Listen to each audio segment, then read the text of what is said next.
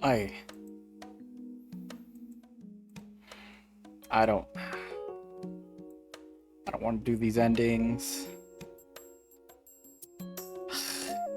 There's bonus content but locked behind them.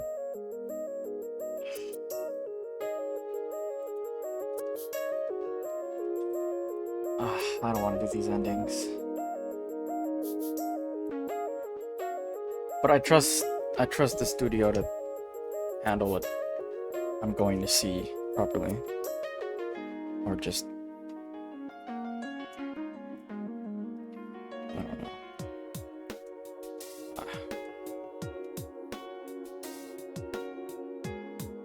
I really don't know what I'm in for. I know what it's gonna be. It's just I don't know how it's gonna play out.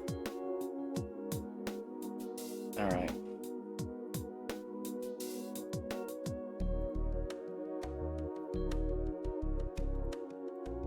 I know this game got close to breaking me, but I know these will break me. No saves. In the beginning. We're gonna skip through most of this. We'll do one. We're gonna do one.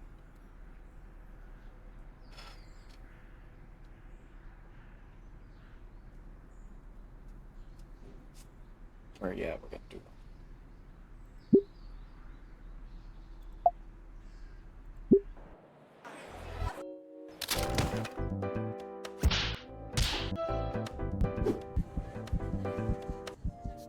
My God. I'm not ready.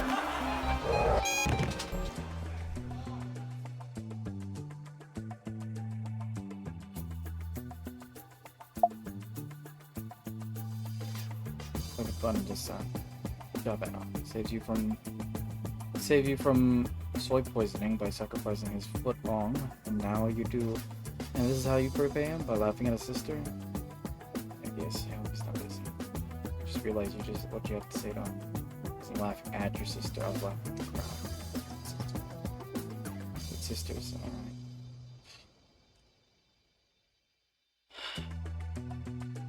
Just told him I'm an only son yesterday. Can't help it, dude. Some people just don't know. But try to fill in a fuck did I even end up in the tar yard? What feels like walking below. Look at all those assholes. Trace where you are. Cut me off. It's everything in the way. Seems to be a common occurrence. The diminutive Triceratops, Trish, bows her head and charges at Nathan. Just holds his hand out to her forehead. Get your hands off me. Trish, I'm not gonna fight you again. Principal's already gotten onto me about the lockers from last time.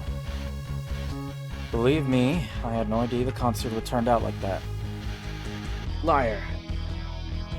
Just wanted to make sure you guys had an actual audience. What are you saying? You know what I mean, come on. She stops trying to Gornaze her and throws that arm aside. Screw you.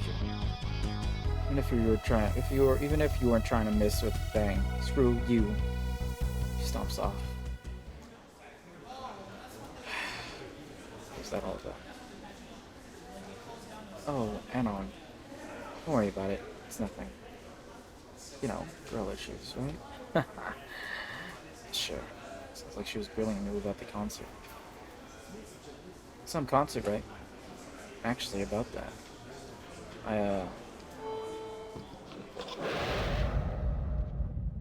Anon Moose. If you're not in my office. Layer full sweats. You can wait. The office is down the hall on the right. I know the way with things. Laser waves his hat off. It's way. You're not the only person. Laser man. Just wanted to help his sister. But I know you didn't do anything wrong. As I reach the office, I hear a clinking draw. Aspirin. Is that contraband weed? Bro, you know I'm in a band for life, yeah? No, contraband in your backpack. Nah, left my games at home. I only face palms, or whatever counts as a face palm, but that's not weed. You have a bong in your backpack. We aren't in Britain. Annie. Ugh, you're impossible. Naomi huffs and returns her focus onto the stack of papers on her desk, leaving the satisfied raptor in a wake. It works every time. You learn how to do that. It's all about misdirection. What? Deuces. What the fuck just happened? Oh, Anon, didn't see you there. Just in time for me, just in time to finish your paperwork. Paper, what's it now? Go inside, the principals will finalize it with you. Paper? What the fuck, paper? Oh, pretty sure all that stuff was finished before I even came here. Whatever, probably a detention slip or whatever the principal has planned. Open the door to Grandpa office instead of a Gonna stand there forever? Why are you waiting? Sit. Found myself in one of the armchairs, sink lower in the cushion. Looks being human, I guess. I believe I told you first thing in the morning. Shit. Tell me, do I have a stutter? Speak. No, sir. Take this as a learning experience, Anon. Punctuality gets you far in life. Yes, sir. I let you off the hook last night because you were a new student. I meant what I said last night. Hopefully not the whole pile driving thing. I didn't bring you in here to lecture you. You can't. Not many people are in use of the financial services. What? Financial services? All the paperwork is done to get you a special lunch card for the semester. Don't need to worry about paying it after until graduation. No interest, no down payments, none of that. What's happening, sir? You signed up for the financial services, correct? Naomi told me you needed help with food and had the papers filled out. Naomi? Allow me to double check it real fast. No! Yeah. It's pissed. Absolutely clear you asked for this, right? Well, he is in need of assistance. Otherwise, he'd be stuck with the budget meals. I know. Glance between the two. Probably wasn't malicious, but still. No, it's not. I'm not getting involved in office politics today. Yes. Oh, lovely. Don't try to say it. Yes. You may leave now, Naomi. Yes, sir. Say.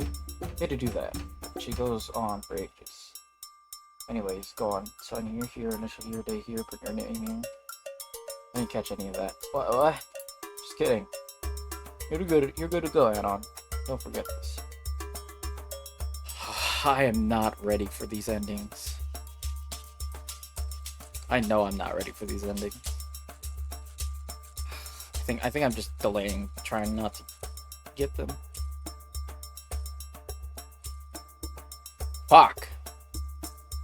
Alright. Swallow the regret. Just swallow the regret. We're doing this shit.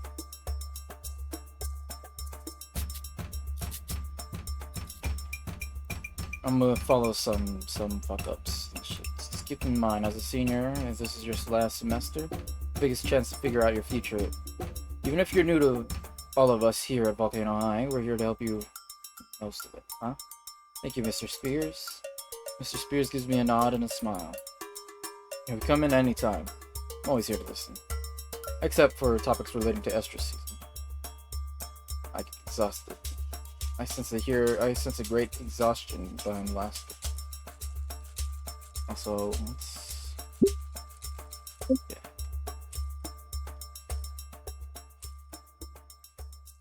Period passes and eventually lunchtime. Focusing a bit less on class and more about getting a routine down. Okay, got all this.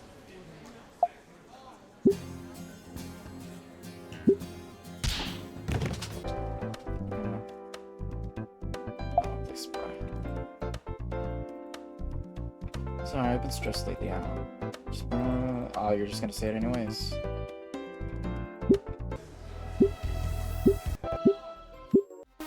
See, this is the science room, not the...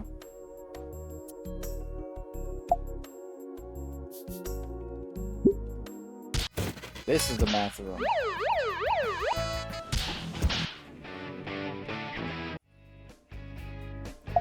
That links to the volcano high thing.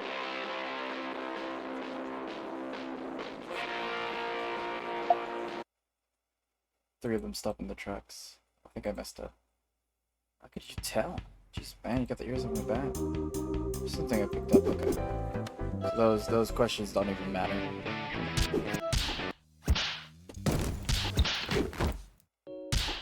What's going on? What's going on? All I hear is...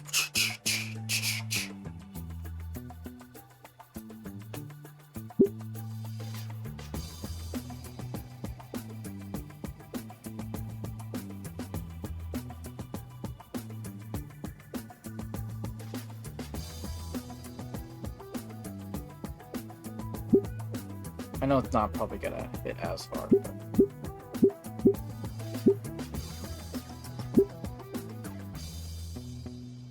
Damn, Thursday.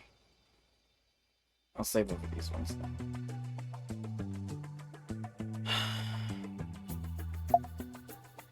Yeah.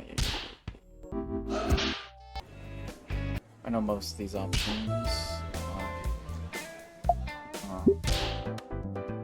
Fang alone. So that settles it. Fang wouldn't want to be bothered right now anyways. Looking back at my paper. Once again, trying to make sense of the question in music notes. Write the following notes in both treble and bass clef. What? Yo, you should have like asked Fang for help, man. Grab my desk to keep myself from falling from the chair. Reed, what the fuck are you doing here? Just getting an absent note signed by my teacher, man. What's with the outfit? Reed is in an overly sized inflatable T-Rex costume. School mascot. It's cool. You won't believe the things they let you do in these. I gotta ask for any clarifications. But you should get some help or something. I'll ask the teacher for you. No, Reed, yeah. Yo, teach! This guy needs your extra help. Oh, the desk makes a nice chunk sound when my head hits. Oh, does he really? Someone. Fang, could you help him with the packet? Fang glares daggers at the both of us. Thanks, Reed. Problem, man. I gotta go. Reed shuffles over to the desk in the corner, get a signature. Fang calls out from her chair. Not getting up. If you need to grab your stuff, get it over here. Damage is done. May as well. Jesus, suck at this. Oh shit. Okay, yeah, okay. This is all the same thing.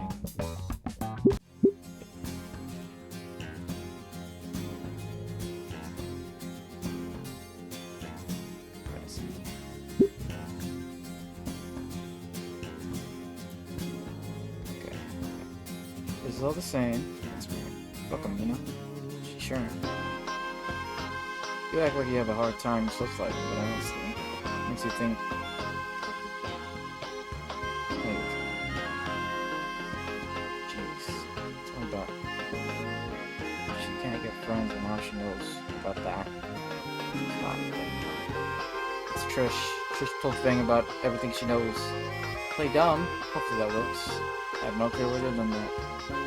Honestly, me neither. You're some loser who knows nothing about music. You come in from your own cave, where your parents wanted you gone. And yet, you're both in my science class and my music partner. On top of running away into my batting practice. I what is there to understand? She laughs. Hey, are you okay? It's funny, come on. Haha. I almost miss you when you leave and start finding your own thing. Whatever you say, Fang. As with the eye rule, she returns to scrolling through her phone again. I gotta go. You're leaving so soon? I'm going to the bathroom, stupid. I don't want to.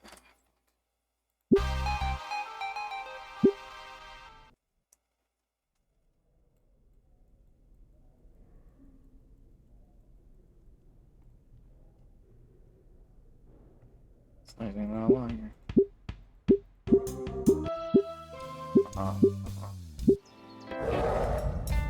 This is so easy.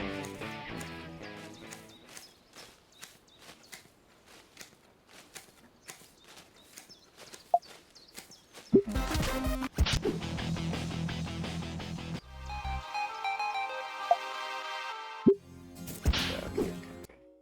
Oh, this is pretty similar. Oh, this is pretty similar so far. I'm just making a little bit of fuck-ups right now. Okay, there's the points. Get out of here, get orange slice, get smacked at you. Walking around.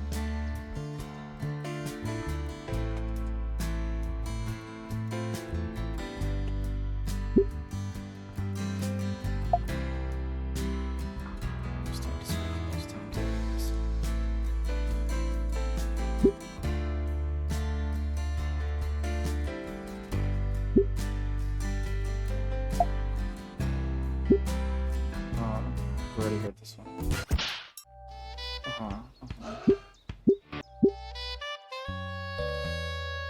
That's...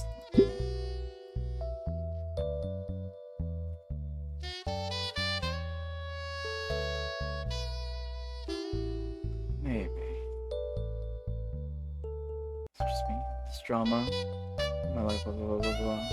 That kind of counts. Don't like bang pop.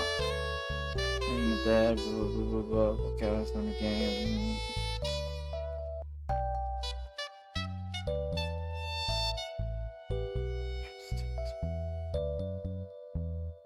If we're in a bad venue.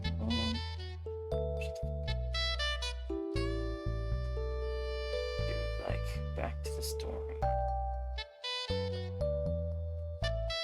Okay, this is just going to hang out with the... Okay, I'm now locked into the second one. Not locked into the second one. Now we gotta lock into the... locked into the third one. Now I gotta lock into the fucking first. For my knuckles. Yeah.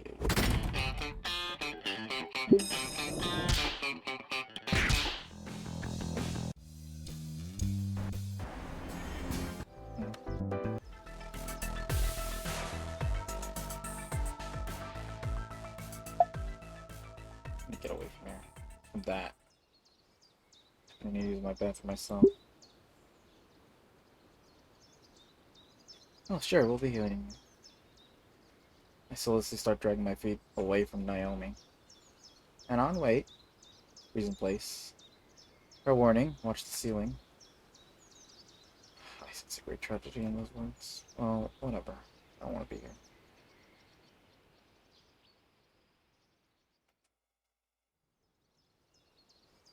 The restrooms look clean enough from the outside, but I can see through the open doors. That gets cleaned up maybe once a week.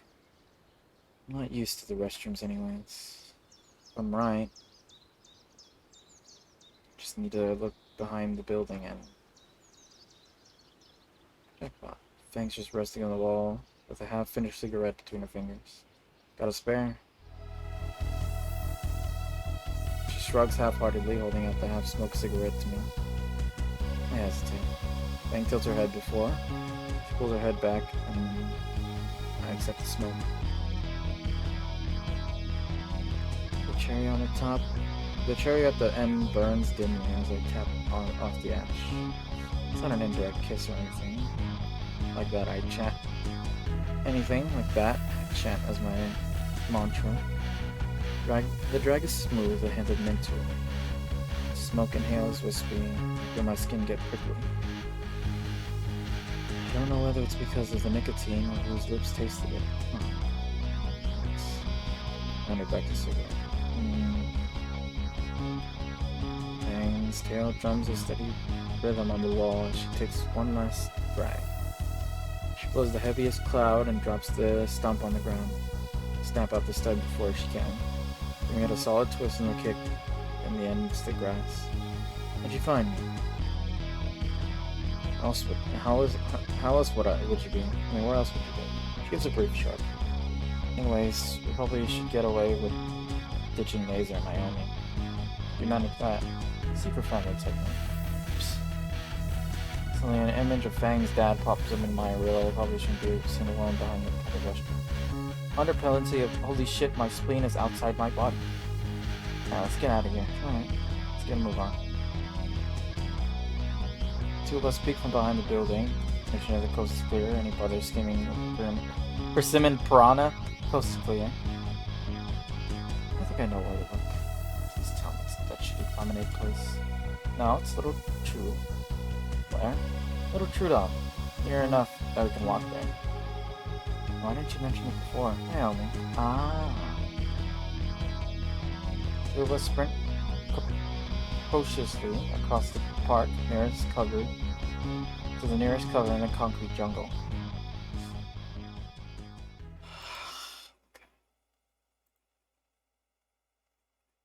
Fucking shit. I'm not ready. I'm literally not ready.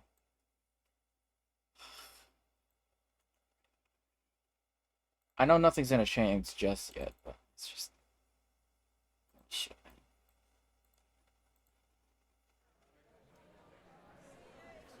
Little Trudon, blah blah blah blah blah. It's the city skyscraper, you know. Ender is now actually blah blah blah. Countless salesmen, Fang and I, blah blah blah.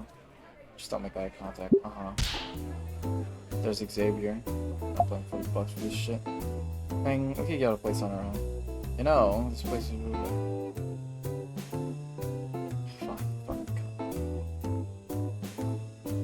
Very well, the contest is yours.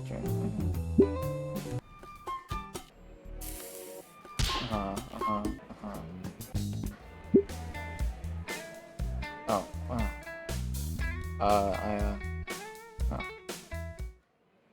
Sound of popping back in the, Suppose we, call Nazar? Yeah, and tell him, right? Totally. For drama got a venue. I think Naomi put Nazar's phone in my number. Though I didn't ask for it. Alright, yeah. Hey Nazar. Hold on, I'll put you on speaker. Go ahead. Mission accomplished, we got a venue set up. What did they? That's great.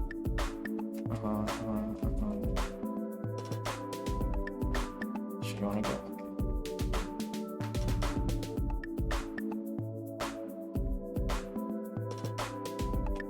Okay, it seems like everything's gonna be pretty similar from here on out. What? Just not letting run, encouraging your or something. Oh yeah. Since I did run away with her.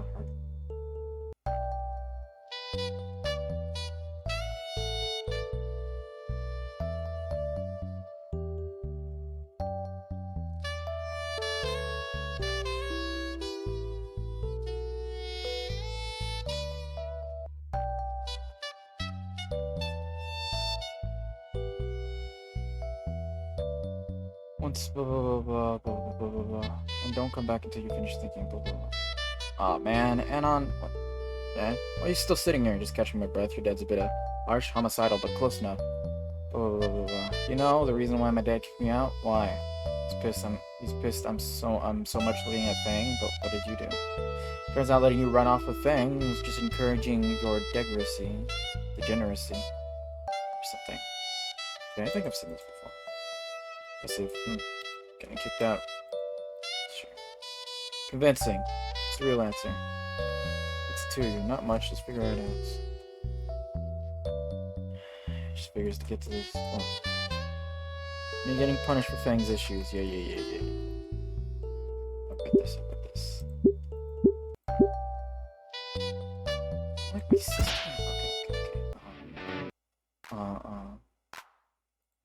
When I was little.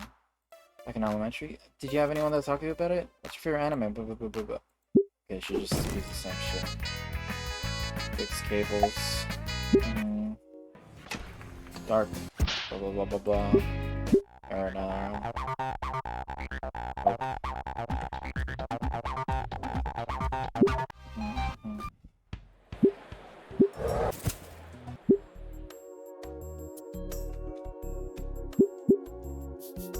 anything new.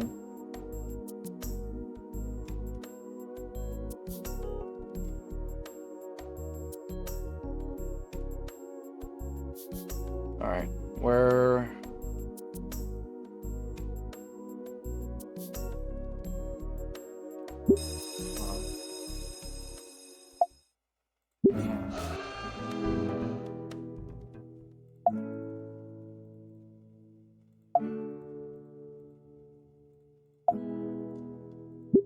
Yeah.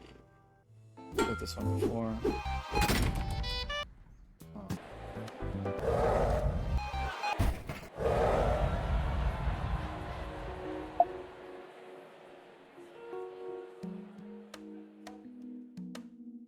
Okay. It's all gonna be very similar.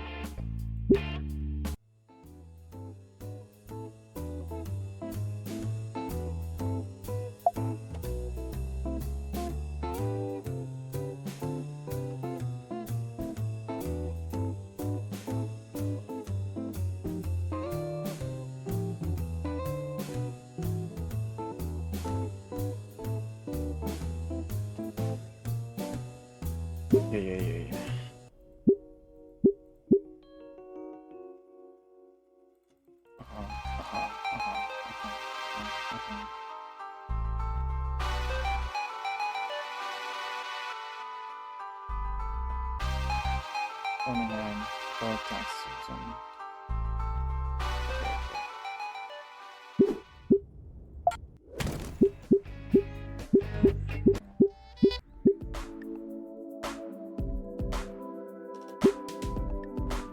After Jesus threw me a bone at least. No dishes stacked in the sink. No the trash is mostly empty, save for a discarded box of silver. It's real. My monitor is not displaying this. All this I already know. Nice place. You don't have to stay. I curl up in my bed and sleep my sorrows away. And on, it's 10 in the morning. And you're fucking hurt. Please let me patch you up. You did. Fang glares at me. My mouth clicks.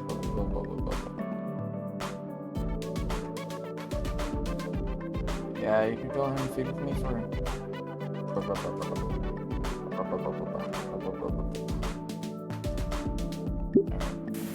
This is all pretty similar. Cute, but similar.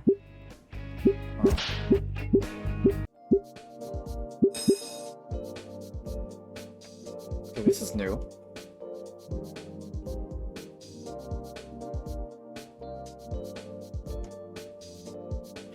Watching movie, They want to buy much, even if we do.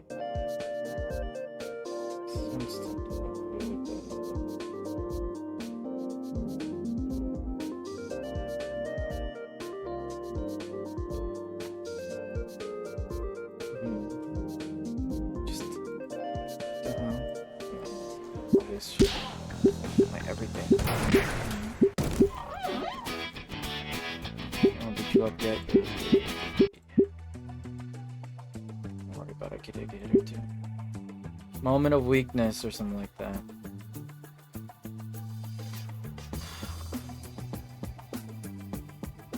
Come here. Shut up. I shouldn't have pushed you earlier. Sorry, a moment of weakness. I could take a hit or two. He nods silently. Yeah, man, sure. Nervously chuckles. Look, Anon, when you told me Fang could kiss you because you told her feelings, I can't describe it. I'm thinking in the wrong way, but it seems worst case scenario I don't follow. Like, I told you a while back I can't do anything about my sister. The frustration keeps on getting worse. I'm not sure.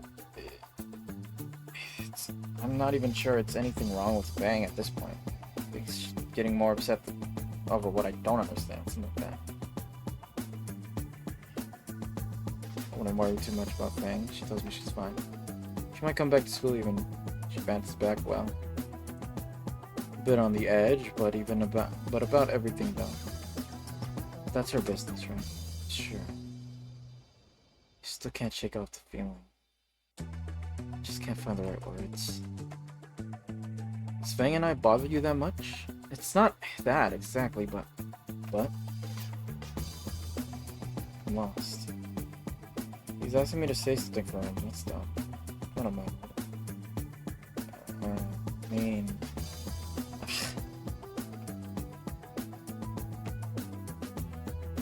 Well, if that's all, I'm gonna leave. I got homework to do and stuff. Exercise. Yeah, sure, son. Text me if you figure out anything, I guess. Yeah. See you. He looks back ahead at the curtains and doesn't get up to follow me out of the auditorium.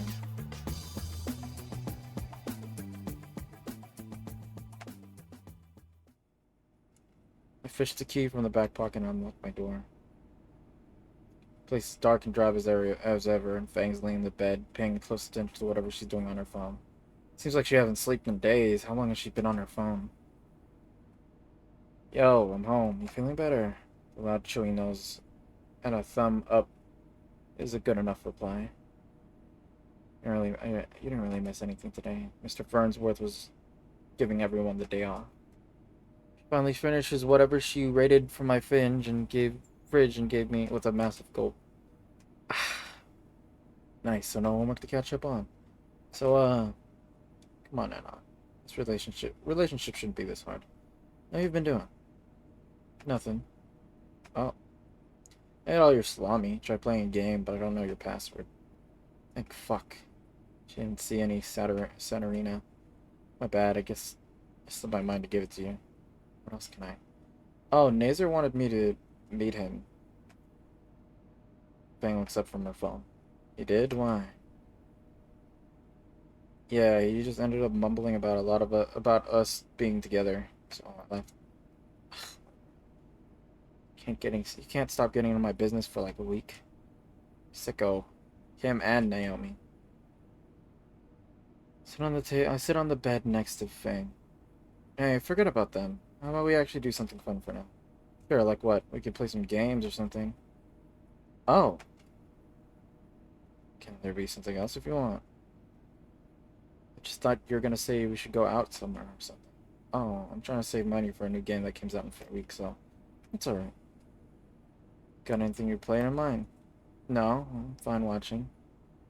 Still have a lot to think about, you know. Get the feeling I stuck my foot in my mouth. Or she's just not telling me something. Or my place to cry. If you say so. I load up Towervania, Melody of Melancholy, and Fang phones buzz. Snaps. Something happened. We gotta go. Someone getting hurt? No, nothing that serious. But I should just be going. I don't want to overstay my welcome here in Paula. Oh, alright. Fang gives me a quick goodbye and waves. She goes for the door.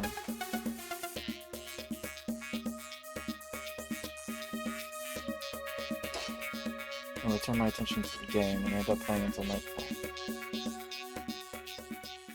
Damn, this is already sad. What the fuck? April 1st already? Thing I've been... Okay, no, never mind. It's already a time soon. May have gotten me with this stupid... Once... This is her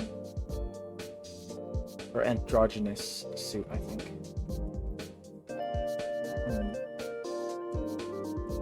What's the fuck game?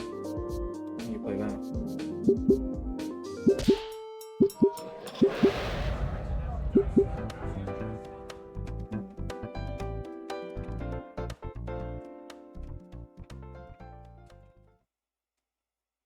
Making progress through problems. My mind wandered back to the idea of honestly, I don't feel like going. Maybe Fang will be the same about skipping prom, just going to preach or something. Hey Fang, do you...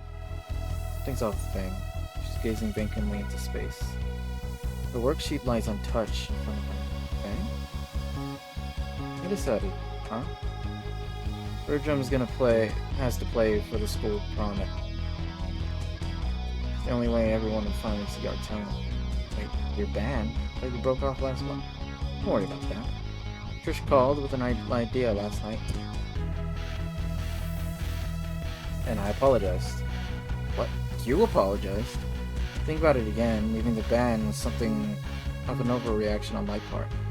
A reaction? But Trish has been my friend for the longest time. I should know. She didn't know something. Yeah. So the band's back together. Isn't that great? Sure. You'll go to prom to help us play, right? So much for avoiding it. Fuck me. Guess I don't have much of a choice. But are you sure about Trish though? She probably... Oh, you can apologize to her at lunch. What? What?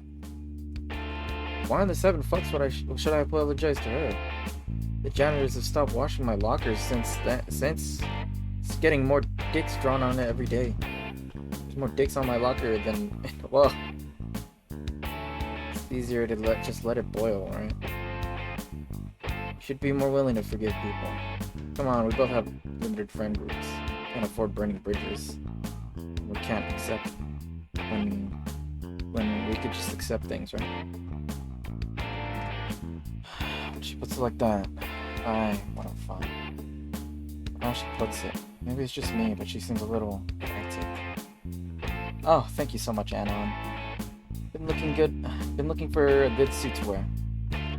Fang yanks her phone out and starts looking through an online catalog of androgynous formal. Highlight of our time here at Volcano High, indeed. Oh, okay. Okay. This is gonna be hard to watch. Later that night, Nick texts me. Alright, I got a plan. Plan? To make sure the concert goes off without a hitch. First, we need to learn right from the source. Source? There's an old museum of fine arts doing a special exhibit on music next week. Lots of stories of bands pulling through last minute, right? If we study from those old guys, we're guaranteed to do great. Is it really that simple? Sure. Just gotta learn how the old bands did well. We're gonna play our music at the prom. Everyone's gonna love us. It's gonna be great. It's a lot of gunnas. And you're gonna come with me. About Trish and Reed. Sending them a bunch of old record shops to cover more ground. It'll be just the two of us. Sounds like a plan. Meet me at the gallery at 3, alright? I'll be there. Put my phone down and look around there. I need to dress up special to go to the museum. Sure. If that would be good enough. Probably fine. Shouldn't get so worked up. Get to spend a whole day with Fang after all. I already feel shit. Fine Art Museum turns out to be a relatively modern building right in the middle of the gallery. Exactly the last kind of place I'd expect Fang to be seen. Almost regretting my decision not to wear dirty clothes before seeing Fang already waiting by the entrance. Seeing me approach, she drops her cigarette and grinds the butt to ash under her heel. Took you long enough. It's your one chance, Anna. Don't fuck it up. You're waiting, huh? God, you're such a dork. Come on. Music exhibits inside. Thankfully, admissions in the museums are free. She leads me by the hand through the front doors and immediately feel the temperature fall at least 10 degrees. Museum's always this cold. The music exhibit is all the way in the back of the museum, past several rooms and of extra art. What a bunch of junk. What, you don't want to buy a painting made with dino egg yolks and whites for $10? What a steal. What about a sheet of paper with a girl to a picture of a fridge for 50 grand? You're messing with me. It's true. I'll show you when we get out of here. We reach the exhibit where the words like that hang over the door. Despite the limited time event on the life and times of famous musicians, there's only a few dozen people here. Final. Alright, Anon. Get ready to take notes. Notes. Then grabs me by the forearm and rushes the two of us to the exhibit. Once inside, she gives me her phone. Take pictures of everything for me, okay? Sure? Let's start with, she scans the room briefly, pointing giddily to a guitar hanging inside the case. Despite the several decades old, the guitar seems well looked after. The lacquer on the wood gleams under the spotlight, and the metal didn't have a speck of rust on it. Oh, that. What is it? Sprints over the case. I have to catch up, making sure I don't drop her phone. I don't know. There we go. It's actually right. It's actually a right-hand piece, but left-handed and couldn't afford a lefty guitar, so we restrung a regular one so we could play it. This guitar was one he used on his last show at an informal gig in some jazz club in London. A few days before he got bit in ODing on drugs. Yeah, that's pretty cool. I got half of it. Either way, snap pictures of various angles of the Fang while Fang continues her sermon. Alright, what next? She dragged me along to the next display case, a few vacuum sealed pages with various scribbling on them. These letters he wrote handwritten to his father. If my dad wasn't such an asshole, he could have pulled some strings and let us play at the precinct. I'm trying to keep up with her ramblings while taking pictures, but somewhere along the way I lose her in the twisting corridors. Oops, same place looking around for a bit, but she's nowhere in sight. She couldn't have gotten far to take pictures. I draw my eyes to the monitor on the wall playing documentary footage. I saw a clip of playing the national anthem, a protest song or something. Sounded cool, so I'll give him that much. Oh, that's a good find, Anon. Fang's voice makes me jump as she reappears out of nowhere. Maybe we could play something like that. Show us as a champion of the common man. Yeah, my thoughts exactly. Glad I could have helped. Saw some good stuff in the next row over, and we can go check that out too.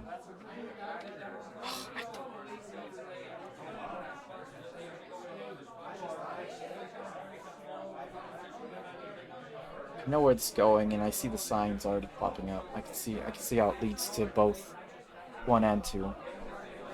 Drag me away from the screen to whatever it is she wants to take inspiration now. Glad she's having fun and all, but I wish there was more of a date than a research assignment. Guess she felt the same way if I bombarded her with anime. She has her interests, and I have mine. Maybe after this, I'll take her to a restaurant. We're in a city, so there's bound to be something relatively cheap nearby. It'd be nice taking a picture and things we've been talking over some burgers. It's only 4:30 now. Be about dinner times when we get out. Be a decent time here. Sounds like a good plan.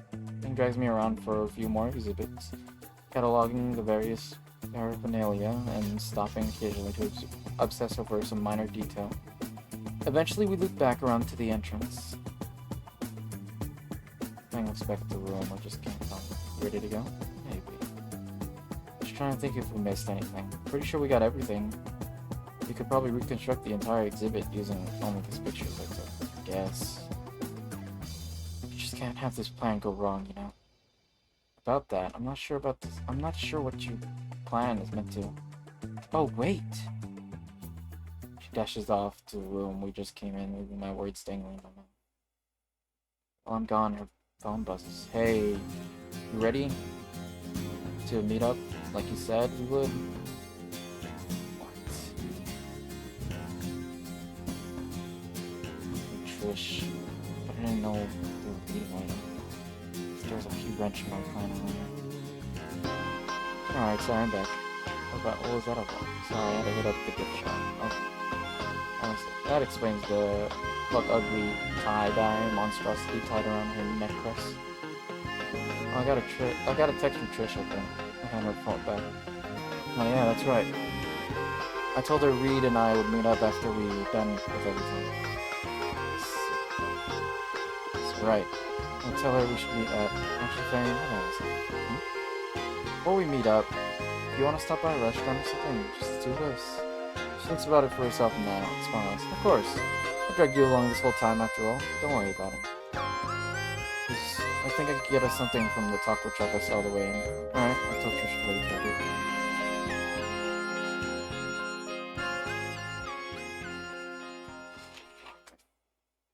I feel it in my bones. I feel something wrong.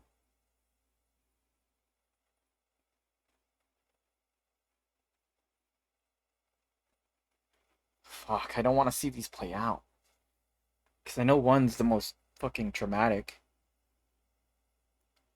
Said Fangs dragging me through the museum. We walk casually out, hand in hand. I think we saw a truck. I think I saw that truck block east. By the way, you take pollo or asada, or what on your tacos? Please don't say. Wait. She stops dead in her tracks, head jerked to the side. What? Look. Care what she's pointing at. Some poster in the museum wall. It's advertising for a documentary playing the museum's minutes. And see this on the way in? We have to see that too. What about? I know. I'm sorry, Anna. I was kidding you for mercy. Just bear with me a little longer. It's not like the truck's gonna go anywhere. Fine, let's go. Oh, thank you, Anon. Yeah, I know this means a lot to you. Come on. The next showing is in 5 minutes. Bring drag me back inside. I guess seeing a weird thing isn't the worst thing in the world. I see the signs! I see her reaching her breaking point. Oh, this sucks. My stomach grumbling for like 15 minutes. Once again, regretting not even buying the overpriced bag of popcorn. Stealthily as I could, I just put on my phone for can distract anyone else. It's been 6 minutes since the definitely started, and only 4 more minutes before I could escape. Glance over at Fang, who was engrossed in the film. She hasn't been so much as looked at me the entire time, resigning myself to my fate. Eyes return to the screen, which is currently going on about the world. I would have slept through this if I knew Fang hadn't been upset with me. Just because not just because of how interested she is, but because I want to continue notes. The screen fades, the light turns back on. I suddenly think Rap Jesus are ending the 40-minute tournament. That was real good. A lot of ideas for the band. Yeah, it was cool, I guess. Now that food truck. I told Trish that we can get something to eat there. Or to eat anywhere near Trish, but food is food. Part of me just wants to call the date here and go home. That's probably the date. Alright, let's go then. Can I at least talk to Reed about Rocker? Fang smiles and leads me back out of the museum close to the point.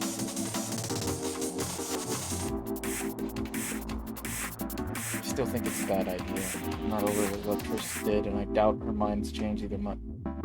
Stop being grumpy, Anna, you're just hungry. Let's see. Fang. Someone filled my locker with a shit ton of hentai they printed out last week. It's not okay. There's some damasses at our school. We get some food and I'll be fine.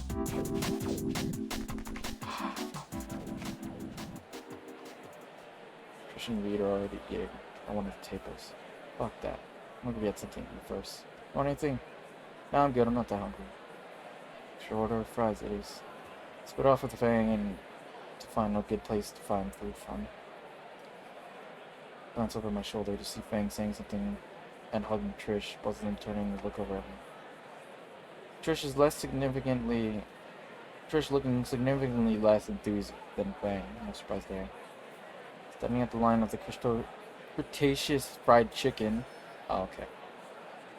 Standing with the order of my food, savoring every moment. I can't wait to. Every moment I wait and don't want to interact with Trish. Or the moment doesn't last long as I walk over to the table, food in hand. The only remaining seat puts me straight across from Trish. Oh, fucking course. I place the basket of fries in front of Fang and she immediately starts digging in, so much for nothing. Reed gives me a thumbs up wearing giantly oversized sunglasses again. While Trish makes a face somewhere between judgment and open contempt. What took you so long? It's wasting your time again, was he, Fang? Well, time to clock out that conversation. Sure, they can have all the riveting discussions without me. It's just one meal after all. Ignore Trish for an hour. then Fang and I could leave. Taking in my basket of chicken tenders, I pull out my phone and head straight to...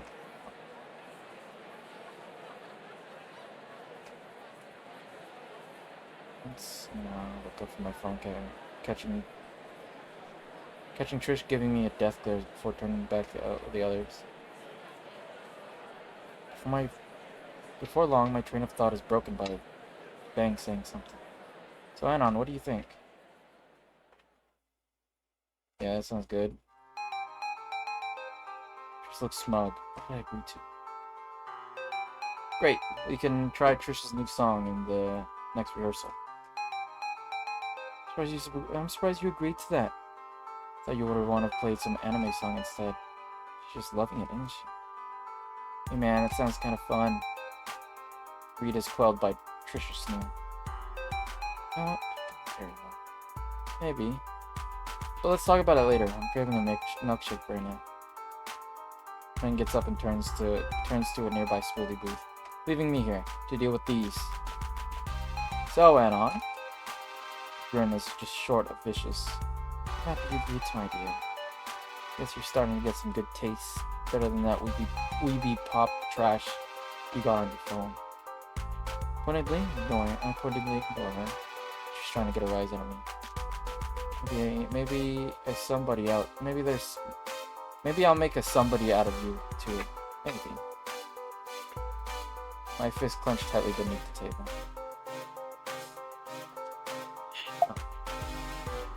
I can see it now. Her stupid horn jabbed right in my right eye. My fist unclosed. Yeah, sure, whatever. Well, it's the day. Normally I'd love spending time with Bang, but she's been so preoccupied with the band lately. I don't even know why she needs me around today. I feel like she was dragging me around. And now being anywhere near to Trish is the cherry on top on this shitty Sunday. Bang retunes with a few moments later, milkshake in hand. What'd I miss? Just talking to the White Knight about his taste in music. Fuck this. Can't deal with this. Shit, I just got a text message from the post office. Says my dad's prom suit came in and I wanted to get there before close. Sorry to do this, Fang. I gotta go. See you at school tomorrow. I hate lying to Fang, but this is where I can't but I just can't stand being around Trish anymore. Oh, wasn't anything I did, was it? Everything's fine. Just want to be ready for prom in your show. Seem to put her at ease. Alright. So I have a bunch to talk about the show. See you tomorrow, Tim. Peace, dude. I give Fang a reassuring hug and promptly head for the exit, not missing Trish's dumb, smug face as I pass her. God damn it. 1 month later. It's prom night. My old man's kind enough to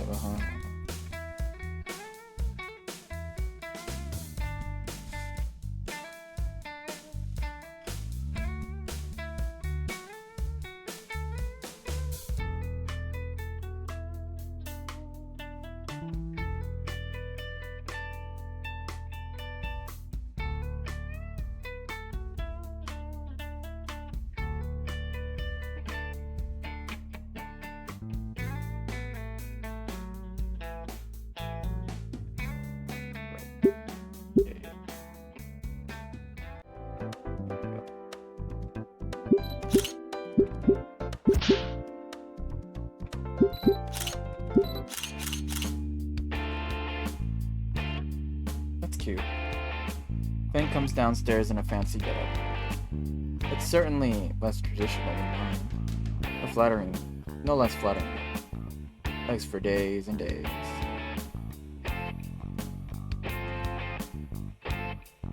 Oh, I was hoping you'd wear the dress I bought for you, sweetheart. Mom, this is better. It's gender neutral. Formal one. It's more like she's she took some... Oh, not complaining though. The word plump is quite at right now. Oh, Fang. It's an interesting outfit you're wearing. Naomi side-eyes me with a dagger. I thought you'd be wearing some kind of dress. Nah, dresses aren't my style. I see. Well, your outfit certainly pairs with that on. Love your dress too. Look like a giant pink dildo. You see. What? What did I say about that? I already told you, Mom. My name's Fang. Oh, I'm sorry. Sorry, Fang, but please don't use this kind of language towards guests. Whatever. Maybe we should just go. I'm not sharing a ride with her. Well, if you insist, Fang, before you go, and can I speak to you for a second? Before I can even say anything, Naomi's dragging me by the shoulder into the kitchen. She gives me death stare, like, for what seems like a solid minute before she begins yelling. What the hell is your problem, Anon? This is the first time I heard Naomi raise her voice, or even swear. How the fuck did you even manage to make Fang worse? What are you talking about? Naomi begins somehow. Then look more earthly sharp than there. I thought you were gonna make her better. What the fuck do you mean, make her better? It's like you didn't even try to help her. I did the best I could, okay? Certainly more than whatever you were doing. And you know what? She's her own person. If she's happy, I'm happy.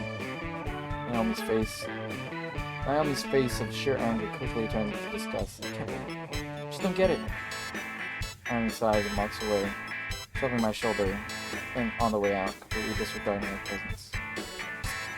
Just go. Get out of here. Conversation's over. I can hear Fang arguing with her parents in the other room, with Naomi not yelling. With Naomi not yelling at me. I place my hand in my pocket and turn around and look back through the foyer. Walking slowly, I feel the halls feel like stretch on for miles. Can Naomi be right about Fang? No, she can't be. Fang's happy with herself for once. Arguing from one room, arguing from the other room, it gets very loud. I break my train of thought as I try back to before everyone's gathered. That's no way to talk to your mother, young lady. Not a fucking lady, Dad. Naomi leans against the wall, next to the entrance. She turns to me with an expression of very intent, restrained rage on her face. Don't really do this, Naomi. You should leave it before it turns to a fight. Naomi's words are cold, but probably true. Anne looks ready about to set her house on fire until she caught me in the corner of her eye. Without a word, she grabs me by the wrist and drags me to the front door, other guitar in her hand. I'm a caught taxi or something. Sitting on the curb in silence as our ride arrives. It's the same Velociraptor driver from before, of course it is. I open the door as Fang lifts her guitar in the back seat. Ah, my favorite couple again. How's the leg? We're doing fine, just take us to Vulcan. Prom, I'm guessing. Crazy world out there, ain't it? Yeah, I guess. Not too much partying, you. Guess you guys sure you're going to a prom? We sure are. Well, if you say so. The cab starts down the street. What's easily twice the speed limit. The engine surprisingly quiet and leaves a silent awkward between the three of us. In the mirror, the driver starts showing a bit of concern. He glances towards the radio. Please don't. He gives a disappointed look through the reflection. The kids, feel like stopping by a restaurant or something by chance. I know a good Chinese place around here. I can wait outside if you want to, you know. I won't even add it onto the bill. I'm on a schedule. Yes. No thanks. Sure. Wow, the driver is actually perceptionable. What the fuck? Eventually, the cab pulls up to the school gymnasium, illuminated by the Fang opens up her wallet to pay the toll. You know what? It's on the house this time, kids. Wait, really? Yeah, sure. Just have fun, you know, and, if you need a cab again, you know the number. We know. Get lost. See you. Damn. I'm scared, bro. I'm scared of continuing.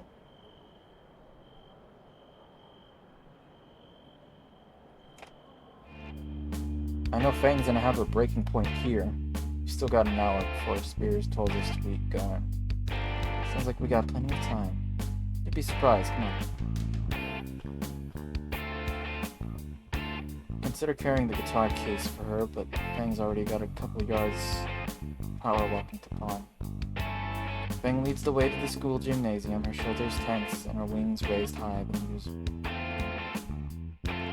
Pick up the pace, trying to catch up, but Fang's long legs only move faster. So what songs are you gonna play? Just something simple. Me and Trish wrote up. Why? Just curious. What's gonna knock the prom out of the park?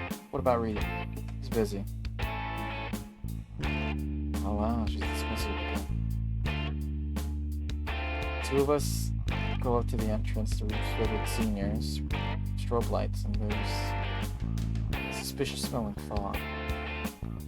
Trish and Rita were over in a corner, both with red solo cups. You need to question what's in Reed's. Reed noticed us first and leads us over. Yo, buddy. How's it going? Seems ready to kill us. Ready to see us kill it on stage? Okay, fuck. Yeah, man, Fang told me you guys were gonna keep it pretty simple. What's up then? Oh yeah, don't want to do these. Don't want to do something super complex. Just want to keep it simple and cool. When are you guys starting? 45 minutes. 45 minutes? Shit, I thought we were later than that. You really need to start getting ready. We haul ass to Mr. Django's room where the bands had stole their gear. Reed's drum set was in pieces, and I had to help him reassemble it, while Trish and Fang tuned their guitars. Shit. I dropped the snare drum I was holding. Fang's guitar string snapped. Trish and Fang looks devastated. Don't you have a spare? Home. Just gotta be somewhere. Reed, look up. I don't have time. But what? Spare guitar, maybe? I do not have the time. Look, me and Reed can... Anon, you're not helping. Anon. Look, Anon, we just need to focus right now. Just go outside so we can figure out something. Words cut through me. She's really kicking me out, man. Please, Anon. Reed's silent, I catch a glimpse of the smirking species Triceratops. I begin to formulate a response, but I just manage a simple nod. Yeah, sure.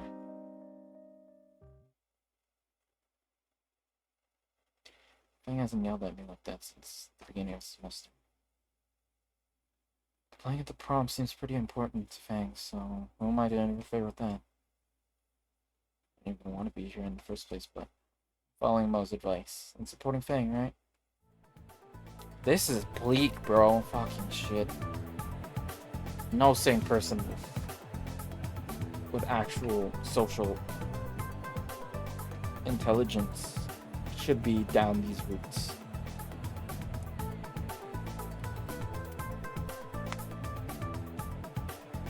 The music slams into me as I re-enter the room, grating on my ears and running roughly in my chest. Quick pass the punch bowl and I find an ideal spot.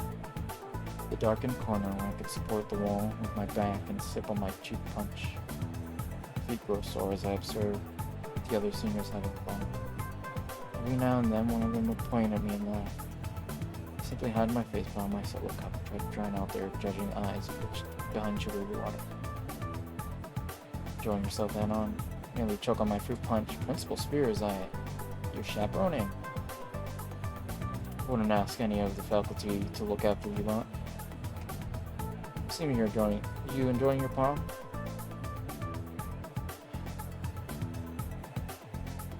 Could be worse. Where's your date? I thought I saw you two enter.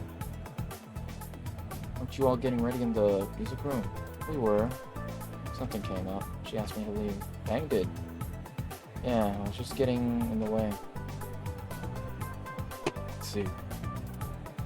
The two of us stare into the crowd, mindlessly frolicking in silence. Seems there's something else on your mind, Anon. I can tell these things. Not really. It's just respecting her boundaries. I'm sure that's what's really going on here. Back when I was in the game, I learned a thing or two about Asai to out the massive man standing next to me. I swirled a punch in my cup before chugging the last of it. Just take responsibility and take it seriously. Relationships are give and take sort of deal. Got it on. Sure, son. Keep it in mind. The principal sighs and leaves me. Everyone moves out the way as he cuts his way through across the room to the small stage. The music fades and all that's left is shadow. Spears stakes to the stage with a mic in one hand for once. Alright, everyone, go. Let's go through. Oh, please. Yeah.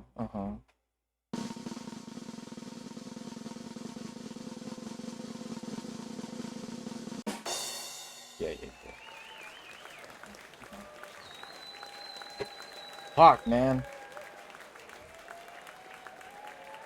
Spears backs up.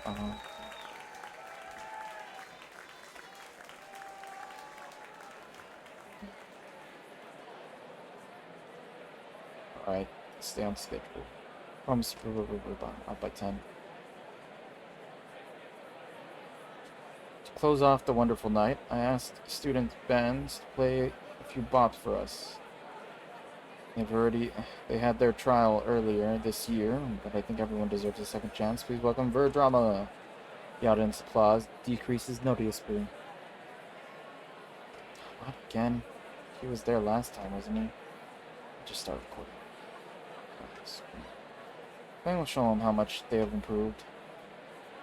I should be memorizing their face now to make sure their dumbstruck expressions that much sweeter. I know if I can pull this off. Reed wheels in the drum kit stage and on a dolly, and Trish follows with her bass. Fang comes with her basses. Wait, no. They couldn't find a new string? They're just gonna repeat the first concert? What were they thinking? The three of them make the last-minute preparations and give an anxious look to one another. For a brief moment, Fang looks at me right in the eyes. I think we all know what's about to happen. The band doesn't bother introducing themselves, since Trish started beginning to pluck at her bass. It all went tumbling down from there. Just like before, Fang's bass sounds horrifically wrong. Too heavy. Because the guitar is using a fucking jazz bass, so of course it sounds horrid. Then the vocals kick in. Reed's lyrical expertise not really on display here. Or at least sounds like they came from an edgy teen's Twitter page. It's horrific screeching combined with an ambiguous? What the fuck? Ambiguous? I don't know. Shredding on a bass, creating a cacophony equal to hundreds of cats ritualistically sacrificed. Still fucking suck after 6 months? The crowd's caution and cheers were gone, replaced with a symphony of ridicule. The band's already accepted their fates, both bass hanging limply from their shoulder straps. A few students start chucking balls of tissues at their heads. Reed puts his hand on Trish's shoulder. The two duck out. Fang stays for a moment. The despair on her face manifests into a hot stream of tears. She tries to leave, but tries to maintain composure. Then a student throws their red plastic cup on the stage. It splashes against her head, drenching her suit in red dye and making her splash onto the floor. Holy shit. A few more food articles following while Fang struggles to get up. Shakily, she tries walking off the stage, only to get hit with another makeshift water balloon. The back of her suit shines a dull red in color in the stage light. She struggles to not slip again. Spears rushes onto the stage and throws his coat over Fang. Mazer was about to jump off the stage and tackle someone, except Naomi had her arms around his waist. Enough! The room goes completely silent, aside for the sound of Fang sprinting footsteps and sobbing. Spear's laser gaze is directed at me. He jams a finger in the direction of Fang's in the direction of the exit Fang just took. I slip out the door and towards the music room once again. Trish and Reed were sitting there far in the far corner. Fang was just nowhere to be seen. Hey man. Great, what do you want? Fang's not here, dude. Where'd you go? Go to the auditorium. Let's be alone. We're doing just fine. Nobody care. Not that you care, asshole. You're right, Trish. What? I don't care. I need to find Fang now. That's so uncalled for, man. And so is this. I felt so satisfied slamming the door in their useless faces. Turn around and leave, flipping off Trish through the window as I go. She probably blames me for the show going wrong too. That I sabotaged Fang's guitar just to make Trish look bad or something. Turn to the auditorium where it sounds like footsteps echoing through the hall. Stop at the foyer, catching my breath. My hand rests on the door, ready to push it open.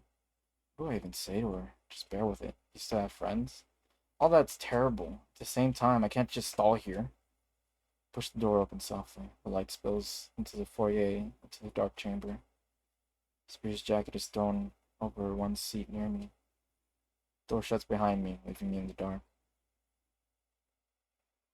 I can only stand in the night-veiled room for my eyes to adjust. From somewhere in the room, faint sobs echoes. Fang, you alright? Great opener. Fantastic. I mean, are you going to be alright? The sob continues for a bit longer. No. Slowly follow her voice down to the aisle, using the chairs as my guide. By this point, I can barely make out Fang sitting there at the bottom of the stage. Fang? Standing before her now. My eyes now adjusted in just enough to make out the details of her face. She had such as her eyes looking off. Fang? I didn't fuck up, huh? I didn't fuck up, right, Anon? Nah, you did your best up there. Fang's voice started to take on a hiss. Yeah. It's all their fault, right? Whose? Who the fuck else? Nazer and that bitch. Fuck Naomi, she ruined this. She's the cause of all this. If she had never came into my life.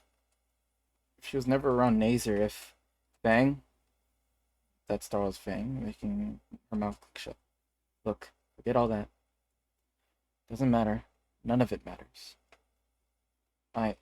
Naomi doesn't matter at all. And our stupid plan doesn't fucking matter. My eyes finally focus enough to make out the smashed base at Fang's feet. I ignore it, instead reaching out for Fang's shoulder. She flinches under my touch. Makes my heart heavy. Fuck! Hey. I want you to do something for me, right? Just repeat after me, alright? She doesn't look at me, but nods her head a bit. Doesn't matter. It doesn't matter. Doesn't matter. The hiss is back, but I can't ignore it. It doesn't matter. See? Feel better, right? Yeah. I guess. Thanks, Anna. Good. So, I don't want to be here. Oh. Do you need me to walk you home? Actually, can I stay at your place? I don't want to see names right now. I could see my face clearly glowing at the thought. Sure, of course. Come on, let's get you home, Fang. When I enter my apartment, I remove my suit jacket and toss it to the floor unceremoniously. I loosen the tie, but I don't bother in taking it off all the way. Fang collapses on my cot without a word. Guess sleeping on the floor tonight. You gonna go to sleep already? No. Frown as her sticky hair is clinging to her dumb dresser. Maybe you should take a shower and switch out the punch. I have got clothes for you. Okay. She gets up from my bed and trudges over to the bathroom.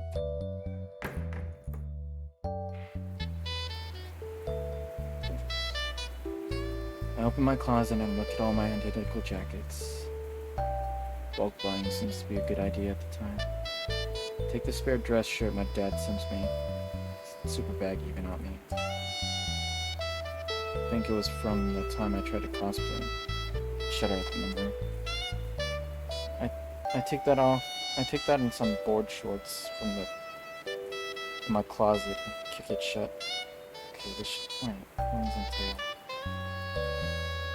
Some minutes later, with my knife, I can hear the shower sputter to a stop. I knock off the door and set the custom cut outfits on the floor. I set a change of clothes for you. Yell if you need me to do some more cutting. Then I go back to my bed and consider what to do next. Maybe a movie or something. Fuck, won't cheer up. Thanks. Oh, so this is where the dress shirt comes from. She flops down next to me, the shirt's hem falling down, barely covering her thighs and lack of shorts I could give her. If only she wasn't so depressed, she'd look really cute right now. So, want to do something? Play a game or something. I don't want to skip. Sure. Fuck me sideways. What do I have that's presentable to someone else? Kingdom, no. Dark, no. So. Fuck no. Screw it. Just go with the rock ring. Always calms you down. Don't get many opportunities these days to use the Duke anyways. I boot up the Xbox and insert rock ring to disc. Fang flips over to see the TV as I take my spot on the floor sitting next to her. This one's my favorite rock ring story. I let the campaign intro play as I turn to Fang. She's blankly staring at the screen, probably thinking about earlier. You wanna play first? Take you off the mine off your prom. Fang lets out a muffled sigh. Just watch. I decide to skip the cutscene and get straight into the gameplay. Killing a bunch of dinosaurs from the volcano caves isn't enough. Playing with torching rock is easiest way to kill the enemies. Takes more skill than using spear throwers at least. Yeah, cool. Hey Anon, you said something about Naomi's plan earlier. What did you mean by that? Shit. I got tricked. The thing is, you know when I just transferred here and everything? Mm-hmm. Well, Naomi kept... No, it's nothing. Forget I said anything. Fang sits up and is eye level with me. It's not worth nothing. What did she do? It's not a good time to talk about it later. Fang grabs my shirt collar with shaking fists. Tell me. Can't, Fang, get a hold of yourself. She jumps onto my feet, carrying my shirt with her, and lurches forward with my head. Damn it, Anon. What have you been planning with Naomi? She raises a free hand in a flashing position, clenching into a claw so her nails protrude like a razor. Tell me, alright. Put me with you. All at once, Fang's energy loses all energy in her body. Shit, this is so fucking heavy, man. Holy shit. I feel so fucking... grip on my collar loosens and her claws lower. All the tension has moved directly to her face. I don't think I've ever seen such a look of hopeless despair. After what feels like a year of silence, I get the courage to stand up again. Naomi made it so the two of us were together. Mazer's always worried about you, so she wanted to get her full attention by trying to have someone fix you. Fang's hand cradles her head, although squeezing it hard enough would make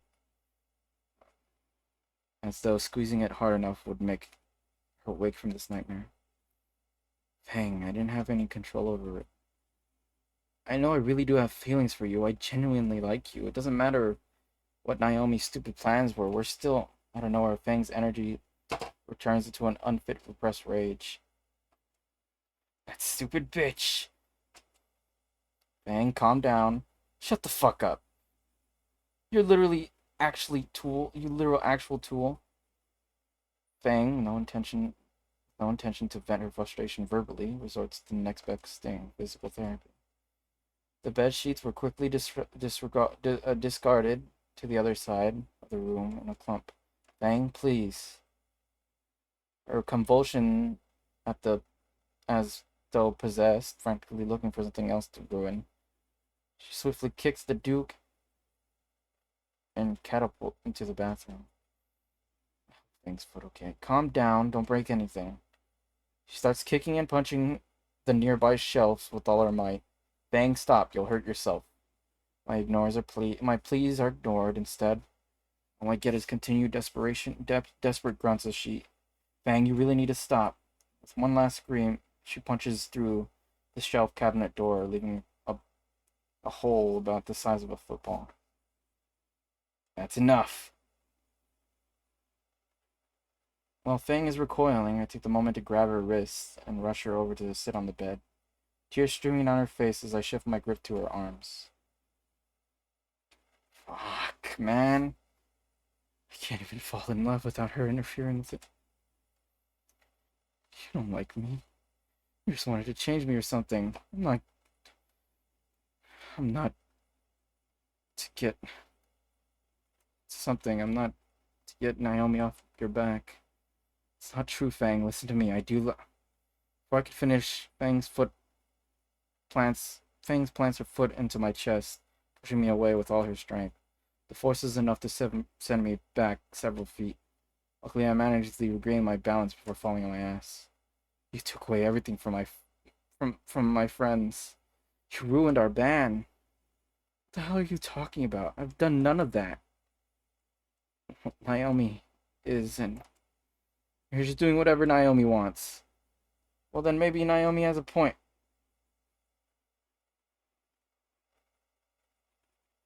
Anon.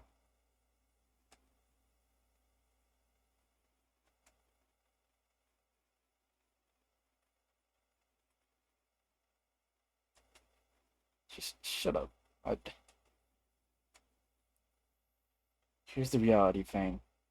There are things about you that need fixing. That much I can agree with Naomi. Clearly, I can't help you there. Fang's body trembles with her sobs. Shit. Is that too harsh on her? Fang, I'm sorry. You're right. I took away your friends and all that. I caused all this. No. Wish. It'd be too much of an honor for you. The phrase cuts me to the bone. Retrieve the bedsheet from the floor. Look. You're tired. I'm tired. Let's just sleep and think about it. Oh, think it over tomorrow. As I drape the blanket over her shoulders, she reaches out and squeezes my hand. I do love you, Fang.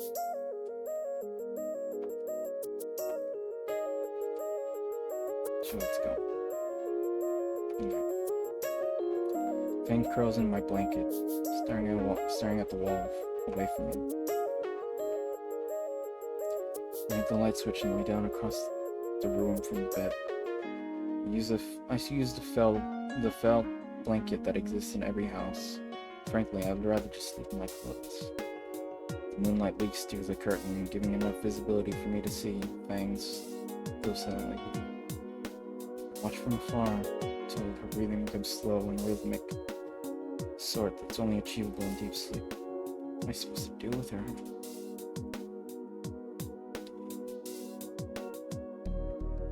I'll talk with her more about it in the morning. Now, I just need to get some shut eye. My heavy eyelids practically glue themselves shut, and I'm asleep within 5 minutes.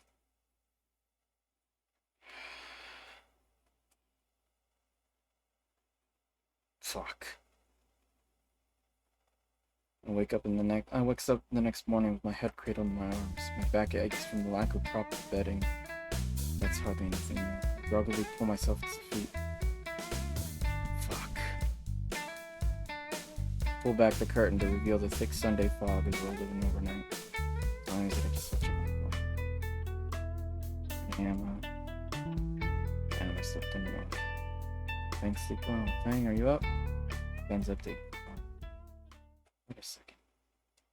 My phone has several missing calls from Nazer. That's right, my phone's been silent for prom. Probably worried about Fang, but Raptor Jesus. Right now, man. What? I opened the most recent photo. Raptor Jesus. If Fang's not at your home, the hour I will hunt you down, mount your head on a trophy wall. You'll rule the day that, well, next one.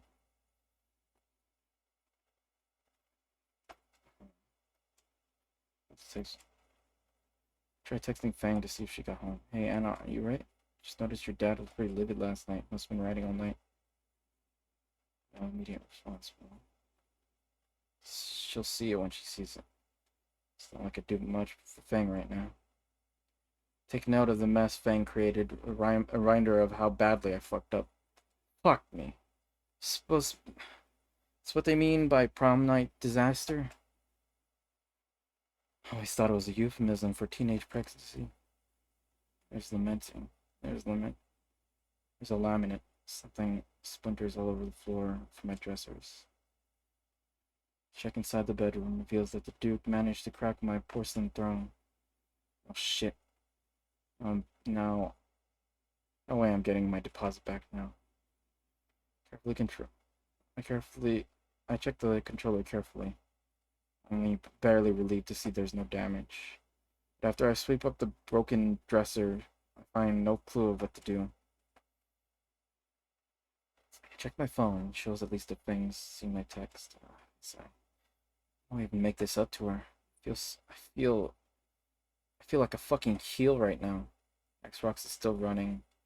There's a Phoenix Rock ring. Let's take my mind off things. Fuck, this is so depressing. Master Grug, you mind telling me what you're doing on that boat? Finish this fight. Guess I'll play the next one. Just feel like doing anything else today. Wake up, Grug. When you need Grug. I wish I could float away on an iceberg like Master Grug after last night. Glanced at my phone, realized my mind was turned off for the most part, but I guess I lost track of time. I'm shaking from my thoughts at the knock on my door. The door I forgot to lock. God, maybe a murder, butcher. Maybe I'm gonna be murdered, butchered. What the fuck? Hopefully in that order. Before I could search for a knife, the door opens real.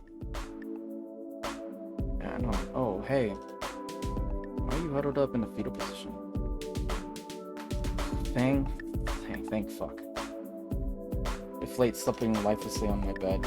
Thought your dad was here to kill me. Yeah, sorry.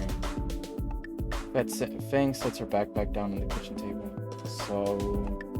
Shit. Should actually have thought of something to say to her. Fang, about last time, it's fine. What? It's fine, Nana.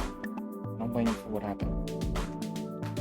In fact, I'm sorry for overreacting last night. There's something about this setting off alarms in my head. I don't know what kind, though, or why. What? Said I'm sorry. I shouldn't have blown up on you last night. Even if it was my fault, I should have... It isn't, I know. But...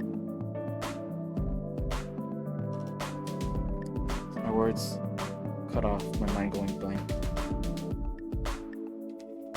Fang's hands grip my dirty dress shirt as her reek presses against my lips, parting her tongue invading my mouth. She abruptly leaves. She pulls away abruptly, leaving me confused and lightheaded. Fang? It's fine, Anna. Everything's fine. Her hand guides me down to my bed and she straddles my lap.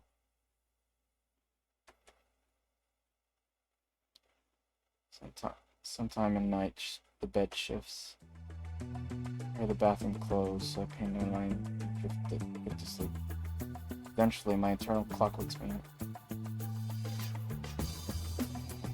Stretching and yawning, I realize it's a lot brighter than normal when I sleep in. The alarm clock on my phone has been unplugged. I reach over to grab my phone and check the time. 9:02 a.m. Shit, Fang and I be on late. Wait, where's Fang? Backpack's gone too. Come to think of it, she went to school without me. I rushed to put my clothes on and get out the door as soon as possible. About halfway, my phone buzzing. Unread text from Fang. Fang. Control over my life you denied. Now death approaches from the sky. Why'd it be me you had to vilify? Reply, oh, volcano. The cryptic message makes my...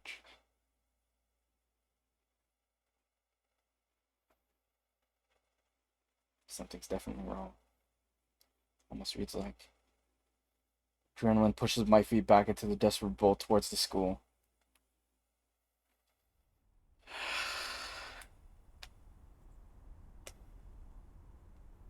The whole time, my mind floods with horrid worst-case scenarios.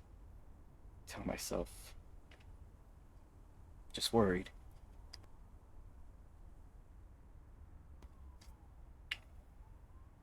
But my mad sprint betrays the lie. As I approach the school, I notice a crowd through the haze. Surely it's just a drill. The dissonances shatter when I see a crowd consist of students hurling and crying with their teachers quietly making sure everyone's accounted for. Where's Fame? She has to be in the crowd.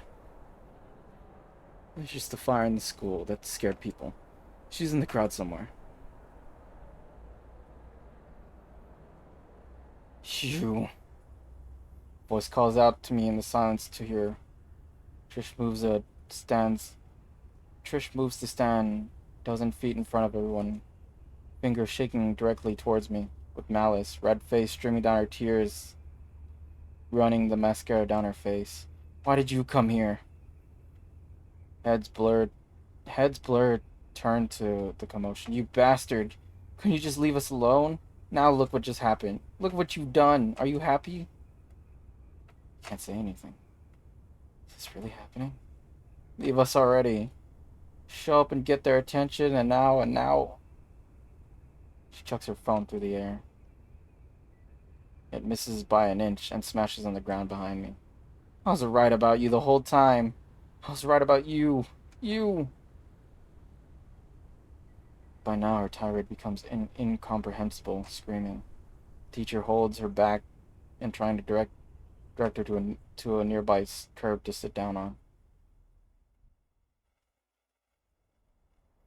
I don't have time for this. Where's Fang?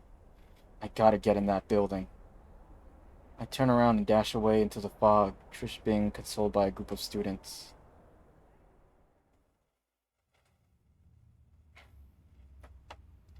The side door is still unlocked. I'm able to slip in without being noticed.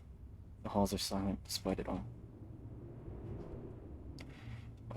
My footsteps clatter through the empty halls. It's third period now. Fang always talks about having to deal with Naomi and Econ. It's not this floor. Fuck. Pause when I reach the stairway upwards.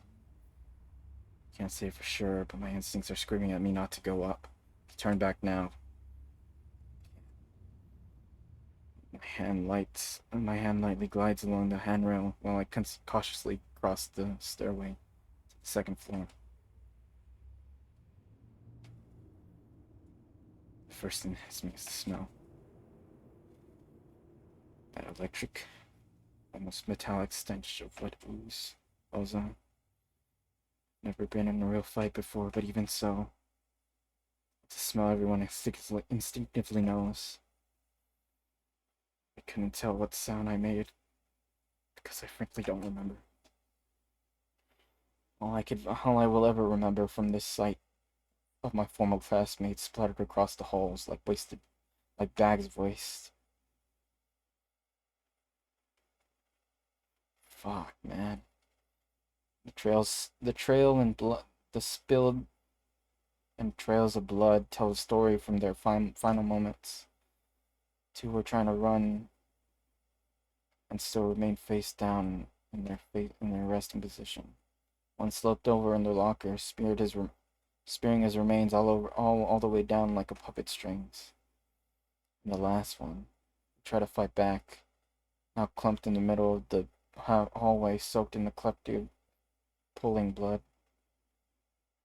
It was Nazer. This isn't real. None of this is. I'm just having a nightmare. After a long night episode, things are just fine. Over time, I'll return to reality soon.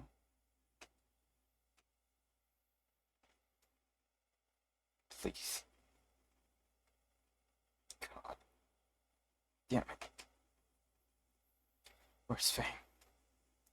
I need to find her.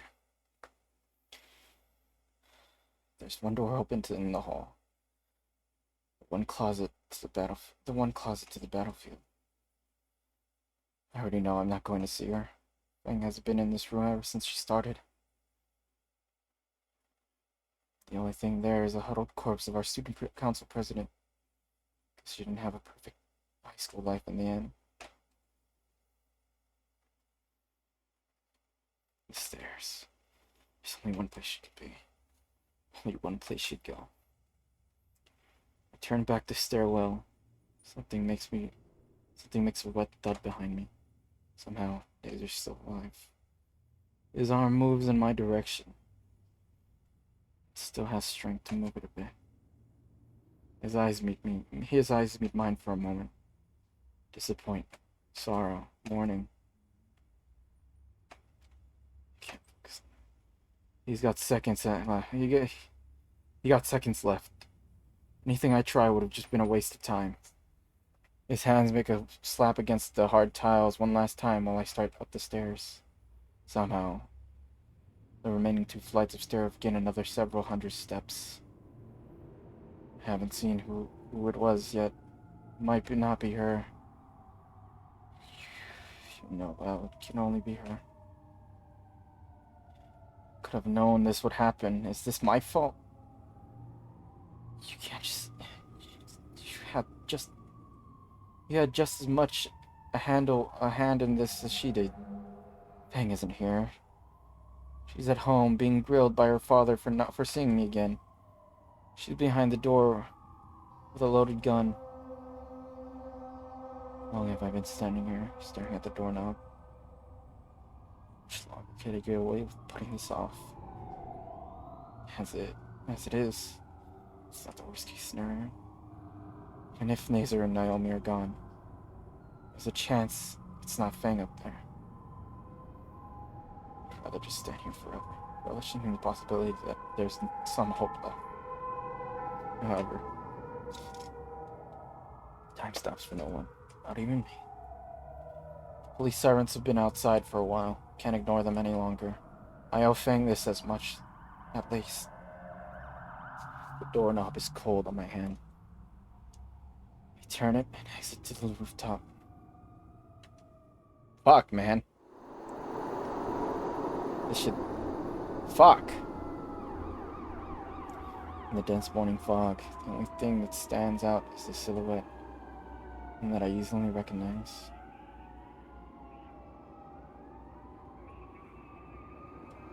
Fang? She's silent. Can't even tell if she's looking at me. Fang, please. Say something.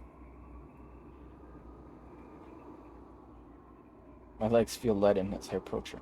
Fang, come on. This is all... Slowly more and more details come to me. The revolver that hung limply from her fingers, splattered blood on her pants, her wings with multiple bald patches on them, the sound of her ragged breathing. Fang. My finger brushed against her shoulder.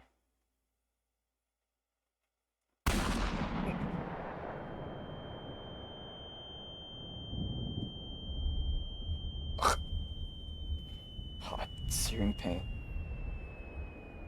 My left leg crumples under me. As I fall, I see Fang's beautiful amber eyes. They're red, puffy, with makeupless tears running freely down her cheek.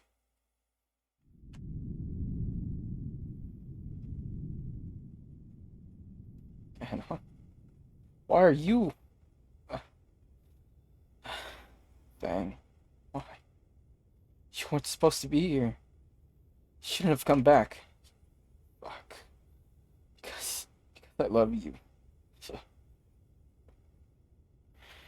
I struggle to balance on my left leg, the whole of my shin dribbling blood down to the floor. I don't get it. I hobble forward. Fang steps back. Stay back. Revolver clatters against the concrete. Spent on ammo. Fang, please. Painful step forward. She takes another step back. And on. Just come downstairs with me. It's not over. Doesn't have to be this. With a crunch, my shin gives out, lurching forward onto my hand and knees.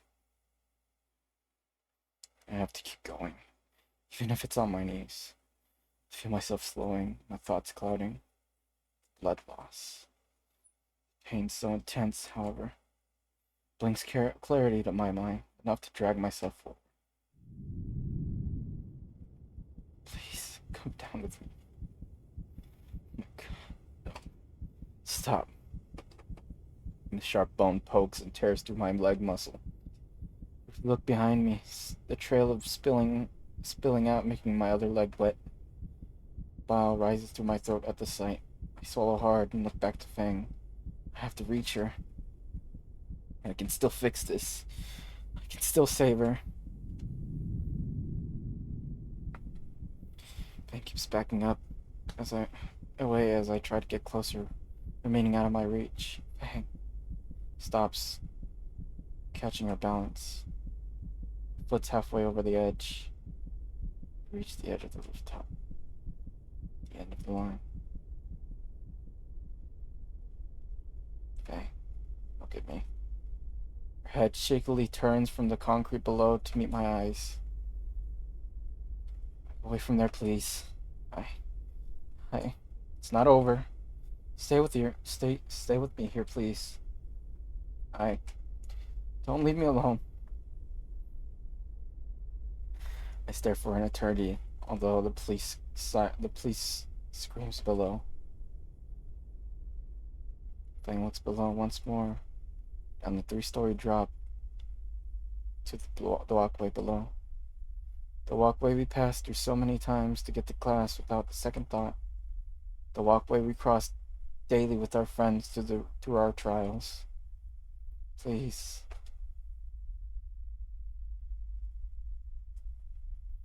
She looks at me again, less shaky this time. The side of her mouth curls into a warm smile. The last of her tears fall. Fang!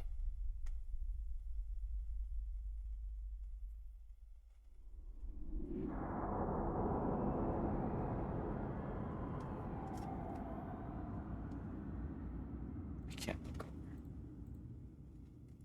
I don't want to see it. The authorities betray my final wishes of death by bursting through the door. I drift into unconsciousness when they start wrapping my leg.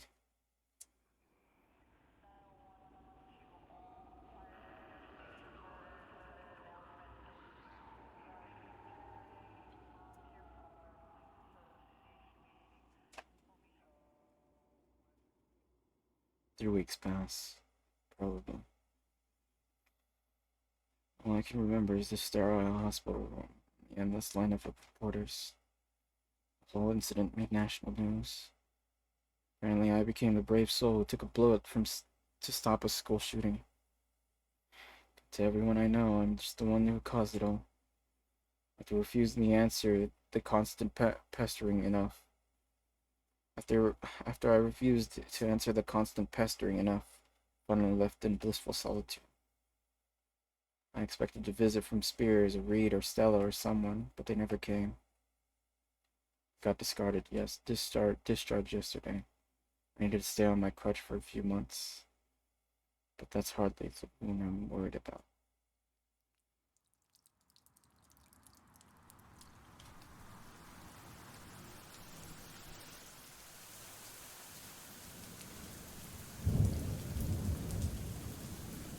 Funeral was today.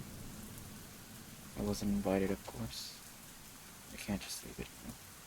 So I waited out of sight several hundred feet away, and the remaining family members trickled out from the crowd and go home.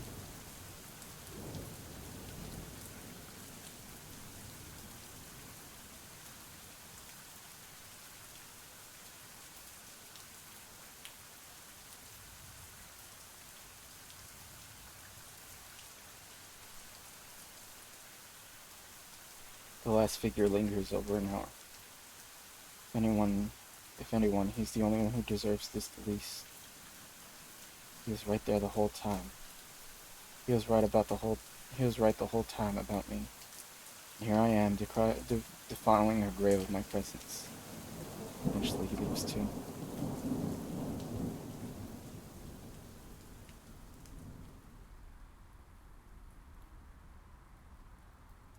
The alteration of human footsteps in the crutch made me feel more mechanical than human. Then again, this may be true regardless of having the crutch.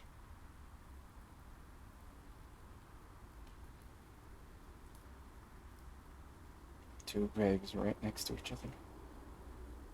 Various flowers pollute the fresh mounds. In memory of Nazar, loving son and brother. I'm sorry. I hold her over to the other headstone. Realize our dearest Lucy. Heaven restores you in life. I read her using her real name. God damn it. This is all my fault. None of this would have happened if I noticed something was wrong. I just supported Fang more instead of getting into fight. If I never got between her and her friends by telling her how I felt. If I never bothered Fang and just stayed to myself. If I never moved to Volkerjo in the first place. Fuck. Because of me, Naomi and Nazar and Fang. Because of me, Naomi, and Nazar and Fang are all gone. Because I'm too fucking stupid to see any of the warning signs. I should be crying now. I should be screaming to the world why I should have died instead. Instead, I just feel.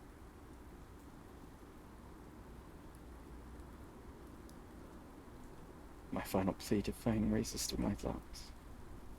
Don't leave me alone. I feel completely and utterly hopeless. And I feel utterly and hopelessly alone. The sprinkling of rain stops. The world seems to be tired. The world is tired of my monologue. Like Triss said,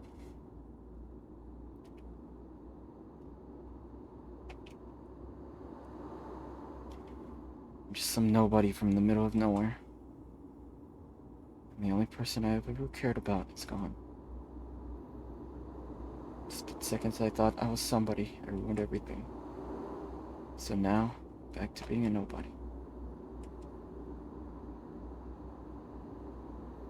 It's better this way.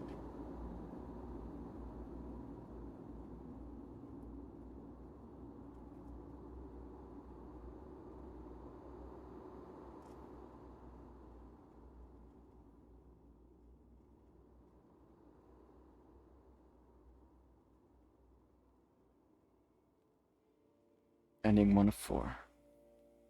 Bowling for Volcano Eye.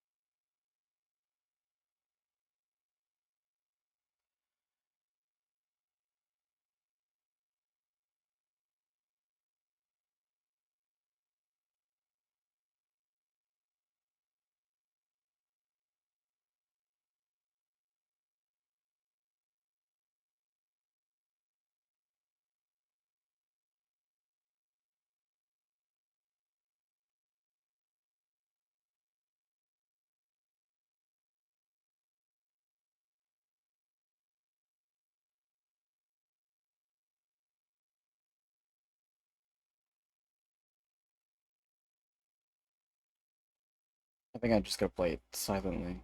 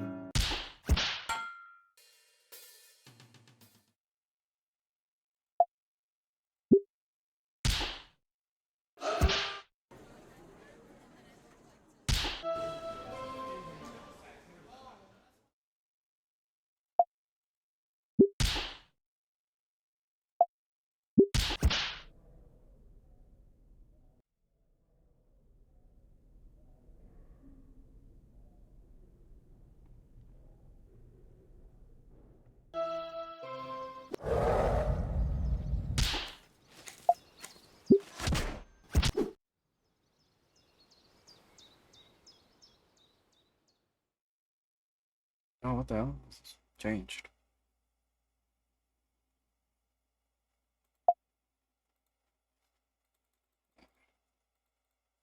Send it back. Price there. Maybe if I expecting a dinner shot, I can skip. No, it's on biscuit, but it's still nothing. No, wait, I hear some crackling. Her knuckles are popping. Face twists into a sneer. Her hands slowly closing up into a fist. I may have overestimated my comedic talents or our friendship. Well deserved. My head snaps to the side, a burning sting radiating from my cheek. My foot catches on a pile of disorder. The road spins. My ass lands to where we were waiting. At least something. Wait, this is bad.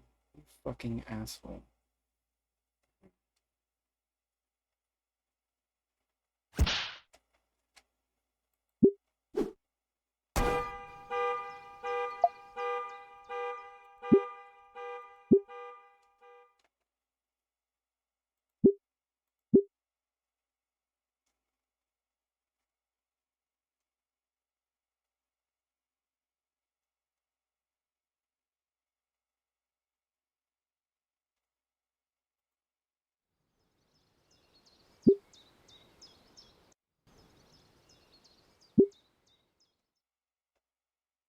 Anything new?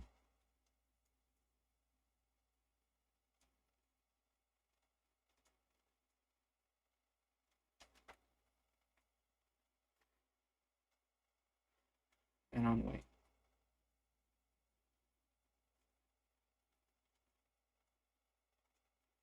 Alright.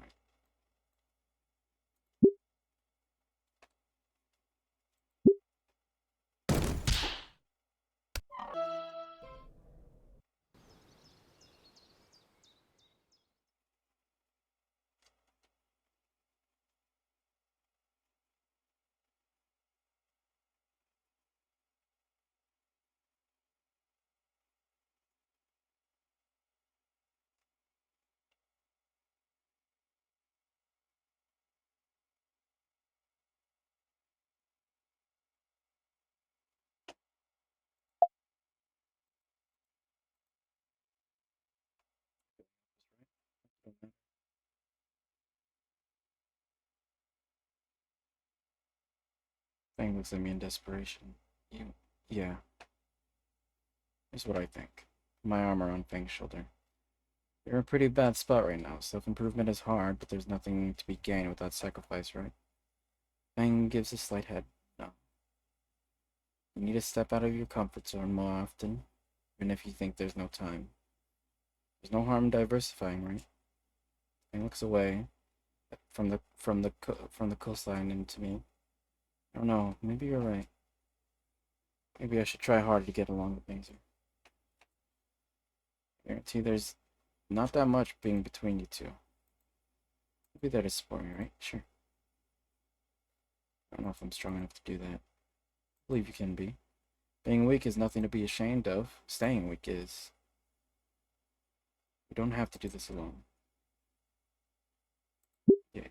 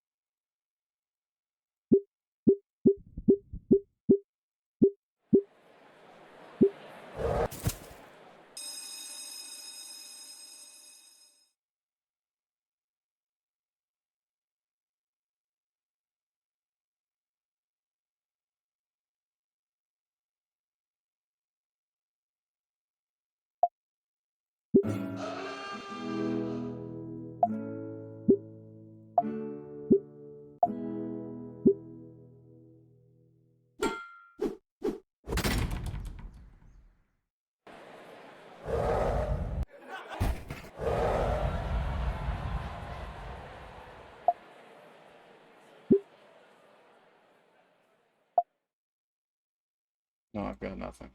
Spear size. Like you expected me to add something more. What am I supposed to say? Forgive her and act like nothing happened?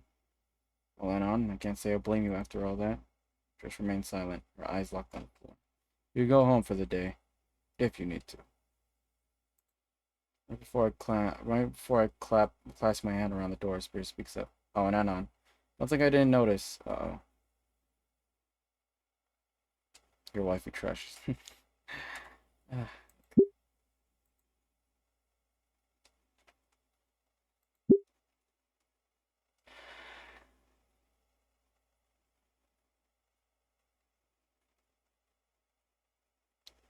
We're just taking my place. Hey, blah, blah. Hey, you doing okay, bro? Frankly, I will disappear. Come with me, things at the door. Let's get out of here. I'm gonna stick around and talk to Trish and all. Reed, I'm taking a break from the band. His face shifts from one of sadness to shock, and just needed time to think. All right, you know this will crush Trish, but I can't really stop you. If you think that's right, dude. Taking a breather, you know. Thanks, Reed. He offers a weak smile as turn away from the principal. See you around, space cowboy. Wait, did you just? Goddamn. Is that like a space dandy reference?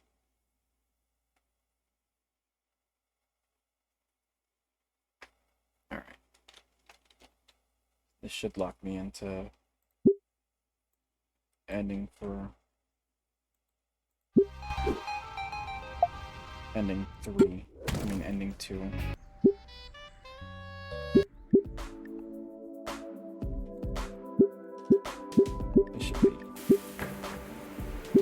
It should all be the same.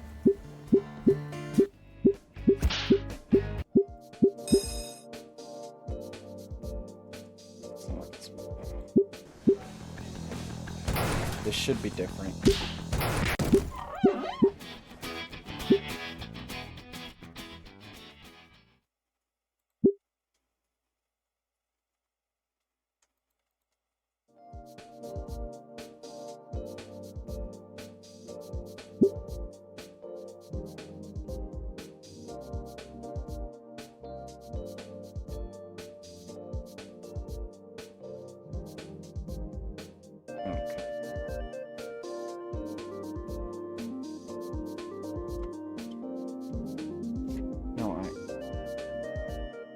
Beat you up yet? No, I want to you need to move. I just think that'd be a good idea. Like, I might feel like it after I stop reading your fridge.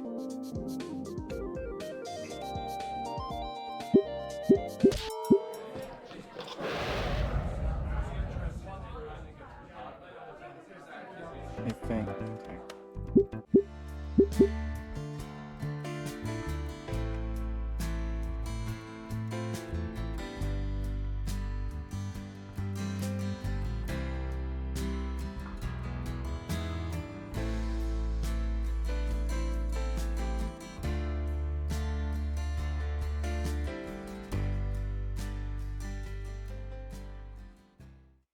So, Fang's eyebrows raise and fall faster and faster. It's like she's giving me a message in Morse code. Wait, what? See? See, you can learn on. Oh. Just still, how about that? That's some pretty serious about it. Been friends for a long while. It's the least I can do. The least I can do is start going with it. I didn't realize you were Pan on a Pan. What does Raptor Williams movie have to do with this? Dummy, you're pansexual. I'm sorry, what? You're Pan. And you're willing to date people regardless of identity. They come off as that desperate. I'm non-binary, and you recognize me. We're dating, therefore you're Pan. Fang deserves a gold medal at the Mental Gymnastic Olympics. Even the French would give that routine a 10 out of 10. Anyways, need to win again. Prom, you actually want to go there together? Just worse. Panty stuff? Oh, wow. Nah. I was like, so lame, you know? Yeah, I gotcha. Not to mention a waste of money. Yeah, money better spent on, actual good stuff. Like Carthay. At a distance, I could hear Reed rebuffing my attempts to try his product. Yeah, and booze. Yeah, totally. Prom crash is better spent on fun stuff. Cash is better spent on fun stuff like liquor. In fact, we should totally should what? Have our own prom, just the two of us with booze. Consider the idea for a moment. Just Fang and I and a dozen cans of beer somewhere. Fuck yeah. Right down, you two in the back. Oops. Crap. Listen. You're still worried about that? Flip over the page, realize It's just an assignment. There's no way you can finish that, right? Just relax. Take a break now and then. Don't worry. I worriedly glance at the page again. Maybe she's right. They're right. Alright, sure. The two of us continue making plans up till the bell, and I toss the paper out when I leave. The Saturday after, I'm laying in my bed, scrolling through various feeds of worthless information. God, this looks bad. Just in a dumpster fire. I opened a can of soda, the lights were out, and I could hear Rayman bumping around in his box. This is the life! About to reply to some guy claiming that he's definitely angered, and my phone, there was a text message from Fang. Hey, got plans ready for the day. Oh, who do you take me for? Why do you ask?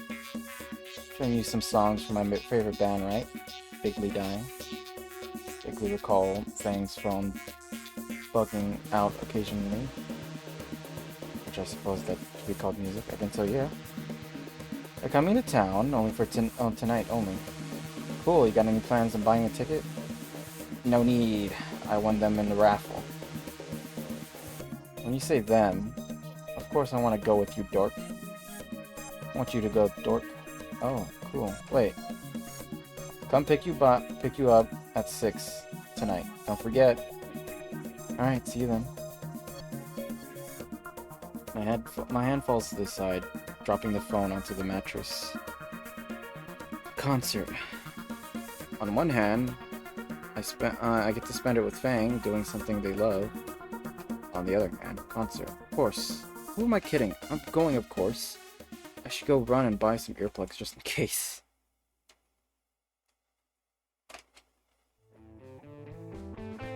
As I wait in front of my building, I can't help. For Fang, I can't help but feel nervous. I've never been to a proper concert before. The concert was Fang and the band Mo. Counselor. Before I could continue the thought, I spot Nazer's car towards me. I feel myself cringe a bit even thinking of the name. I move back before the car comes to a complete stop, and the door open. Fang sitting on the other side. Get in, dweeb. I can tell Nazer is a bit nervous driving in this part of town, with how he's constantly looking around the car. The door barely shuts when he speeds away from my apartment and back towards civilization. So, Anon, yeah? That's where you live? Essentially, like that poor? Nah, I just sleep there and keep all my stuff there and hang out most of the time. That elates a laugh from Fang and a confused look from Nazer. Can't win them all, I guess. So this band, Bigly Die. Where are they playing at? Some club on the other side of town called Lavaland. Can't say I've been there either. And what genres of music are there? I'm not saying all that. What? With an emphasis on creative expression and down-to-earth worldwide views that just really speak to me. The kind of stuff I wish we could be playing with our band, but Trish never thought it was marketable enough. English? Render noise. Thank you. Well, fuck you both. Fang pouts, or as they put it, silent protest against the world. Anyway, the way Fang crossed her arm and pointedly look away from the two of us made me chuckle at the cute angry act. Yeah, so word salad genre aside, they sound pretty big. Not really. They're pretty underground, honestly. Fang passes my ticket over so I can see. Oh wow, the venue can hold double what Mo could. Does that mean it makes a big venue? They said Mo's was small. The place shouldn't be too packed. You don't exactly like crowds, I know you don't really exactly like crowds, Aw, she does care. When we get there, Nazer stops me before getting out. I brought my own, actually. Thanks. Bunch of pansies, both of you. Nazer smiles and drives off, leaving Fang and I in front of the building. The place is a warehouse shed 3 stories tall, with graffiti staining nearly every inch of it. I always wondered how people get up there. I can only hear the bass rattling my eardrums. A man by the entrance checking out our tickets, letting us pass. This must be pretty nice if they're using a bouncer. Oh yeah, the band makes plenty. They can afford some neat stuff like that. The painted sign in the lobbies point to the stairwell leading down into the basement.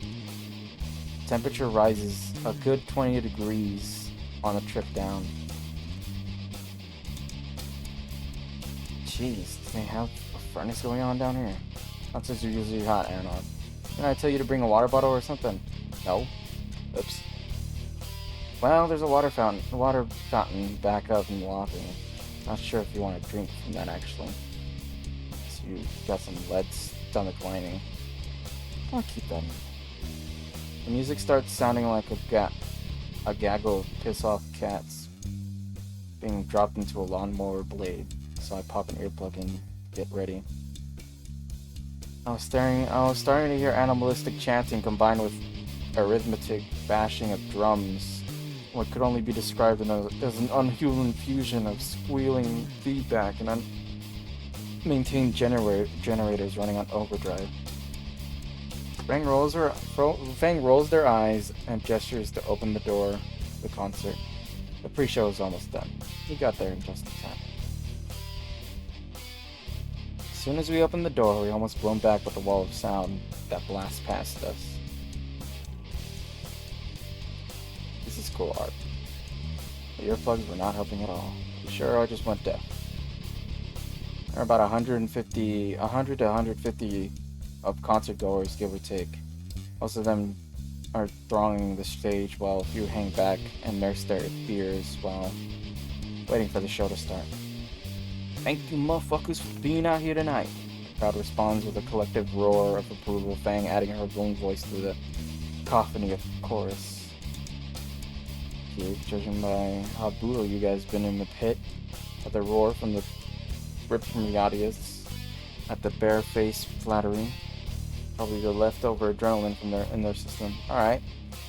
It's time. You guys ready? The crowd's practically foaming at the mouth as they're screaming, Come on, is that all you fucking got?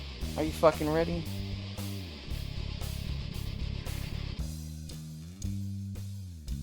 I thought they couldn't possibly been more ready, but somehow they managed to scream even louder. I need to comb my hair.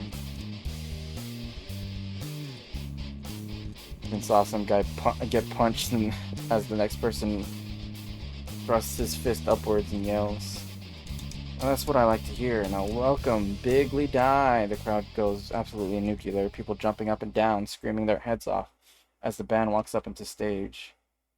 Without another word, they launch right into their opening song. Purely of instruments meet my ears in some vaguely resembling music. Still understand the appeal, but the energy of the moment is getting to me. Before I knew it, I'm jumping and my fists swing along with everyone else. Thanks as we join in and their beaming face smiles. Their beaming smile intensifies. Soon enough, I'm elbow deep in the pit, screaming as wildly as the crowd. Then a straight elbow clocks me out early.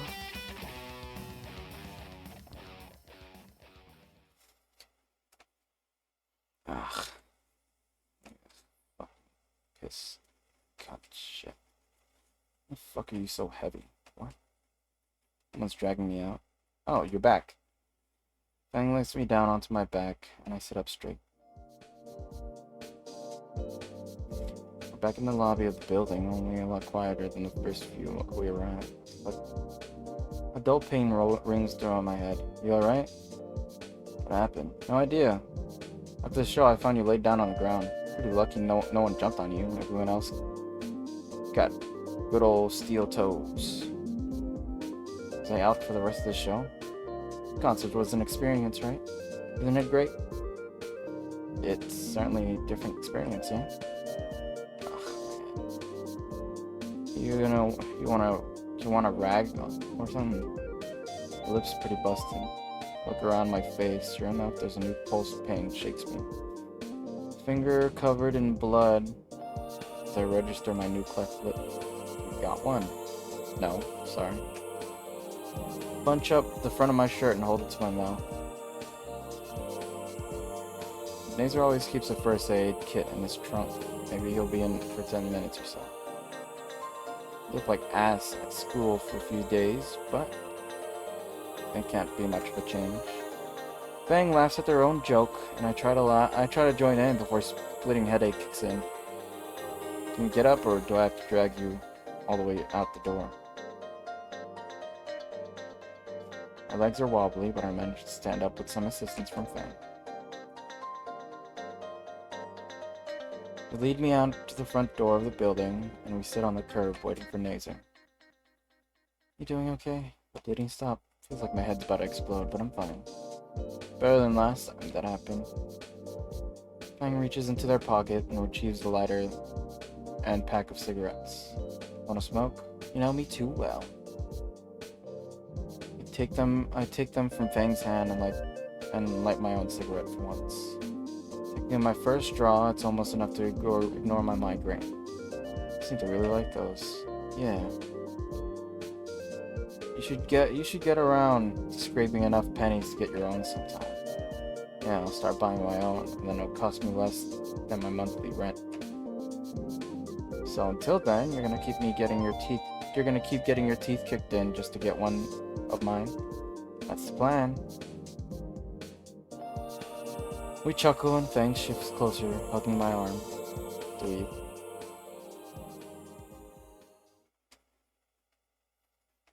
One month later.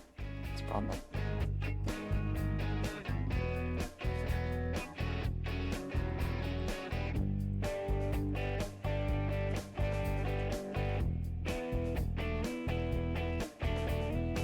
Yeah.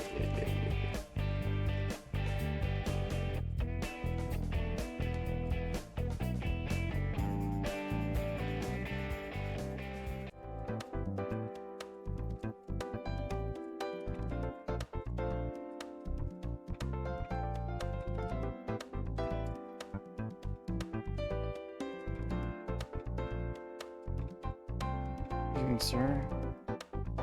It's you and your. Oh, okay. Wait. There is new stuff. My fault. I just realized it is prom night.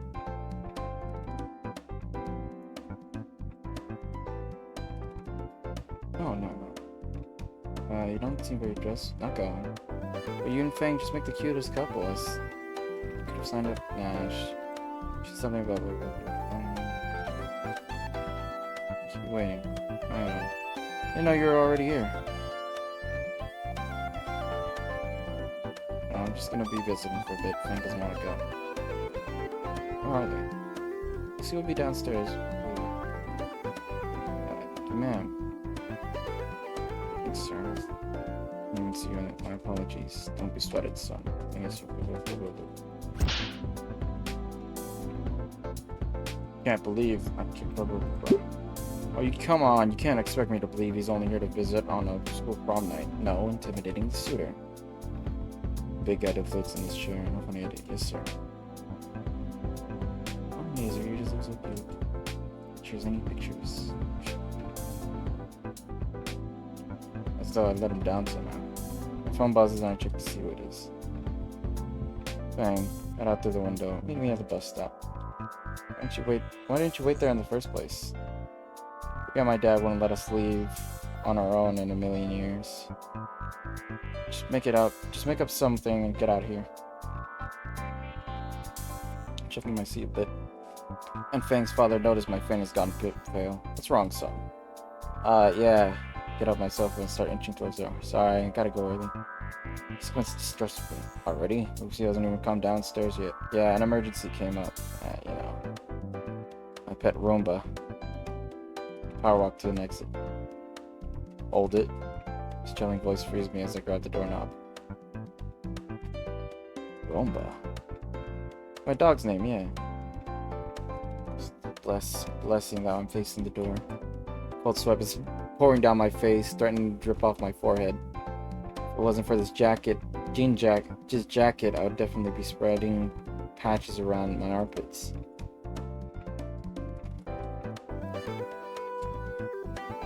Sorry to keep you then. Safe trip home. Thank you, bye. Thank you, and thanks you too, bye. Door slams behind me and I make a record out. My calves are on fire, but I only care about getting far as possible. Oh, she's not in her dress. Well, obviously. Fang's sitting on the bench nearby the bus stop. They jump when they see me. Jeez, Anon, you look terrible. Yeah. Whoa. Takes a moment. Don't pull that close to death. Don't put me that close to death again, please. Sorry, I forgot. I hate him so much sometimes. Gonna be okay? Yeah, I'm fine. Gonna take the bus to the beach? Are we gonna take the bus to the beach? I called the taxi. We'll be here in a minute. Know that they've got a backpack with them. We got beer in there, clothes, and some fireworks. Rad. Sit next to Fang as we sit and wait. 3 minutes later, and 20. Taxi comes barreling down the street, coming over. Oh, window. Same Velociraptor. Yeah. Yep, still got it. Hey, it's my favorite couple again. How's the leg? Is it considered calling a different cab? Yeah. Fine. Thanks for asking. I open the door and climb it back. Where am I taking you? To the beach. Sounds romantic. Anything particular you got in mind? Throw a look at Fang. Not really having anywhere in mind. Just anywhere, I guess. I think I know a spot. And it's just a scenic route, too. So, it works out for everyone. He peels from the street to whichever beach he's taking us. Fang locks their hands in my own and rests her head on my shoulder during the silent drive. The rearview mirror, the driver makes eye contact with me. The bottom of his eye curls, and what is he thinking? His hands go down to the... Don't! Already. The way I dance with you, Fang throws her head back in disgust. Fuck! Man, you hate getting tips, don't you? I get something better. Take my word for it. Two songs, and 30 grand red lights later, we reach wherever it was he took us. Here we are, the best point in the beach. $27.80. I roll up a couple. I pay the toll on a couple of fives, 1 cent and 1 in the exact change. Oh yeah, Skin Row, was it? Anyway, have fun, you two. Climb out of the back of the cab. The driver gives us a wink before the taxi reaches out. Wait. We have to be the only one. We have to be the only two ever ride that thing. That's just us alone. Take Fame by the hand, and we make our way down to the beach. There isn't a single person in sight. Perfect. I have no clue what the fuck to do right now. Where do we find this place to sit then? It sounds like a plan. The waves have recessed back far enough to let us walk along the soft sand more easily. After some time, we find some kind of hidden shoal, only now revealed thanks to the low tide.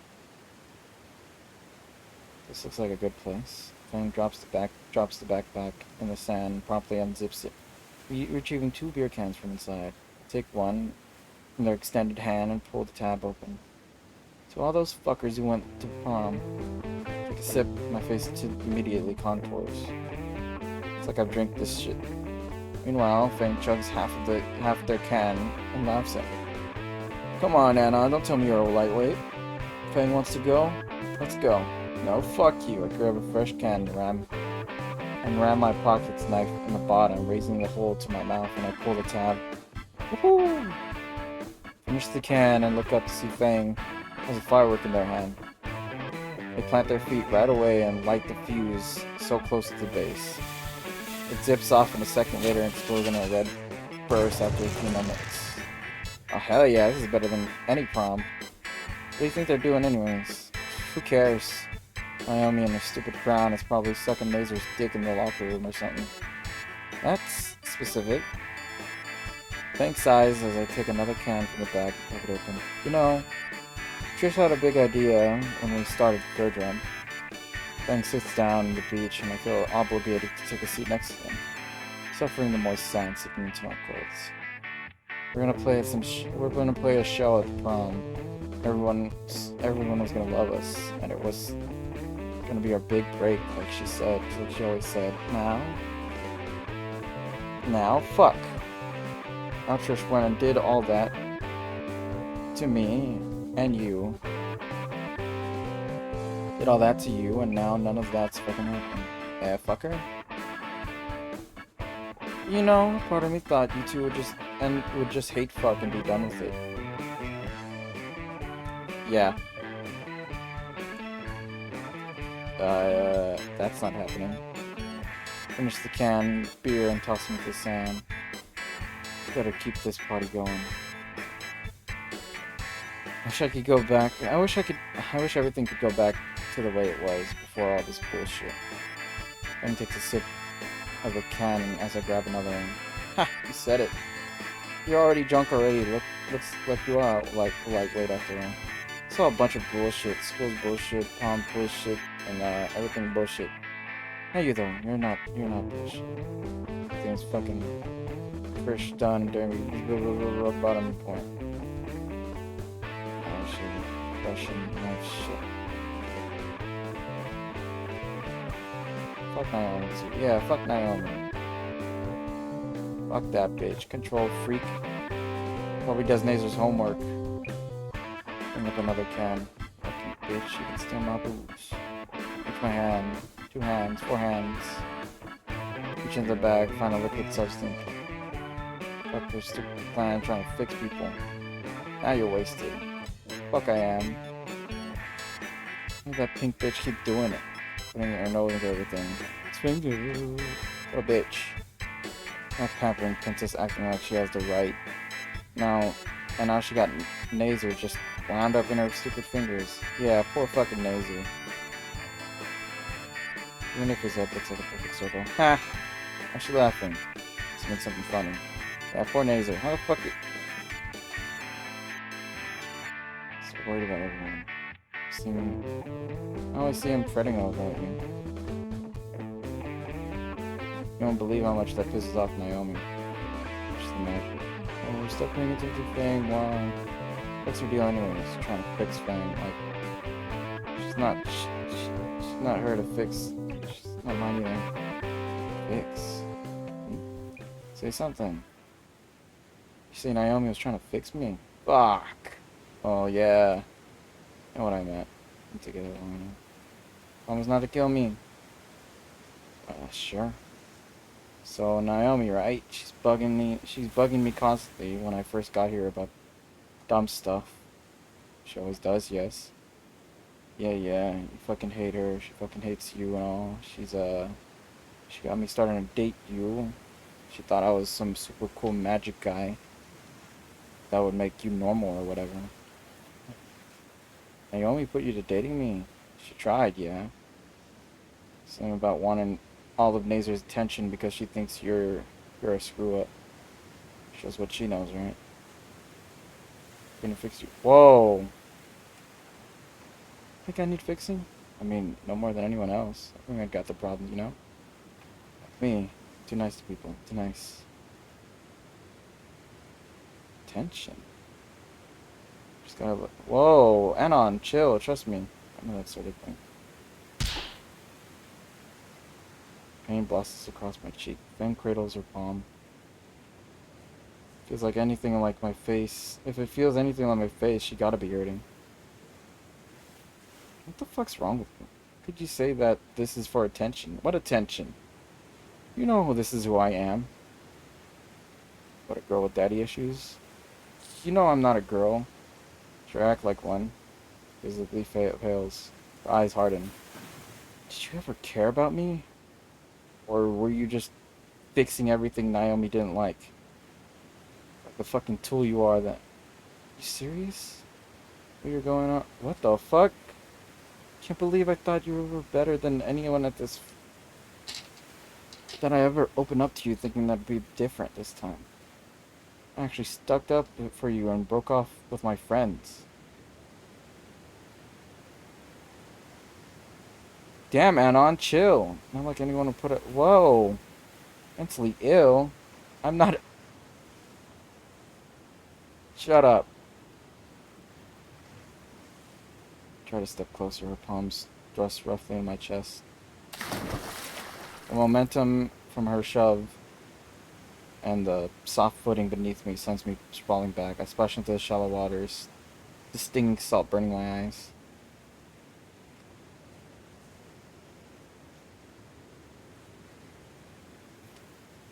Sit up, rising from the pool, seeing her halfway down the beach. She stops for a moment, turns back.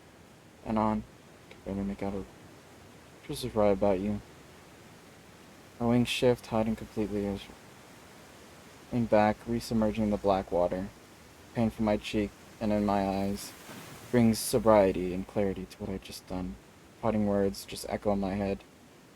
And I can't help but agree after I just realized what exactly happened. Surrounded by the salty air and soft waves, the alcohol finally gets me and I drift off to consciousness.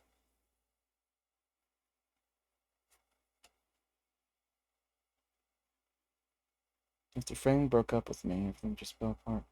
Couldn't bother with school anymore. Instead, just shutting myself in my room and playing old games. Actually, I flunked out. With time on with the with time on the lease running out, I had to make a decision soon. College is an option, so my choices were minimum wage job, military, or go homeless. I'd rather not be stuck in around town, and being homeless wasn't appealing either. So that November, I signed up with the Navy. The worst mistake of my life, and that's really said something considering how I got here. I was sold on the idea of picking a real job and getting trained. Instead, I'm at the mercy of brutal boats, train mates. I have the pig I have the pig and chicken shit tattooed on my feet to prove it. At least I did until I sold my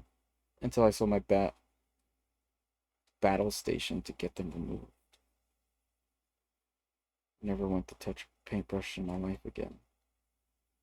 Though every day since I've been eyeing rope. 4 years of my life was suffering. And now I'm back here.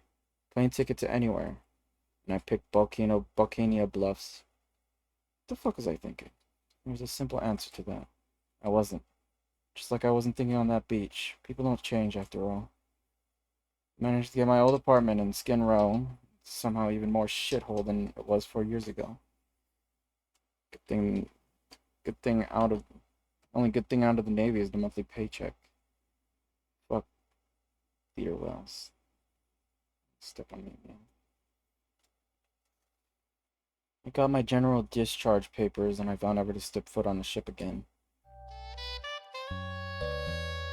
Instead, I locked myself away in the room, just lifelessly drifting through life, just like I wanted. The trash from all the deliveries had turned into a small landfill. I'm out of smokes, I'm out of liquor, my apartment smells like a shallow grave. I really need to go out for once. I vaguely recall a pizza place nearby, some chain on the edge of Skin Row. Pizza always helps, and it's cheap. And there's a smoke shop nearby. Plan on grabbing that jacket that I haven't worn in weeks. Give it a quick smell before putting it on. Yeah, ew. As I walk through the front of the buildings, I feel the burning bright light of the sun searing my eyes. Fuck. Getting skull fucked by one of Stoney's light bars. After stumbling like Helen Keller for a few moments, my eyes finally adjust to the sunlight, and I make my way down the street. Pizza's time, here I come.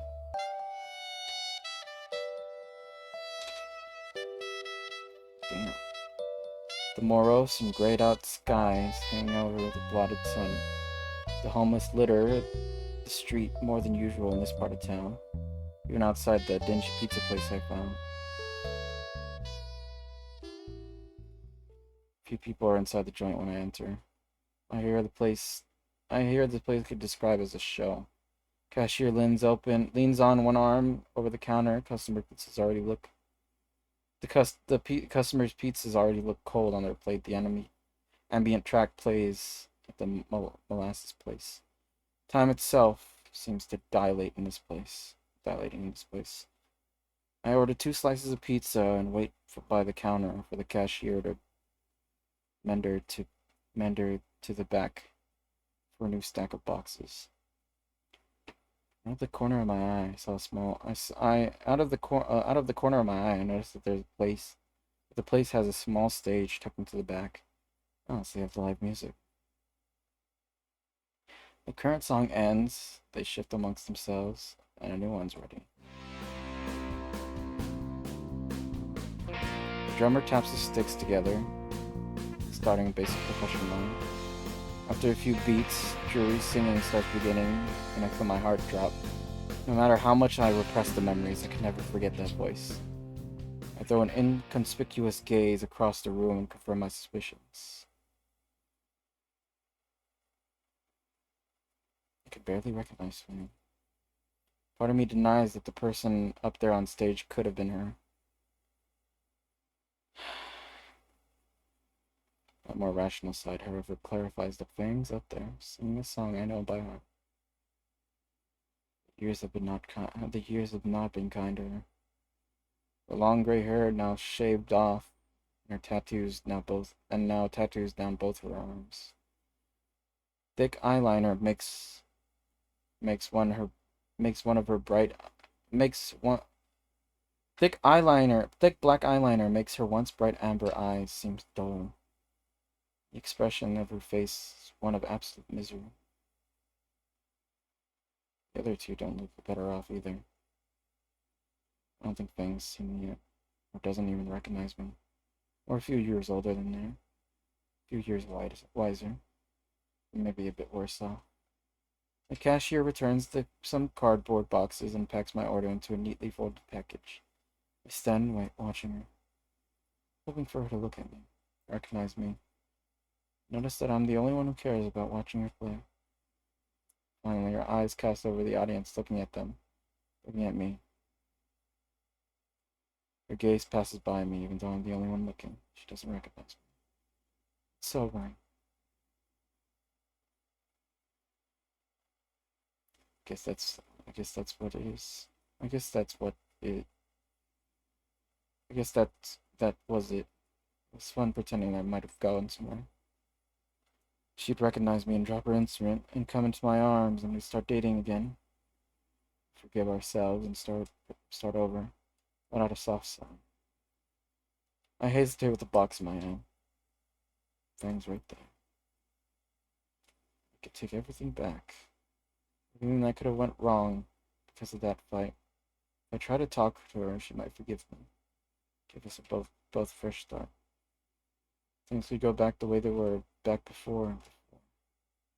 She was right about me. I should really go get those smokes.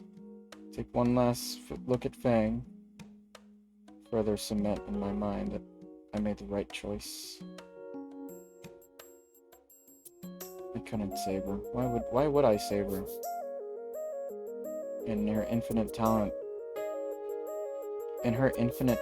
can't see she's a dump. I saw it. She's smart. I'm a dope. Why does she do that to herself?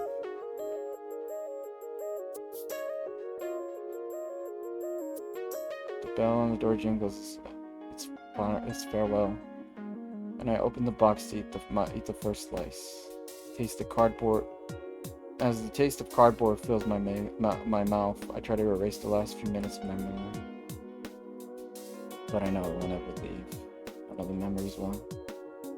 I could just picture Fang, looking like a junkie, like she does now in the pizzeria, playing to an audience of nobody, judging me and how I'm living from now. I'll say, yes, Fang. I live on pensions alone in my apartment, playing games and watching movies and sleeping. It's all I could ever want because I never wanted much in the first place. She'd probably scream at me, venting her frustrations at me, calling me selfish. I'll just say goodbye, Fang. It could have been a painful way of separating again. After some possible pleasant time catching up. But the thought of coming back to my apartment alone with my pizza, watching a movie undisturbed, with no judgment for my appearance or the place I live, fills me with relief. It's all I ever wanted, all I've ever needed. Goodbye, Fang. It's nice seeing you again, I suppose. Because I haven't changed. People never change. And on an infinite sadness.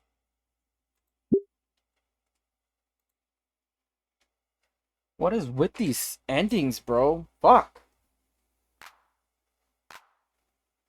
Yeah, whatever. Shut up.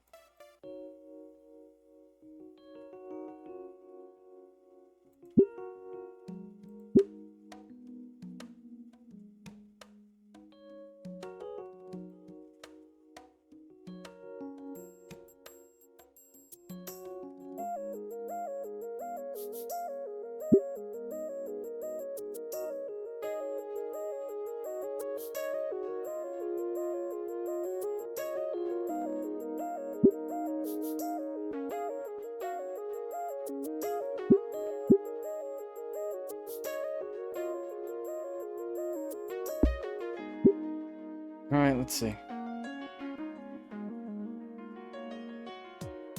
The moose pad.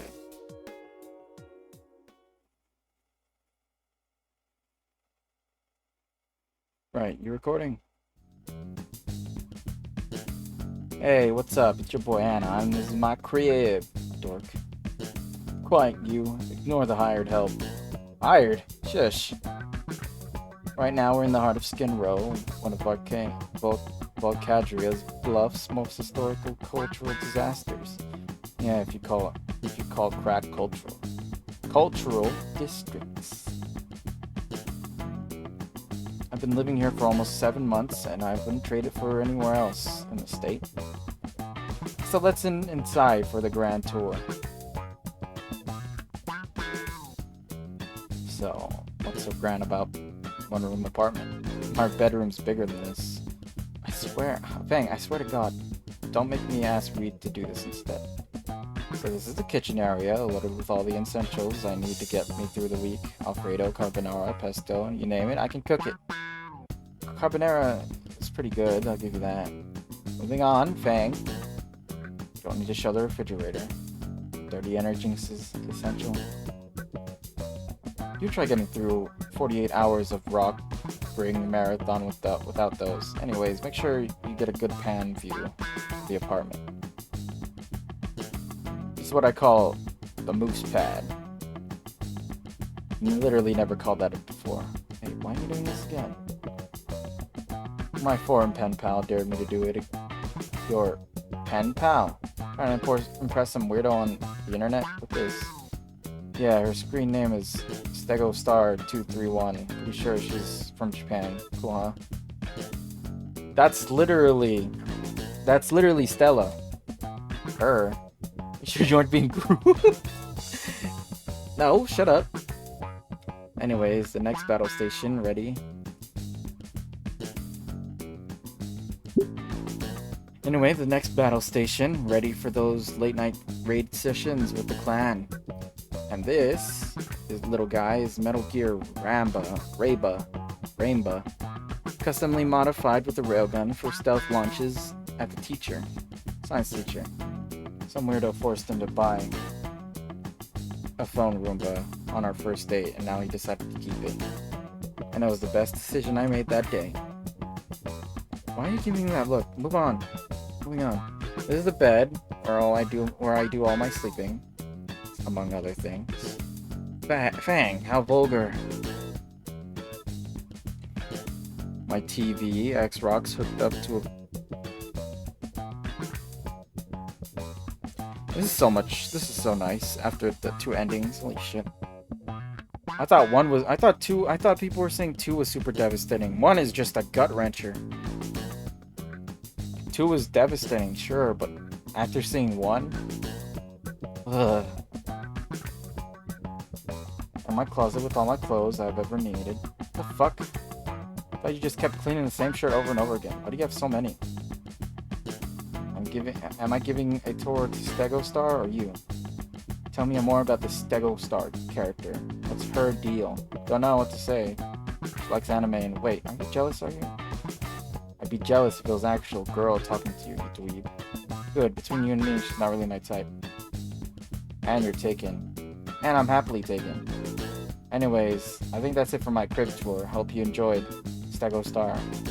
Make sure you get back on me about the new Lucky Star episode 2. I'm done. So does Stegostar actually have any other hobbies? I think she's into card games and card games. Anything else you know of? For not being jealous, you sure took a lot of care into what she's done. She sent me some pictures of her garden once. Like a Zen garden or some kind of euphemism. No, just flowers. I can show you if you want. It's Stella! This is Stella's garden. What? No. No, it isn't. See? Anna, this is Stella's yard. No, you're just...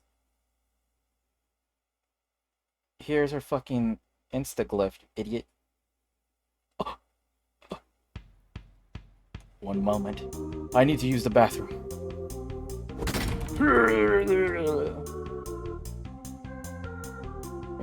recording. Click. So, when were you gonna tell me? What are you gonna tell me? You fucking know what? You fucking know what? Oh, you fucking know, Stella. Should I say Stego Star 231? Thought I was actually talking to a Japanese girl. No. Apache Uncle does not fucking count. Bang, so help me. You had a fucking net crush on Stella?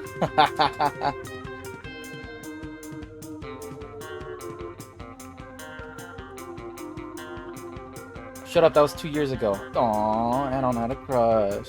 And I have a girlfriend. No, I will not keep that promise. Apology not accepted. Oh, and by the way, your husband was... Shit. Ugh, you smut. Wait. You're still filming? Bang, I sort of... Get back here. A little reprieve from the fucking bullshit we just went through.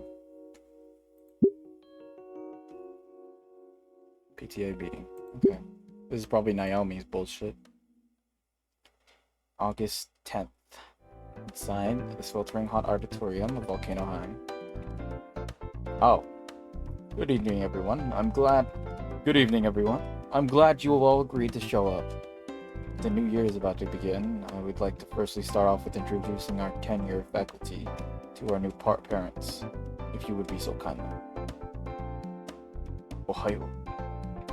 My name is Jim Totsuki, and I am in charge of the English department.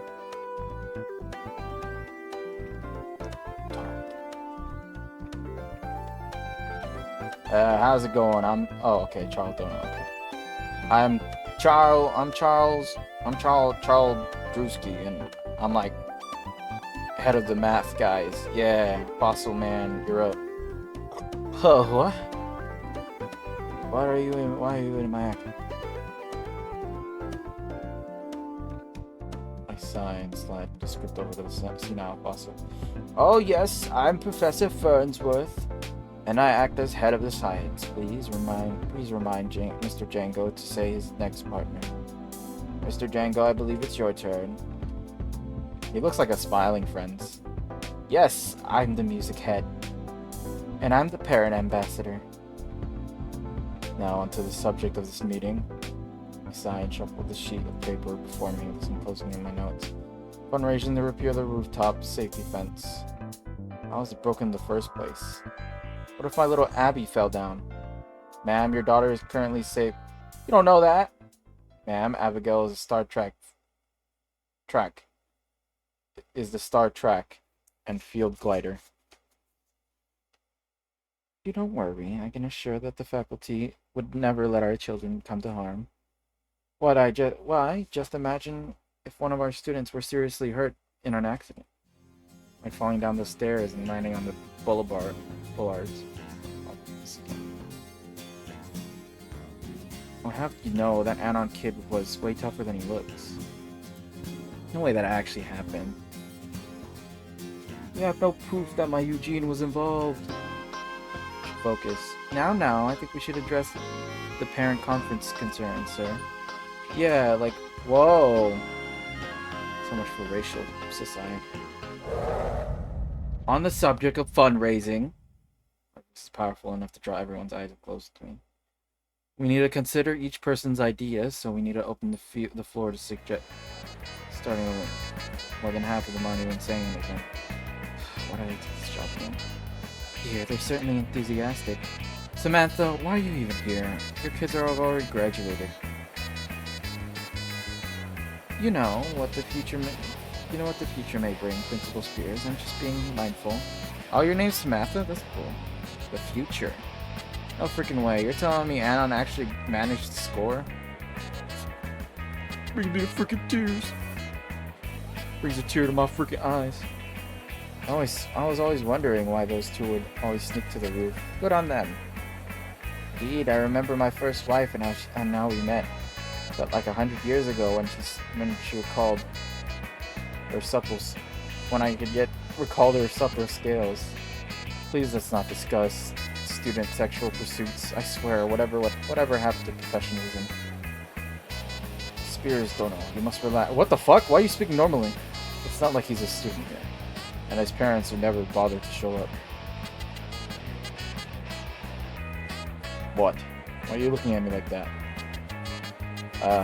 Fang was right. I should have taken up her old man's offer at the dealership. As the faculty join in the shouting, with the rest of the parents, I take a moment to rethink my priorities. I knew you was faking it. I have no clue what you mean, no. That's so racist. That's cool. PTA meeting. That's extremely racist. Passions of Trish. February 17th, 1919. I lean back against my wall, my freshly polished horns, feeling fantastic today. I deserve it after all the shit I've dealt with in school, not to mention the tiny terrors at home. Part of me feels bad that I left Fang on their own the other day. Especially with that useless... Oh, okay, we're on Trish's skin. Trish's, fucking perspective. Between the nice clean feeling on my scalp and the great news. Convincing. You managed to do that. I don't know, but it's awesome. We got a real venue this time. It takes a second to actually register it. An actual venue. The thoughts of the possibility flare in my head all at once seem closer to reality. Chance to make for a drama hit. The hit it deserves to be. My celebration continues in the summon probably. One of the teachers passes by and knocks the music room several doors. And I remember the person responsible. Maybe the skinny isn't so bad. Nah. Probably could have convinced me that. I probably could have convinced that fucking fossil too. Look at Fang and notice that they're looking. Noticed them with a look on their face. I haven't seen in a very long time. That they're daydreaming. Kinda weird. I like too embarrassed looking. So, you two do anything else all day? Not really, after I told Nazer to fuck off. Got pizza and hang out there. Exciting. Unremarkably dull. More like it. The guy looks duller than dull. Well, there's something else I wanted to talk about. Sit up and nod, giving them my undivided attention. Sure, go for it, Fang. Promise you won't tell anyone, even Reed? Ooh, Fang has a big secret, do they now? Do they? I think Anon likes me. What? Gross, Fang. Sure he's not trying to get in your pants or something? Fang sighs and looks up, their snout waving back and forth as they stare at the dirty-looking ceiling while they're thinking. I don't know. He has this thing he does when he mumbles. I don't think he knows he does it. Some things he say are nice things about me. It's like, you know, kind of cute. Just what did Skinny say would do once fine? Don't tell me. He's still a huge dweeb and all, but I think I kind of like him too. But Anon? Him? Fang, are you being real right now? They huff their arms. I'm just saying, Anon's a good friend. A friend. The way they say it doesn't sound like friendship. Not like with me. Please, Fang. Anon's just like every other guy at Volcano High. Only worse because he broke from the boonies. Come on, Trish, you're being harsh on him. You don't even know Anon. I don't even need to know that he's just like the rest of them. Fang sighs and leans back into their chair. Maybe. No maybes about it, Fang. Their type's all the same. Nothing but loser and assholes. Even after he helped us get the venue. A trick, probably. probably only want fame for their body. Fucking sleazy pervert. I know how to keep an eye on him all the time. What right does that fucking monkey have to do coming into my life and mucking things up? Maybe we should get some practice in, Trish. Sounds like a plan. We prepare for our biggest show yet. Our biggest show. I hand Fang the blue strat, which they immediately set down. Just set the tune just right. Mr. Jungle really needs to get some new gear. These things aren't mandated at all, or maintained at all. Even this base, no one ever uses it.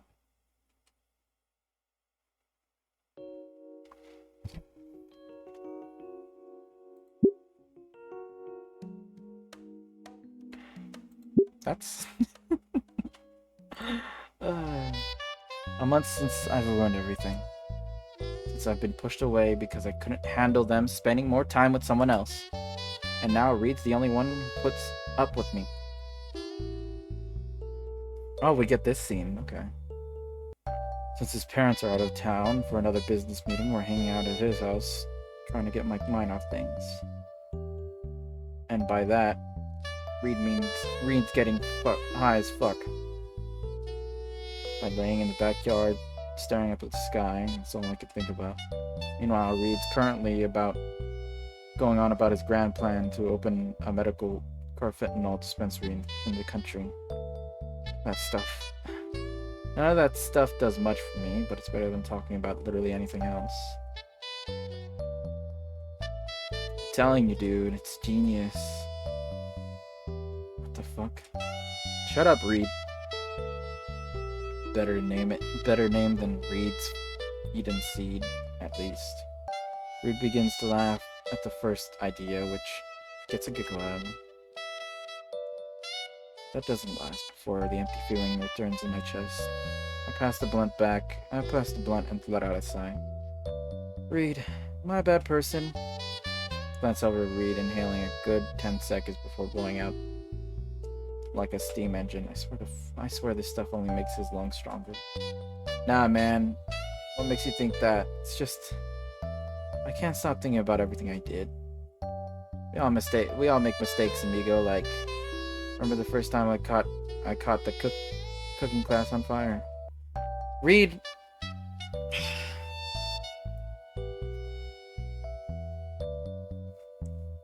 Whatever. Yeah, you can't cook to save your life. Doesn't make me feel any less shittier. Just makes us people, that's all. We all make them and gotta fix them, you know? Remember meeting Anna and how they came clean with us? The mere mention of his name doesn't help. It only makes me want to cry. It's alright, T. Tell Dr. Reeds what's on your mind. Guess Reed's back to being my therapist. Where even begin? We're not involving Anna. I don't know, man. How about why you acting like this? How about why you weren't, like, chill with Anna and... Fuck. I don't know. At first, he was just kind of annoying, showing up out of nowhere. Suddenly is a friend. Suddenly is friends with everyone we know. When he first talked to us, it seemed fine. You know, bang. It's always a big deal when you talk to someone new. But there was always something about him that doesn't sit right. How he never respected their pronouns. God, I sound like such a bitch saying that loud. Not a bitch. You're just like confused. Reed passes it back to me and I take a sharp inhale. Filling my lungs with that warm, dizzy feeling. The clouds I inhale aren't nearly as impressive as Reed's. And one's probably just lost and confused.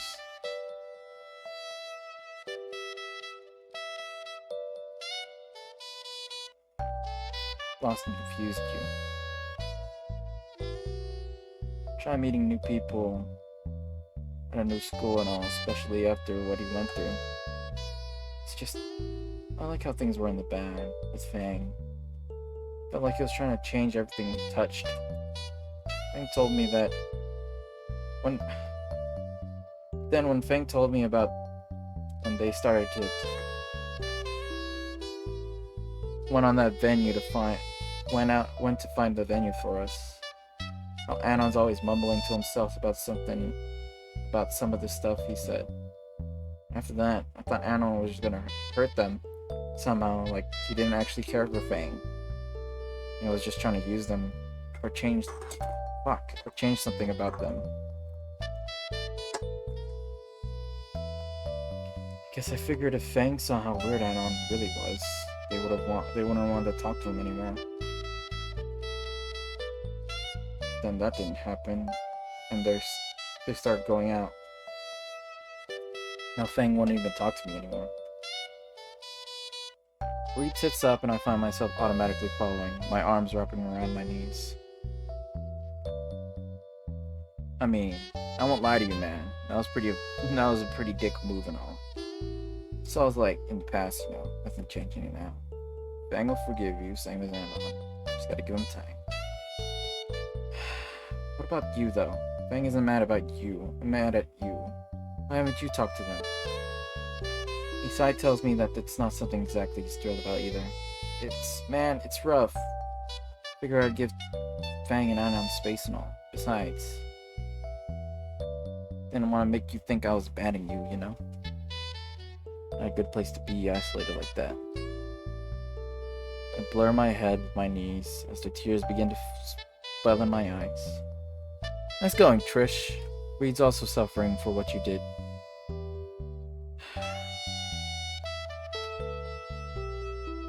I was talking to Sage the other day. Who the fuck is Sage? She heard from Rosa, who heard from Stella, who heard from Anon about prom. Who heard from Stella, who was talking to Anon about prom. It's like going with Fang, right? How'd you find out? Spears, bro. Gave me a little rundown, and I'm like, hell yeah, dude. It's DJ. Said something about needing another thing during prom. And all that. He asked Fang to place on the stage. Okay, so this is all following ending 4. Okay, that's cool. Fang performing on stage at prom. That's like our big plan. With the way Fang always talked about it, I always thought it was only a way they could be caught going to prom. Now they're there. Here comes the waterworks. Now they're doing it all like we don't exist anymore. Pushes me over the edge and I became balling in my arms. Come here, T, it's alright. It's just let it all out. He hugs my shoulder with his tone on. God damn it, Trish, come down. Okay. You say all that, but you're like, Wait, I'm crying. Fuck! I'm crying my eyes out for the next few minutes. Reed doing his best to silently comfort me. Doing okay. Wipe my face with an increasingly moist sleeve, getting a glass of it out of my system. Spears was a real bro and gave me a +1 ticket to prom and all. Fang and Anon gonna be there. You could talk to them then. Reed, are you asking me to prom? He shrugs and gives me a brief smile. Makes sense, They'll be there and we could be all there. Besides, King Rex can't be only a dude without a date. Shake my head and let his laugh escape. Well, King Rex better bring his friends. Better bring his friend, because I'm not dancing with the school mascot. Reed rise up and extend a hand to me, pulling me to my feet. Feeling better now, T. I open my mouth to answer, but end up setting on a nod. Sniffling, I wipe the last remnants of my episode from my face with my now wet sleeve. Looks like it's laundry day when I go. God, I really hope Woodley isn't destroying the washer again.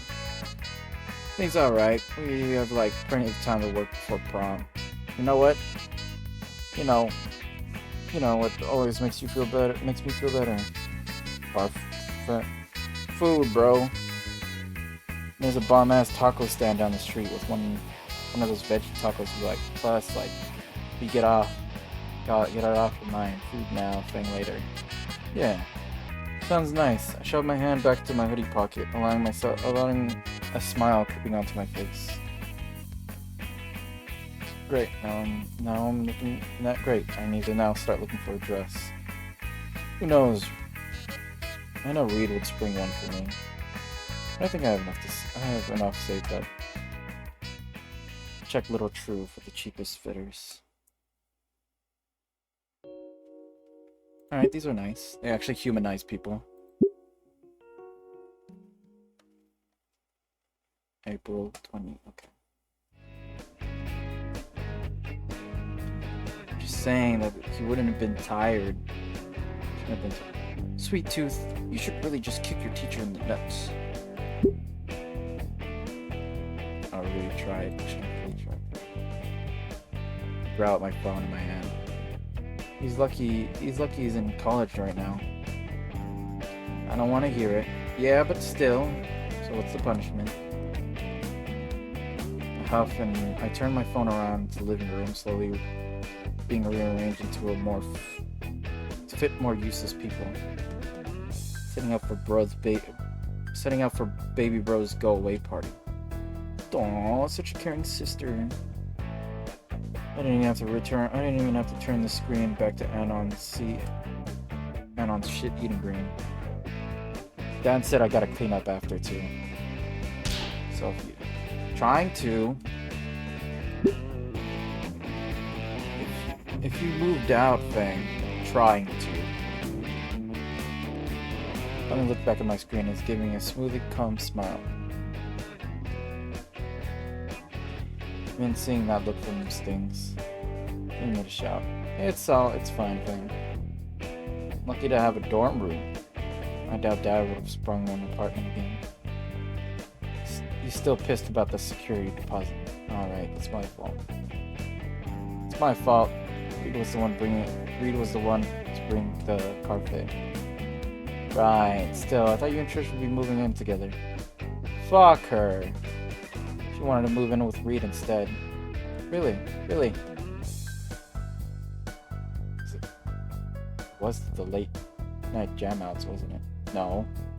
Ah, you still owe me you owe me $10. Stupid Anon and stupid bets. My stupid always being right. Damn it! I'm fucking blushing now. Just fucking know it. I don't say it. Told Anon, you running up. Okay, sorry, yes. What are you gonna do now? Inhale sharp and inhale deep and feel all my weight of my current predicament lying on my shoulders. I don't know, maybe what? Anon shaking her head. Anon rapidly shaking his head are waving like crazy. I don't see what the problem would be with being Stella's roommate. Oh wait, Lucy, stop slacking, Lucy. The living room ain't gonna clean itself. Not now. I still want to talk with him. Oh man, I guess I should go. No, damn it. Ugh, I'll finish this. Sorry, Anon. It's fine. I wish I could be there now. Scholarship and all. Plus, the whole dorm's fumigation thing's having to change rooms. Gonna roommate got lucky during the spare theater room. That bastard. Talk later, Fang. Have fun with the party, okay? Before I could say I love him, I love him. The screen of him fades to my wallpaper. Wallpaper of me and him together before Christmas. I let a sigh out one last time off my phone. The cool, smooth texture of polished stone makes me realize I'm holding my necklace again.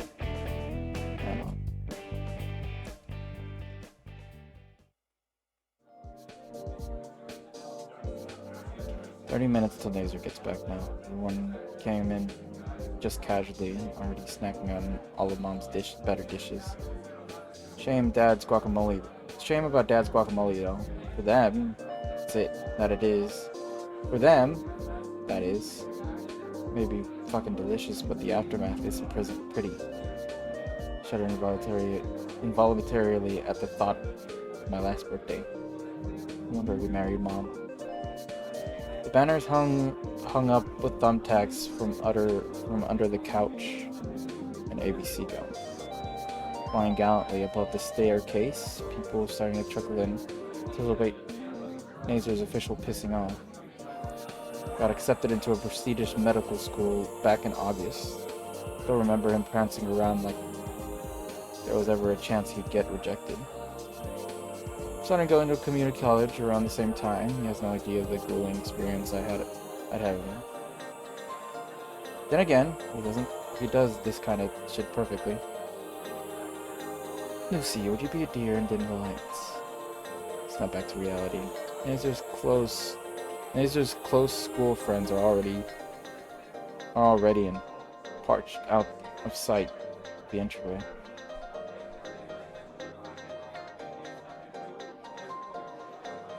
I noticed one of his old teammates brought Stella along with him. When I turned the light bulb down. Yeah, Aaron was right in his rants a few weeks ago about girls having it easier. Nah, that's bullshit. Trish comes barreling in through the door like there's a blizzard outside. Bang! Took a while. Reed was distracted. Oh, thank fuck. If we don't need him being arrested today of all days. Arrested for what? Being the most wanted guy in Volcano High. That line doesn't work anymore. He hasn't given me a new one yet. You need anything else, Dad? Don't think so. Your mother's got an entire bakery going all at once in the kitchen. But she hasn't needed help before. Dear. The old man limps back towards the kitchen, shoulders slightly hung about being fucking told by his mom. About being told about by his mom in seconds. Okay, spill. I asked Rosa to clear some time for him. She took it to mean a classic date night. Could have just told him Stella's boyfriend would have been there. Would have stayed miles away. Figured he just forgot by now, you know him. Right. And what about you? Last time you threw glass. Last time you threw a glass of juice on the old man. Seriously, you don't need to get arrested tonight. Trish blows a raspberry and looks around. Maybe if he wasn't such a pig. Ahem.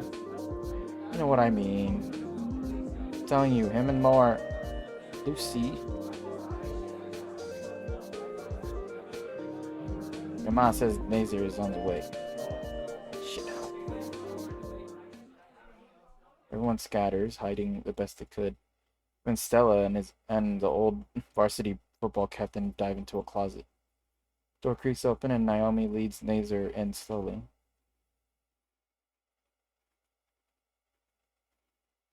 Mom and Dad dancing again. I can't see. Ah!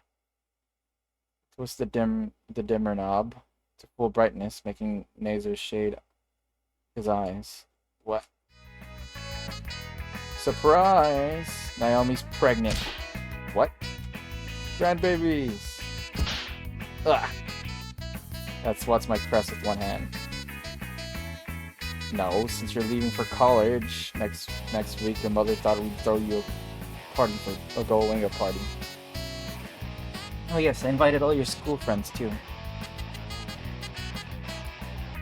I see the little gerbil on the treadmill in his mind spinning aimlessly until the comprehension dawns on him that his privacy has been violated. Oh, my yearbook. Don't worry, dear. I put it in the back of your dirty laundry where it goes left. Aside from the peanut gallery, it was fairly standard for dinner banter.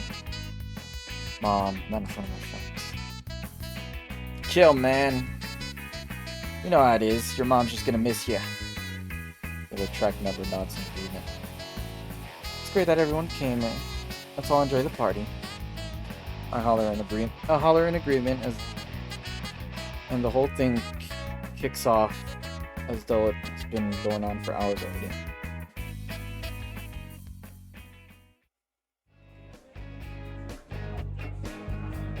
I make a beeline towards the food with Trish, stealing enough grub to keep me sated. Throughout the whole ordeal, ordinarily I just hole up my room and annoy everybody by playing. Frankly, I do not like winning, but less than 2 hours. I'm staying less than 2 hours of my life by resolving blood feuds. Whatever. It's not like these jocks want to talk with me. But Stella, jeez, she's gotten the attention of all the boys. It's real, huh? I know, like how? I mean, I've seen her talking with a lot of that hot dog chick near your place. What are you implying? Come on, you gotta admit she's setting her up, little seedling. She's chill, Trish, not some kind of multitasking prostitute. Not even. I know that all too well. No vegan options. Herbies matter. Dad whips around, shouts at Trish. What is this glare off? The room temperature drops as the two glare at each other. Trish. Give her a reality check with my elbow.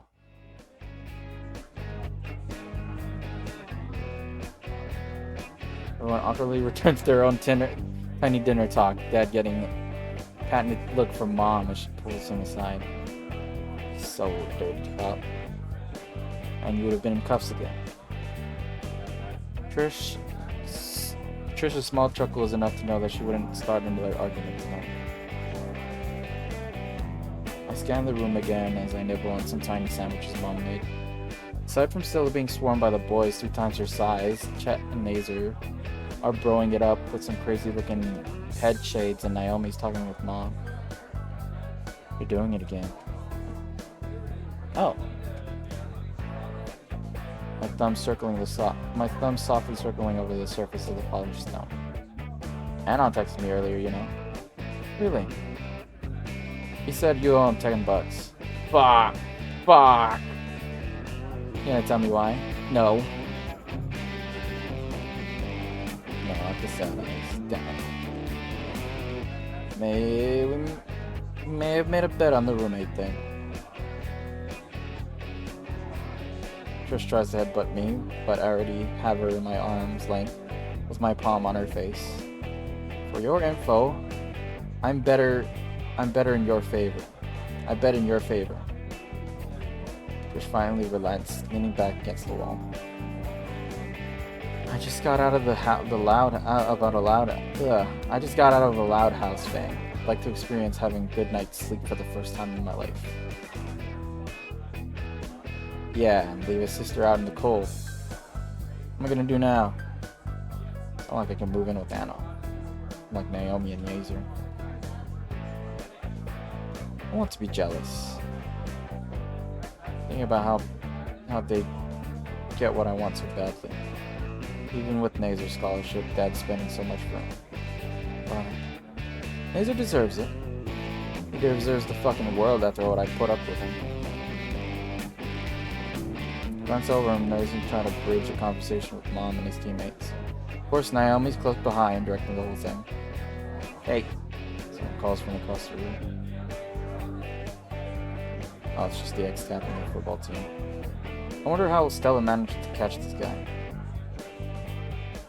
You're the chick that played at the prom night last night, right? Come on, play something to live up a bit. Attracting holler and agreement. Trish's face. Trish isn't facing me, but she has an odd look going on there. Well, hey, it happened. Oh boy. Just like you imagine. She smirks and looks from me, from the corner of her eye. There was a bit more groveling involved. Kinda forgot it, honestly. You gonna play? Sure, why the fuck not? Getting bored anyways. I have 5 Trishas I pass her by.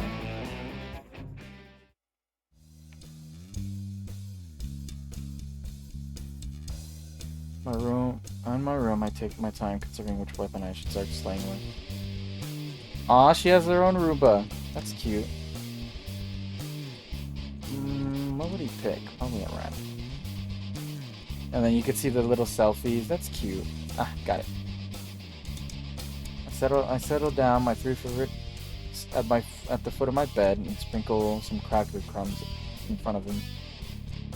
Then I quickly tap my left foot and let my most loyal minion decide. Ramba mechanical mouth makes quick work of the crumbs, choosing first my good old Artcore hollow board. Good boy. I like how they have pets. Just Roombas. I quickly tune the pro-offered weapon, which watching as my rainbow finishes its dinner before turning into its dock. Pet my robotic pet for doing an amazing job and head back to my waiting audience. And we need to get kneecap by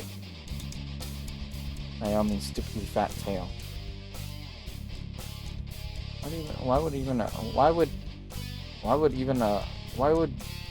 Who would even like a girl with such a disgusting large tail?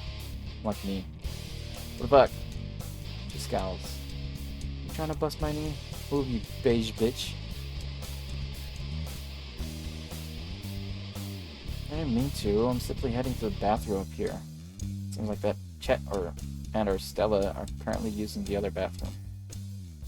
She turns her nose and continues down the hallway. In a half attempt, I half attempted to brain her with my beloved guitar. Turn and make my way down the steps.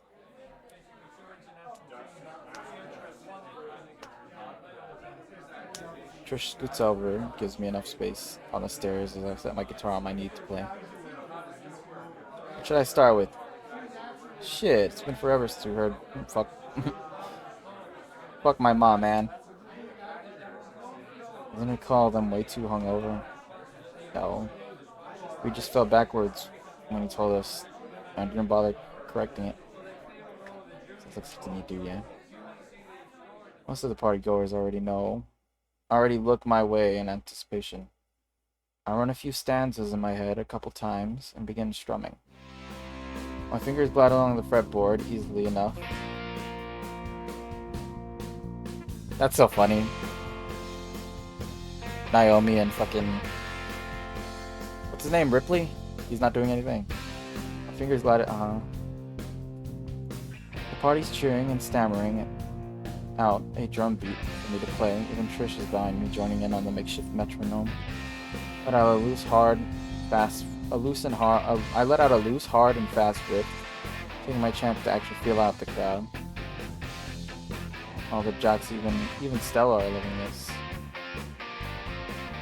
I could even see the sneer. I could even see Dad's sneer slowly vanish as my mom repeatedly steps on his foot. Naomi's the last one I look at, expecting one of her vicious sneers. Instead, she looks like all her hopes and dreams are flushed them down drain. I really missed my note, so I focus back on my guitar. With an extra flourish, I ended the punk song with the first bump. Demanding more amazing music from me. But I'm just the ambience. Pricks. It's my baby bro's party after all. He runs away. The spotlight on Nazer, I decided to sit back in the stairs. Still gonna play? I think something's slower now. Dad will pitch a fit if they start mosh pitting. Chuckle together as they lazily strum a mellow tune for the party. A simple song. One I learned perfectly from Granny. So perfect I could look out at everyone else chatting, enjoying the comrade history.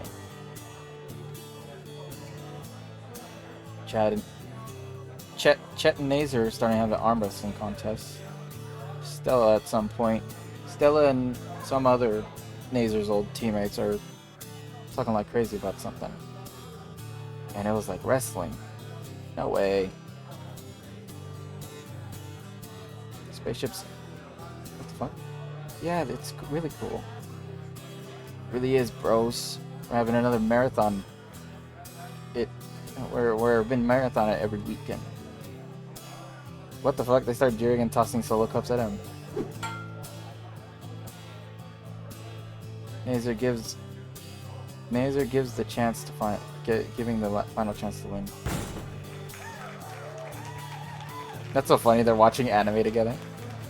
Both Chet and Nazer sheepishly hold hands behind their heads while Nazer gets showered and praised by the parents. Naomi ducks under his arms, duck under his other arm, and embrace him, rubbing their noses together. Wait, no. Wait, Naomi did the nuzzle. No, those two are a whole room away. We didn't see her.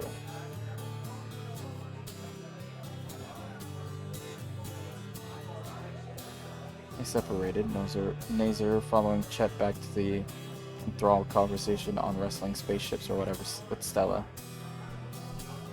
The purple hand breaches my line of sight. Fang, hello? Yeah. You bridged that last song into Mussolini Macho Mystery perfectly, didn't you? You didn't even notice. I just now realized I am, in fact, playing a completely different song than when I started. Trish and I continued making small talk throughout the rest of the party while I keep the ambient beat. On the other hand, one of the other track members spills some popcorn on the floor below him. She's thinking he ways to get out of the cleanup. Oh, so they just had a falling out. Okay.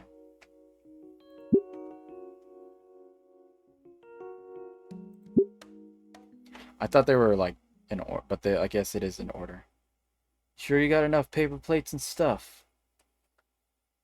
We got all of it, man. Quit wearing it, alright? Fang, Rosa, Stella. Reed, Fang, Rosa, Stella, and I are walking to Trish's place with armfuls of plastic groceries. It's her birthday today, and Fang wanted to throw a surprise party. Shame ruined that surprise. At least all the presents will be a surprise. Never been to this part of town before. It reminds me of my place. A feathered elbow pricks me by my side. My mother works 2 jobs overtime just for Trish to go to school with us instead of Reef City. Continuation. What's so bad about Reef City anyways? He nearly trips over his feet. It's about Alcatraz. It's like that, but mixed with... Whoa.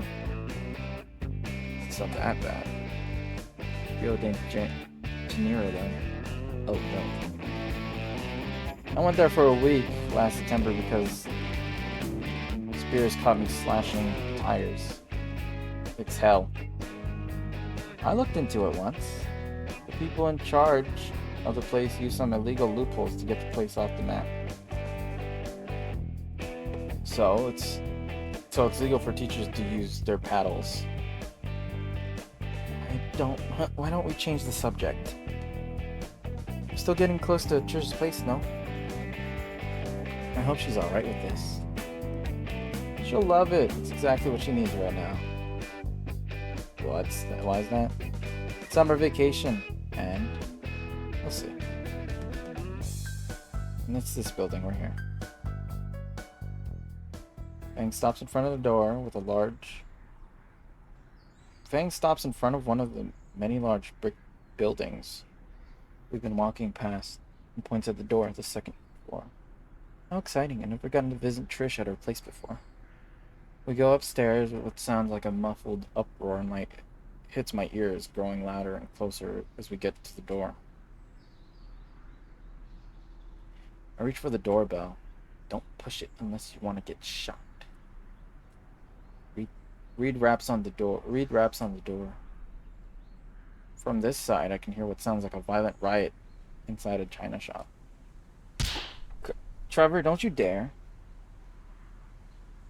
There's a cackling of what SB12 locks in sequence. Oh, and finally a door opens to reveal after Jesus and Jurassic Kevin. The entryway, see what it looks like to be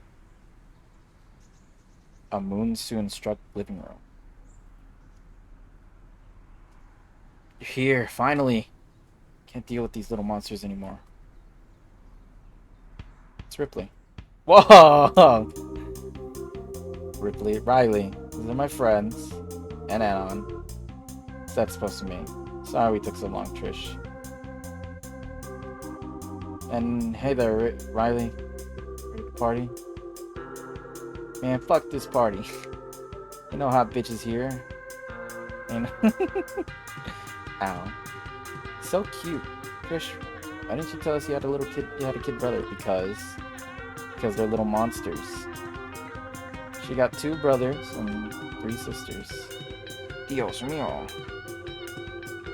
Don't your parents not use any rubbers? Is you dumb?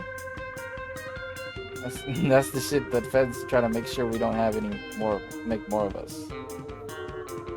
Riley, I swear to fuck. Hooray! How do we get this party started? Sure, let's get the grill down in the courtyard. So, Tanya tried making a mac and cheese bowl, but forgot to put in water.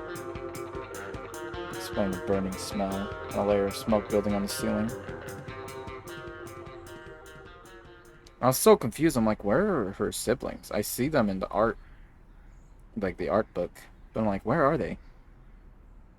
The courtyard is open a field with a few wooden benches and dying trees ornately sprinkled in. Finally, I get to use this. Reed hefts the silver briefcase, and he's been lugging around onto the table. Flips open the latch and reveals a charcoal tray. What the fuck? Charcoal tray. What the? Just like last week. Just for the occasion. An entire grill in a briefcase. Why? Good question. Who got the frozens? Oh, I do. I wander over my grocery bag of hamburger patties, both real and fake meat. Trish's little siblings are already wrestling each other in the grass, and Trish's claps herself on onto the bench. 13 hours a day, and I have to watch them. Isn't there an easier way to distract them? There's only one tablet and one TV. There's always at least one running around screeching. Trish, why don't you invite us more often? I'd be glad to help out when I don't have classes. No, you don't need to put up with these little cretins. Besides, it's just until summer break's over, then I can move out, and Riley will be in charge. That's a scary thought, though. Yo, is the food ready yet? Coming? It's coming. Bang, you want to help out a bit? Me? Oh, sure. Bang gives Reed a couple extendable spatulas and starts getting the food from the other bag ready. It's nice for us all to be like this. I only wish I came up with an idea for a party sooner. There's been much time. I didn't have much time to get everything together. Like, imagine if we rented a bouncy house. A what? You mean a moon jump? I always called them bounce walk. It's the dullest name I've ever heard for them. Anyway, it's called castle hop. I agree with Bang, actually. Officially, they're called closed inflatable trampolines. Bang, the one on the left is burning a bit. Crap. Bang returns her attention to the group. Something tugs on the back of my shirt.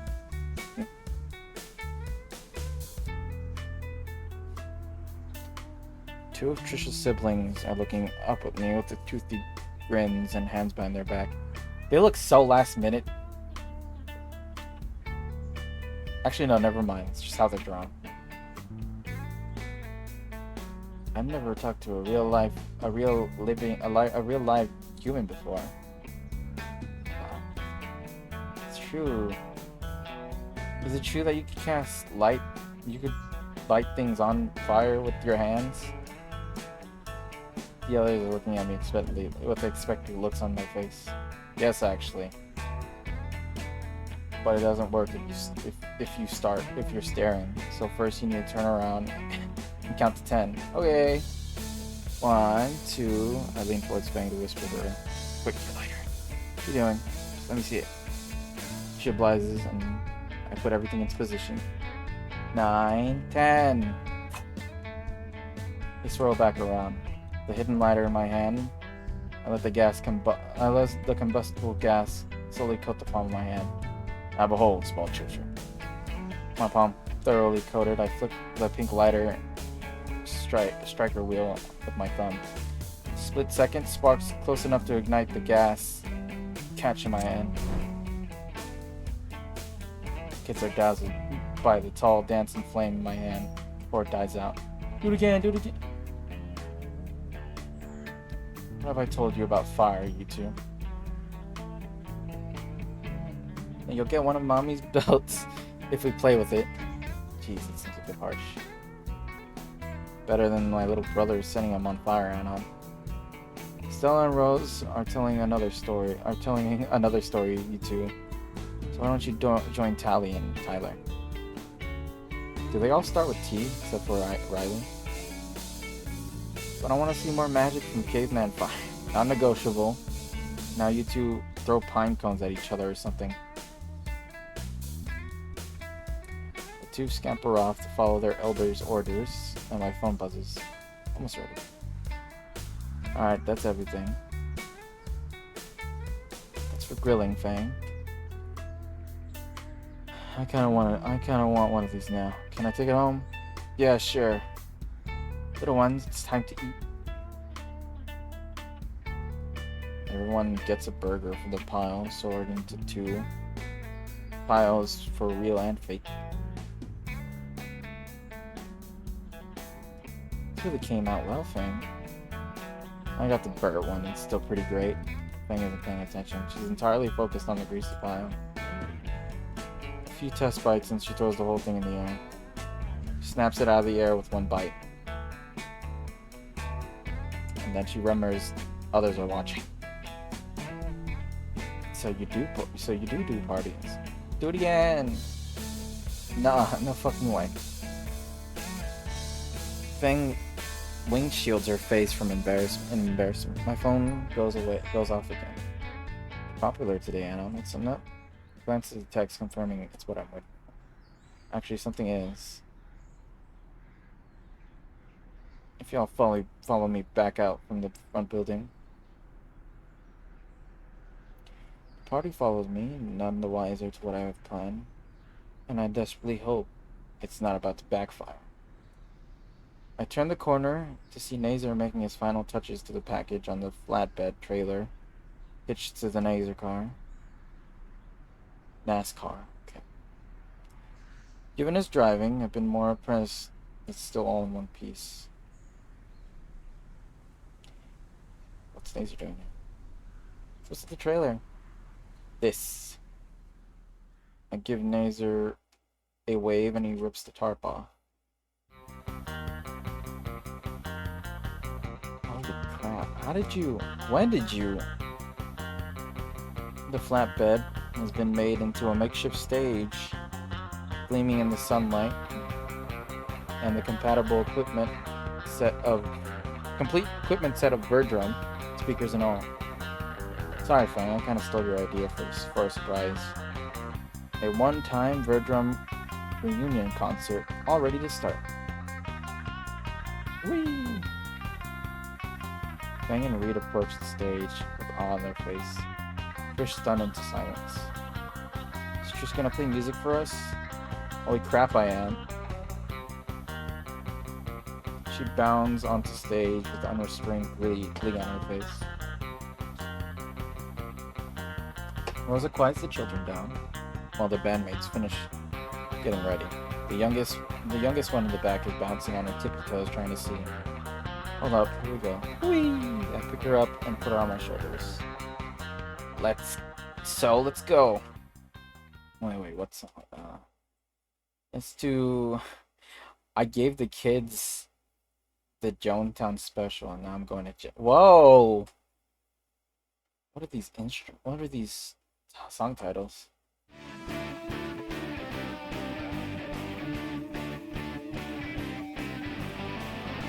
This fluoride was magic. If some would say it's strong. Man, we need to chill on these culture goods right now. Those kid needed some fun. They're better than just some tums. What the hell? It's so what if I spiked the punch? It was made for their lunch. Speaking of kids, Trish's siblings are cheering on the most. Even Riley, even though you try to hide his sneaky scowl. Shaky scowl. Trish's tempo increases as her plucking slowly turns into shredding. And what if you did? What the fuck? But shit, I'm not off the grid. What the fuck going on? All these words of the song. All the words to the song were. They hear the police ride with warrants, tell them to go fuck themselves. It's just a bunch of kids. It's not so important that they bust down my door.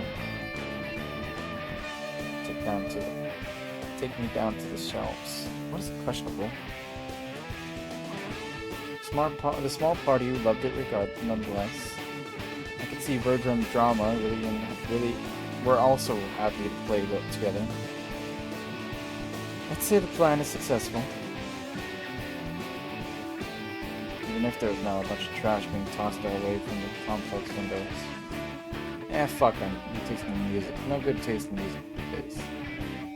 Pop some rap plays in here. What the fuck are these? Now I'm going to jail. Trio hold up a finishing pose as they catch their breaths. Everyone watching erupts into cheers. Little Dino on my head whistles with her fingers.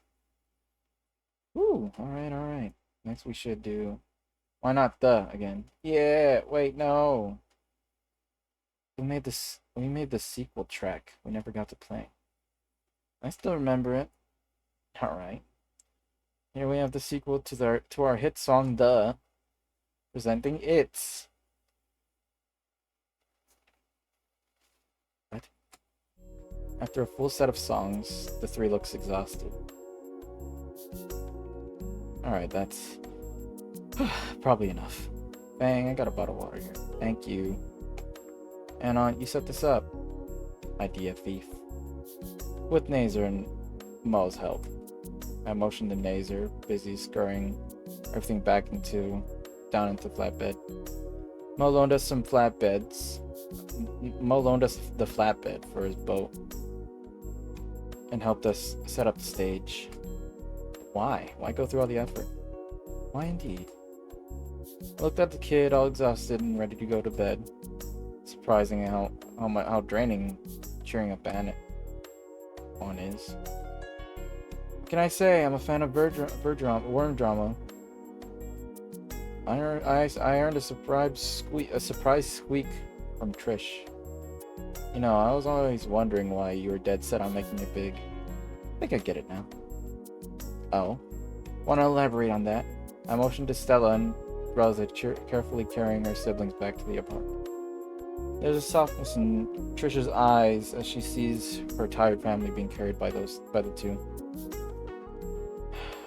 I really should have tried talking to her sooner. I'm sorry. For never actually getting to know you. Trish sighs and shakes her head. It's fine, Anon, but you're still a total dweeb. Never said I wasn't. The diminutive girl giggles lightly. I can't help but smile. Yo! Nazer's laying out the tarp and now is walking over with a small tray of cake. Anon, got a light? Birthday girl still needs to make her wish. Hold up Bang's lighter. The candle reads 19 are lit, and everyone gathers around Trish in the center. Looks like we're about ready to sing happy birthday. I back away past the edge of the crowd. And like a ruined Trish moment if I stay.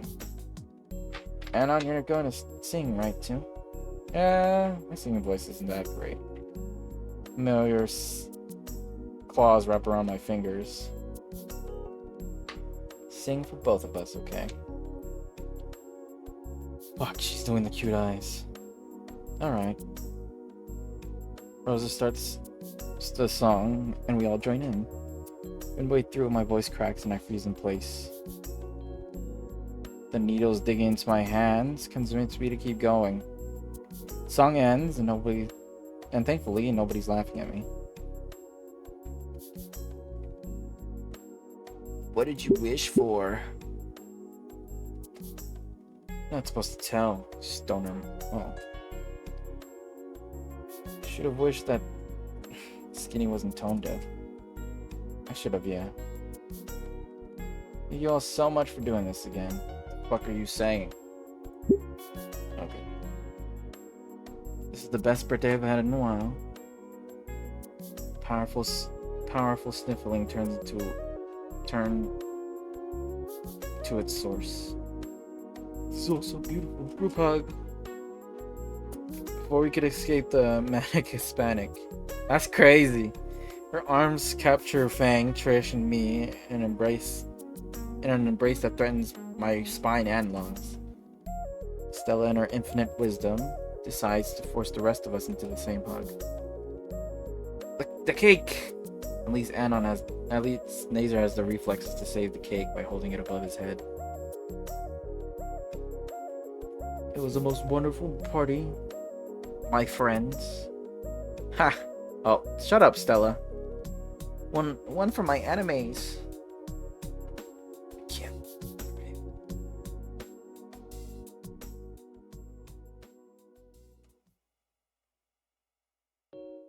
That's cute.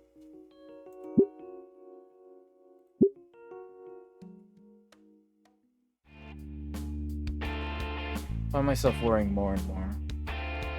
The night coming close, and everyone begins to leave Nazer's home. All his old teammates give him a congratulatory hug and pats on the back out the way.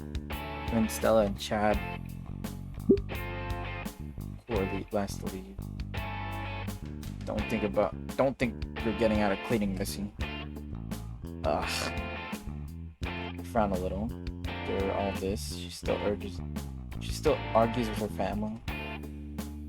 I was always taught to respect my elders by my parents. Naomi, dear, you don't have to. I insist, ma'am. No one who suggested the party after all. Continue sweeping the truss from the floor, making sure to focus on the nooks and crannies. Try focusing on my task, but my thoughts keep going back to how odd Nazer's been acting. When I had to keep Nazer out so his family could set up the party, was distant. Part of me wanted to say it's just my nerves. After all, he was going to college anyways, leaving his home. I even promised I'd be with him so he won't be lonely. He stiffens when I said that. Shake my head to clear my mind from those awful thoughts. After all, Nazer and I could talk about this once we move in together. Aw, it'd be as if we're newlyweds. The thought makes me giddy as I push the pile neatly into the dustpan. Yes, in fact, we can talk about our plans for a future arrangement now. Nazer, dear, why's he making that face? There's something the matter? What? No, not really. It's looking in our room, but there's only me, Nazer, and Lucy here at the moment. Nazer, please, if you have something trouble, you seem troubled the entire day. What's wrong? Nothing's wrong at all. It's just, damn it. Nazer's shoulders slumped as he let out a heavy sigh.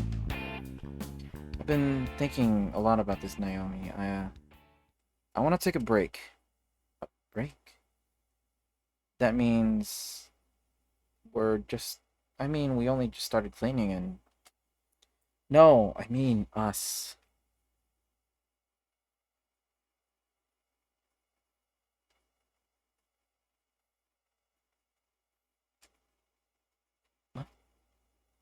Think we need a break, Naomi. Oh, I see. Lucy and Anon are taking one, and I thought gently set the broom aside against the wall. Yeah, break. I mean, I wanted to tell you sooner, but I understand, Azer. After all, you have the best ideas. Wait, Naya. God damn it, Nazer.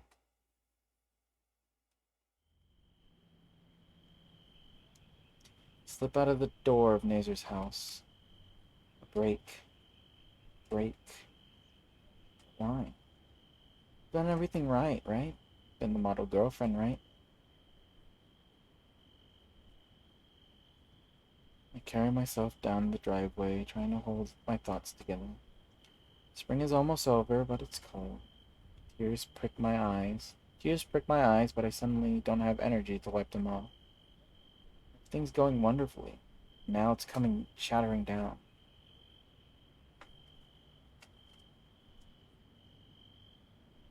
When I reach the curb, I crumple onto my knees.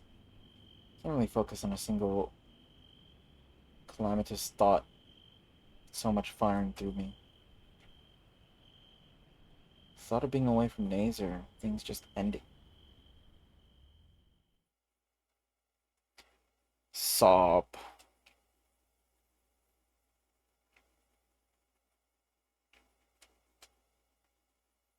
2 years prior. Lastly, there's your own desk to look at. Principal slams the top of an aged yet official-looking table furnished with a lamp and its own drawers. Most students at school would only ever be seated behind the regular board on some sticks model, maybe one with a little cubby hole built in for binders if the school weren't old enough. But here I am, one of the lucky few. Thank you, sir. I should feel a lot more excited about winning the election, but Naomi, did I see me sulking? There's not been many candidates nor voters in deciding you should be the class president, but the fact remains that you won. You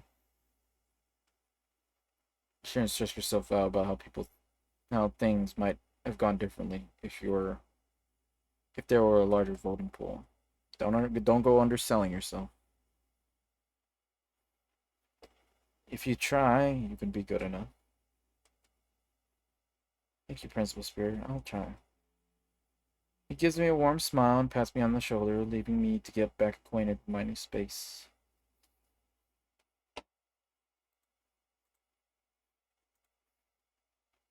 Looks like there's already a few forms filled out.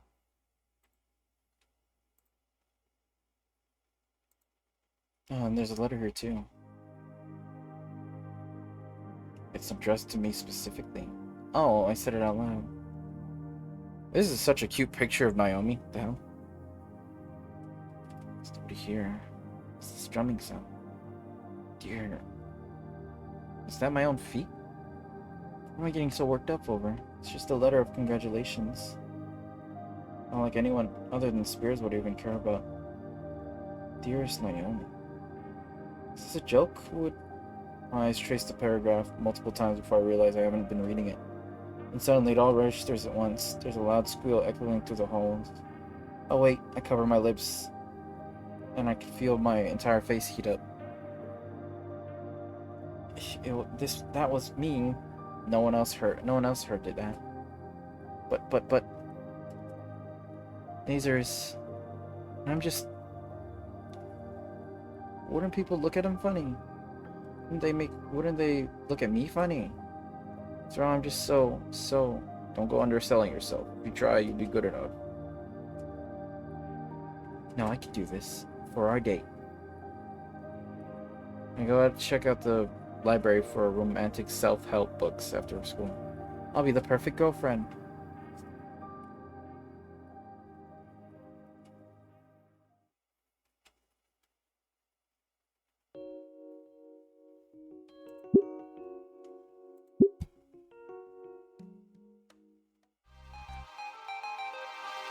The fuck just happened? 1 second, Nazer and Naomi were talking. Now I got a crippled brother looking lost and confused more than ever before. And his little Miss Perfect life crying like a baby outside my house. Maybe I should... Nazer, for once in your life, do the smart thing and shut up. I wince as I see Nazer recoil at my harsh words. Can't fall back into habits now. Think, Lucy. Think! How do you unfuck this fuck up? Look out the window to watch Naomi continually wailing. Even though I despise the idea of someone... What the fuck did I click? Shut up. What the fuck was that? What the fuck?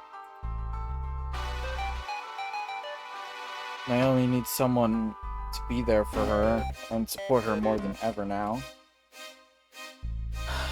The thought of what I'm about to do, I realize just how much Anon has really done for me. God damn it.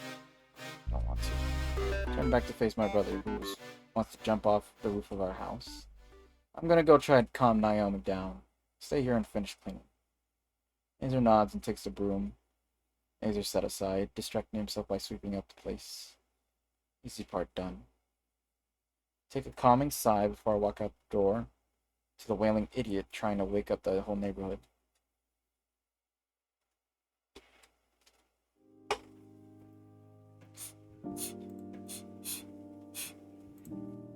So, you okay? Naomi doesn't reply. She just keeps crying like the whole world's falling apart. Naomi, what the fuck's wrong with you? Somehow her sobbing gets louder to the point where I hear my ears start to ring. Any louder and she's gonna give me tinnitus. Naomi, get a fucking grip. She looks at me with her tear-stained face. A break. Nazer said he wants to take a break. I almost want to slap the bitch. She's putting all the waterworks because Nazer wants to take some time away from her. And Naomi, who's been lying on her knees at this point, scowls at me with a face full of fire and fury before she rises to her feet. What do you mean, and? Nazer and I are a perfect couple. He's the perfect boyfriend and I'm the perfect girlfriend. We're supposed to have a perfect life together. Why do you want to take a break from our relationship? Naomi buries her face in her hands and sits on the curbside. Stinkily, she doesn't burst into more wailing. That's an improvement. Shit. Why am I the one who has to fix this mess? Probably the least qualified person when it comes to relationships. Still, not like Nazer is gonna be any better at this. Fuck. Guess it really does come down to me. Sit down Naomi on the curb.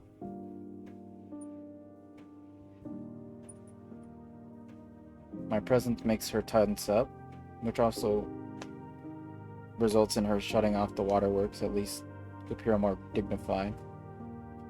Nazer wants to take a break. Big fucking whoop.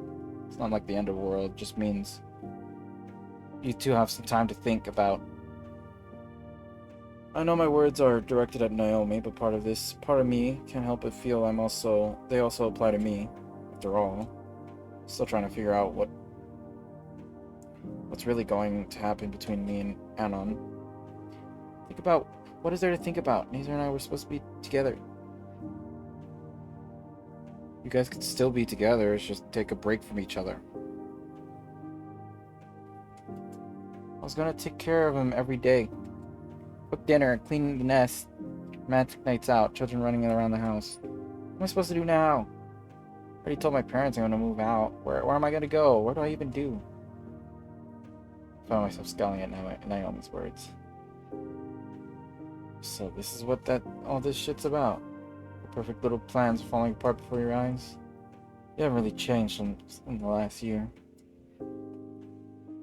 Naomi's head snaps towards me, her eyes baleful and teary as she glares daggers at me. Excuse me? What was that supposed to mean? You heard me. I mean, you are, and if you keep this up, we'll be a total fucking bitch till the day your ass turns back to dust. Naomi's brow furrows. She grits her teeth so tightly for a second. I think she's gonna make her gums bleed. Fuck you! You discounted band guitarist. Insult me all you want. You know I'm right. Nazer and I are a perfect couple, perfect for each other, and you, not like you and Anon.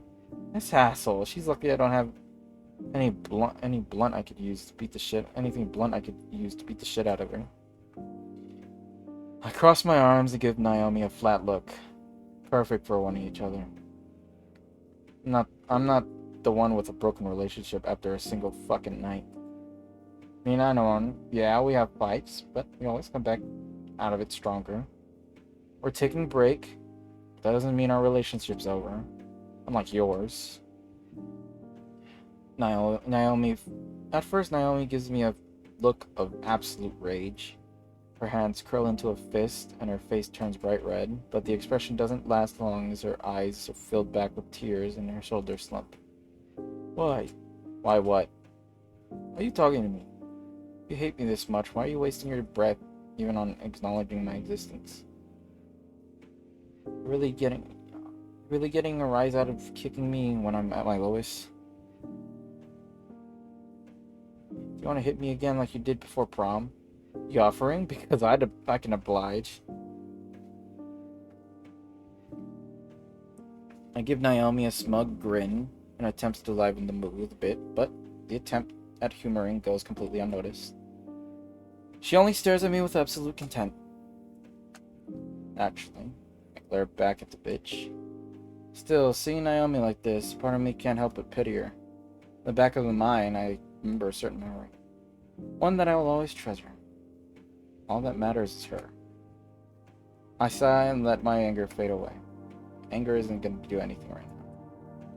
I'm not here to kick your ass, even if you deserve a beating. I just look towards the sky. I look towards the window and see Nazer sweeping, his shoulders hunched over and his wings drooped. God damn it. Nazer's kicking himself over this. You know the kind of guy he is. At least you should anyways. But he worries. He's always worrying. Constantly. Nazer can't help himself. Like my words are stabbing Naomi in the heart. She shrinks more and more. I think this is how he shows he cares. He's willing to take everyone's issues and ignore his own. But he said he wanted to take a break, just like you and Anon. You had to put him up to this. You homewrecker. What? Chill, bro. I can't help but roll my eyes at her words. God, you're fucking stupid. No, I didn't put him up to this shit. Hell, I didn't even tell him that Anna and I went on a break. Nazer, did he actually tell you how he? Did you actually tell him how you set me and Anna up from the very start? Dumb bitch blanches at that. Nailed it. That's another thing about my brother, you know. Stupidly dense. Probably doesn't even know you were trying to move in with him. And how do you know? Ha, called it. You and your stupid fucking plans. To kill you just... I don't fucking know. Tell someone. Naomi sags and whimpers. We're gonna move in with him, go to the same college and graduate together, and have the perfect little life together.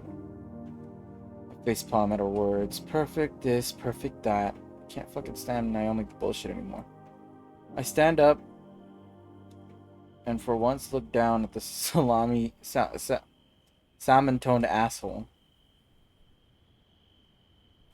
For fuck's sake, get over yourself. You're not perfect. Excuse me. Naomi stands up, her previous sadness supplanted by anger. I'll have you know, I dedicated my whole life to being as perfect as it can be. That's complete bullshit, and you know it.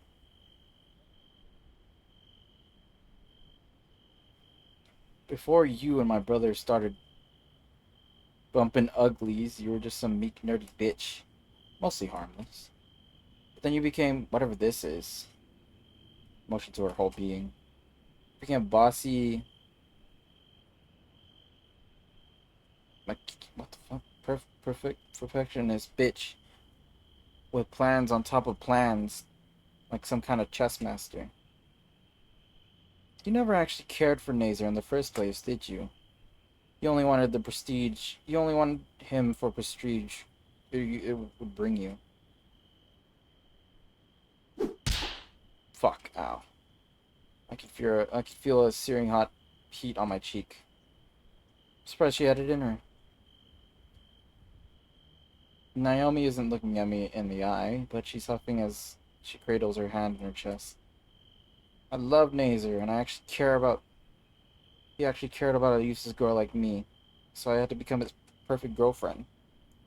I rub my cheek and do the best I can to keep my temper under control, though I wanted to jump on top of this bitch and beat the shit out of her. It's not the right answer right now. Does a perfect girlfriend intentionally try to secretly manipulate her boyfriend's family without telling him? Naomi's breath hitches. How would you think Nazar would react if he found out what you did? He Naomi shuts her mouth as fast as she opened it. Probably wouldn't like it, would he? Aaron fucking Wingman. Aaron fuck Wingham. What the fuck? Was always too protective of to approve. And he clearly cares about you too.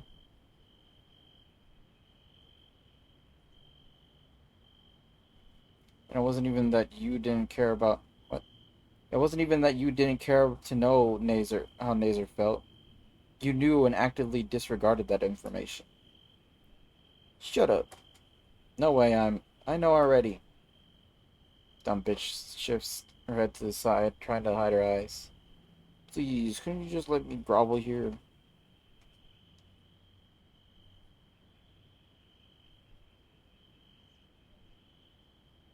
Naomi's words come out haphazardly. It's clear that she's been having a hard time forming her thoughts. She's actually pretty fucked up. But she needs to hear what's coming next, even if it hurts her.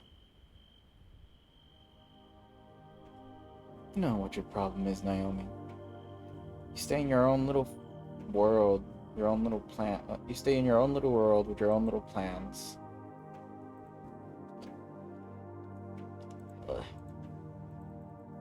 Yeah, yeah, la la la la la.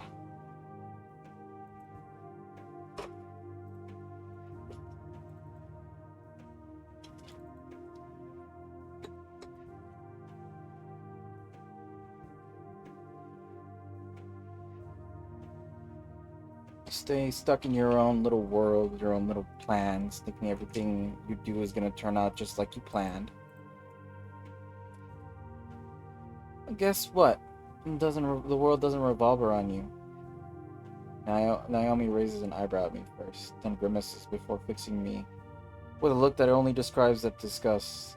Yet, as the seconds tick by, Naomi's expression changes.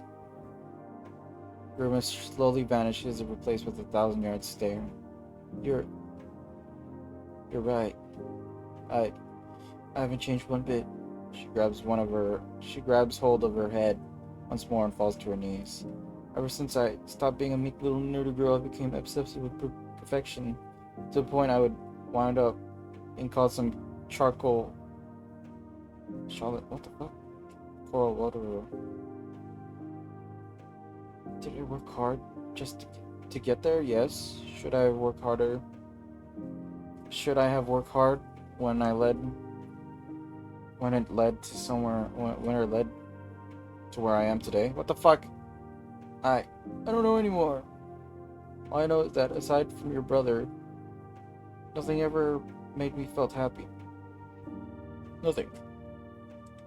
Against my better judgment, I kneel next to Naomi and put a hand on her shoulder. Just because you're a manipulated fucking bitch doesn't mean that you haven't done some good. I mean, you did bring me and Anna on together. Also, you did make my brother happy, even if it was under your authoritative thumb. Kind of feels sick kind of saying that. Shouldn't be praising her manipulative bitchiness, but I can't deny that Nazar is genuinely happy being with Naomi.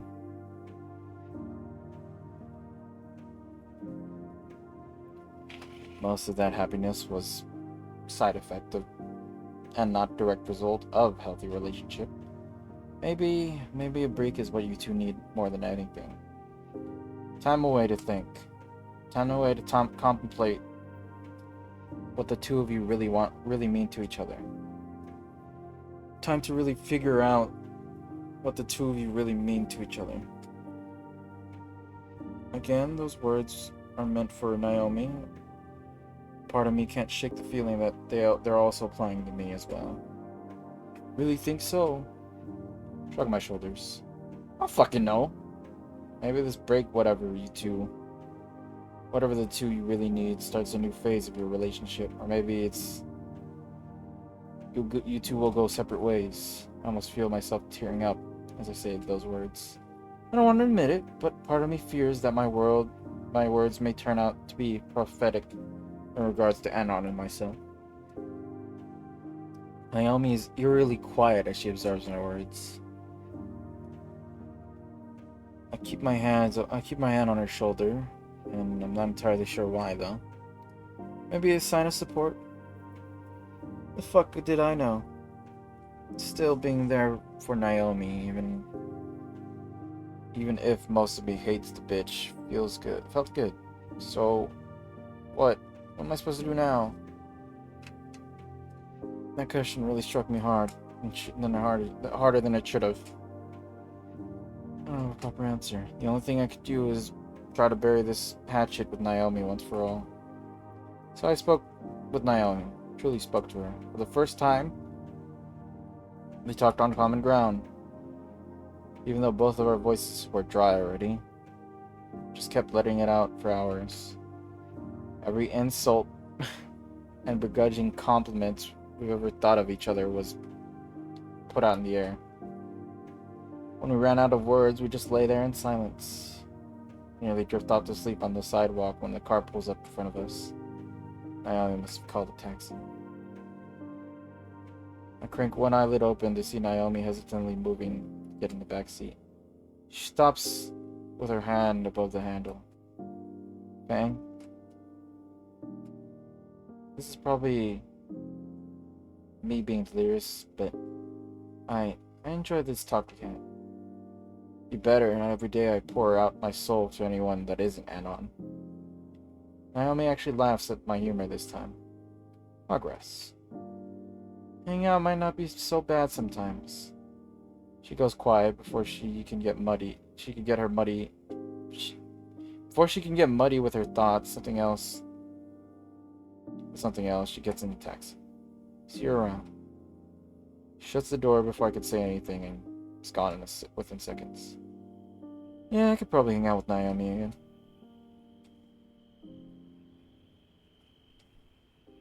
I need to get up from this curb.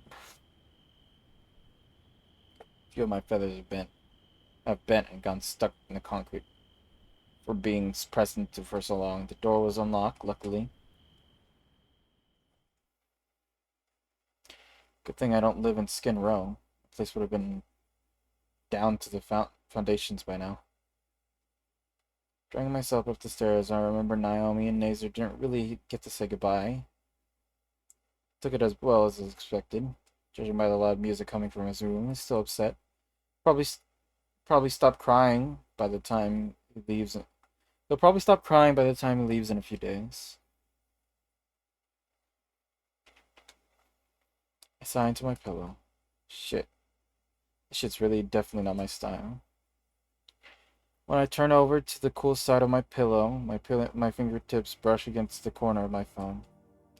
Break.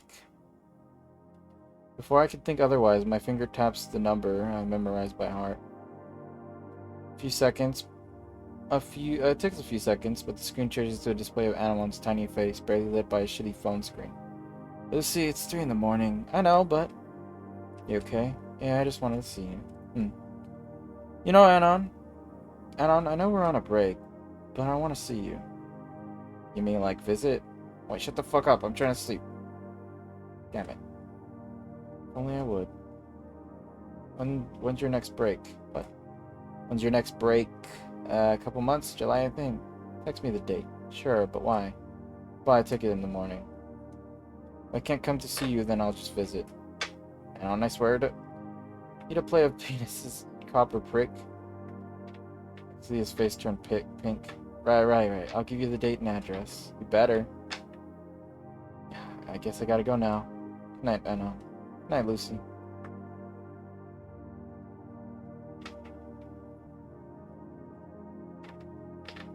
My screen fades black and drops down into my sheets. I love you. It's just a break after all.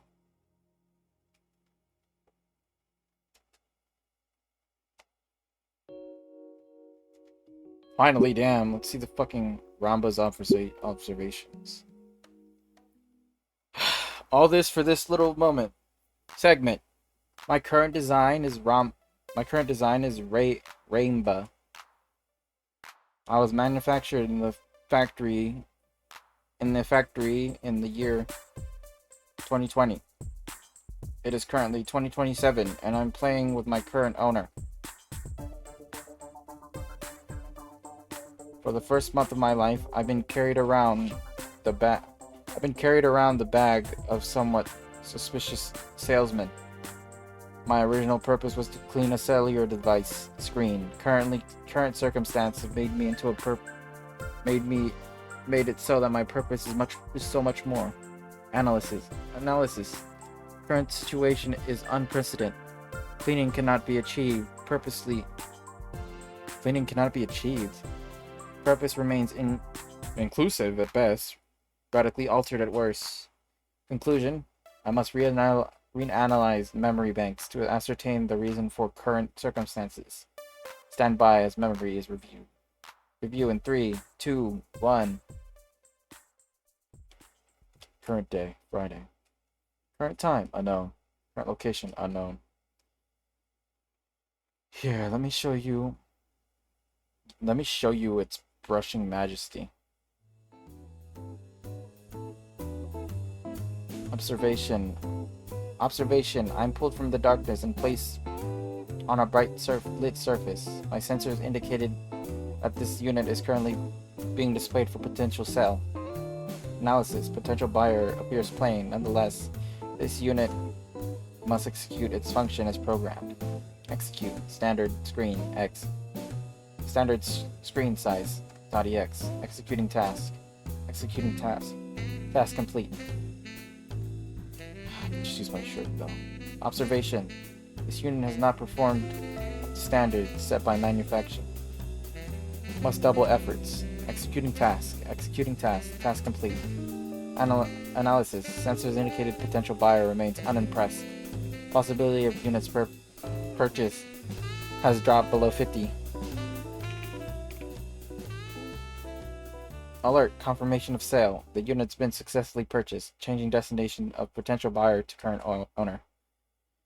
Very well. The contest is yours, along with this trinket.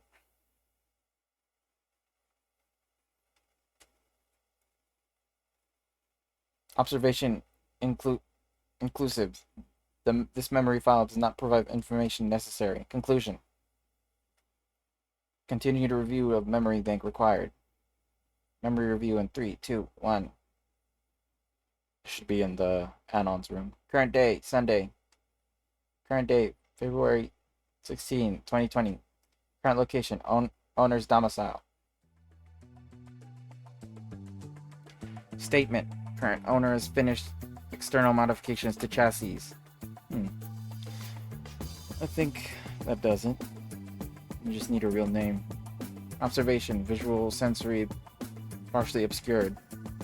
Current owner does not seem to realize this. I could give you a proper angry name to fit your new color scheme. Observation. Current owner seems to vocalize his thoughts. Nah. Not really a thing anymore. Observation. Current owner is examining a large collection of discs. This is his first time he has done so. Oh, how about Rainba? So you have a railgun now. Execute. This unit designation is Rainba.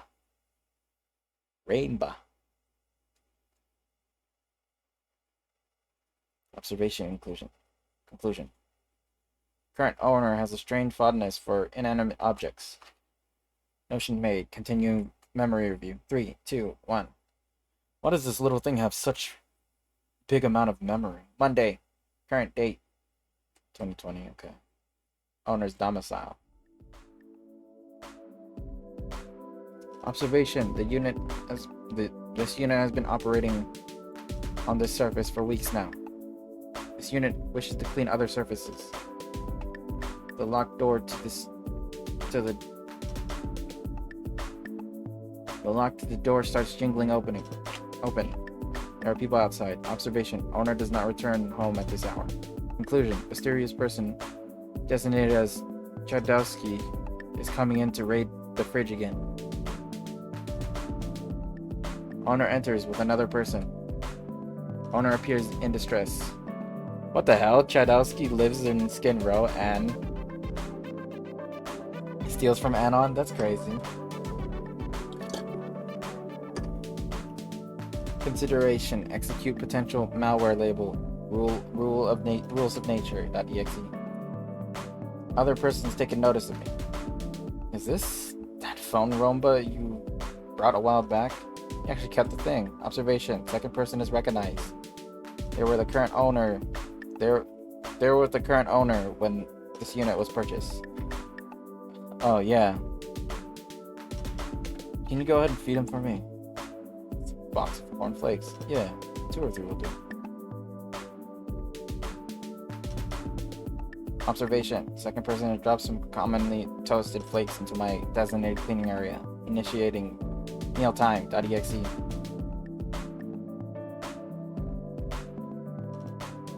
You're such a dweeb, Anon. That's cute. It actually has thoughts. Observation conclusion. Second person designated Fang is of great importance to current owner. Notion made. Continuing reviewing memory in 3, 2, 1. Current day, Thursday. Current day, December 24th, 2020. Current location, owner's domicile. I'm just gonna read in normal fucking tone. It's too hard to keep up with. Observation, owner returns home with a large number of foreign objects. Fang follows close behind him. One such object he lays out on the floor. See, really ties the room together. Owner has opened another box he's brought in. Laid the contents on top. Observation. It's a cleaning unit. Similar in model to mine, but on a larger scale. Clearly it's unable to be as precise as this unit. Hey Rainbow. A friend of ours got you a friend. Let's call him Mark II. Message from new unit. Inquiry to leadership. Confirmed. Responds. Responds to new unit designated as Mark II. Fast forward in memory segment. Hey, what the hell? Don't be fast forwarding.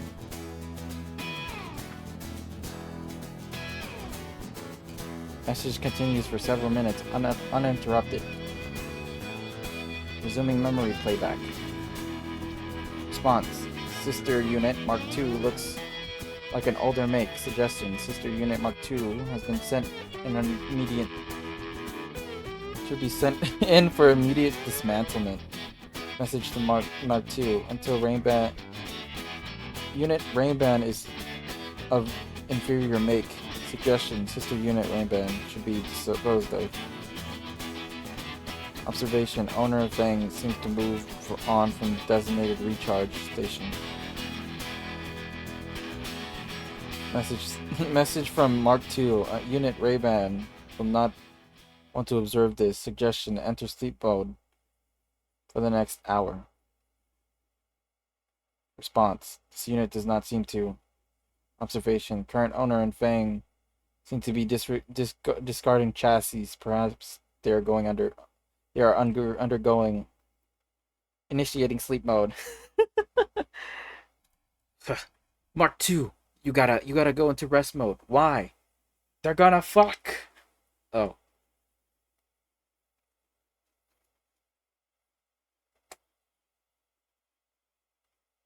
Observation conclusion.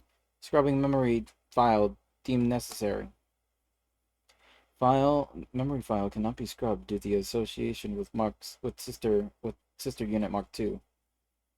Continuing memory review in 3, 2, 1. This is so cute. Current day, Monday. Current date, January 2021. Current location, unknown. Observation. Owner has taken me to a designated cleaning area to an unknown location, an estimated 5 miles away from his domicile. This seems to be where Fang resides. Sure gets fed. Sure he gets fed. You don't want him to shoot at you. I will, and on Mark II and Rain-Ban. Be just fine. Sheesh, it sounds like you treat them better than me. Observation. Current owner seems to be transferring ownership to Fang. Will confirm with Sister Unit Mark II.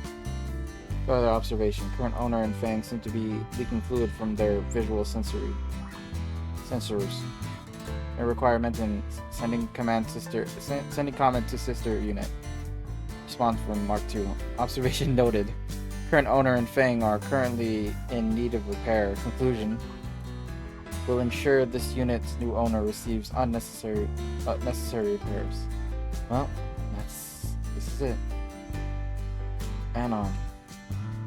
Hey, it's only for a few years. It's not like we will talk. I know. I set a break and all. Observation. Current owner and Fang appear to attempt to clean each other's brush unit again. Initiating scrub memory. Message from Mark II. Analysis. Memory scrub cannot be memory scrub not required at this time. Statement. Current owner and new owner are emotional at this time. Memory scrub cancelled. Fuck! Analysis. Emotional not found. This unit lacks the capacity to define emotion. Message from Mark II. Statement. Emotion cannot be defined by us. That's cool. These things have a little fucking... They could actually talk to each other. They've been talking to each other. Observation conclusion. At the time, the concept of emotion was added to this unit database. Emotions may be a part of the answer. Review. Current day, Monday. Current day, 2020. Current location, owner's domicile. Observation. Current owner, designated Fang, has brought in a new guest to her domicile, which has changed 3 days prior. Owner's guest is an unknown variable. One this unit does not feel secure around. Unit cannot pinpoint reason for breaching security with ocular sensors due to the obscurity of current location. This is highly unusual. We'll log into this unit's memory bank for later evaluation. Alright, that room right there is yours. We'll share a wall. And don't play any loud music tonight.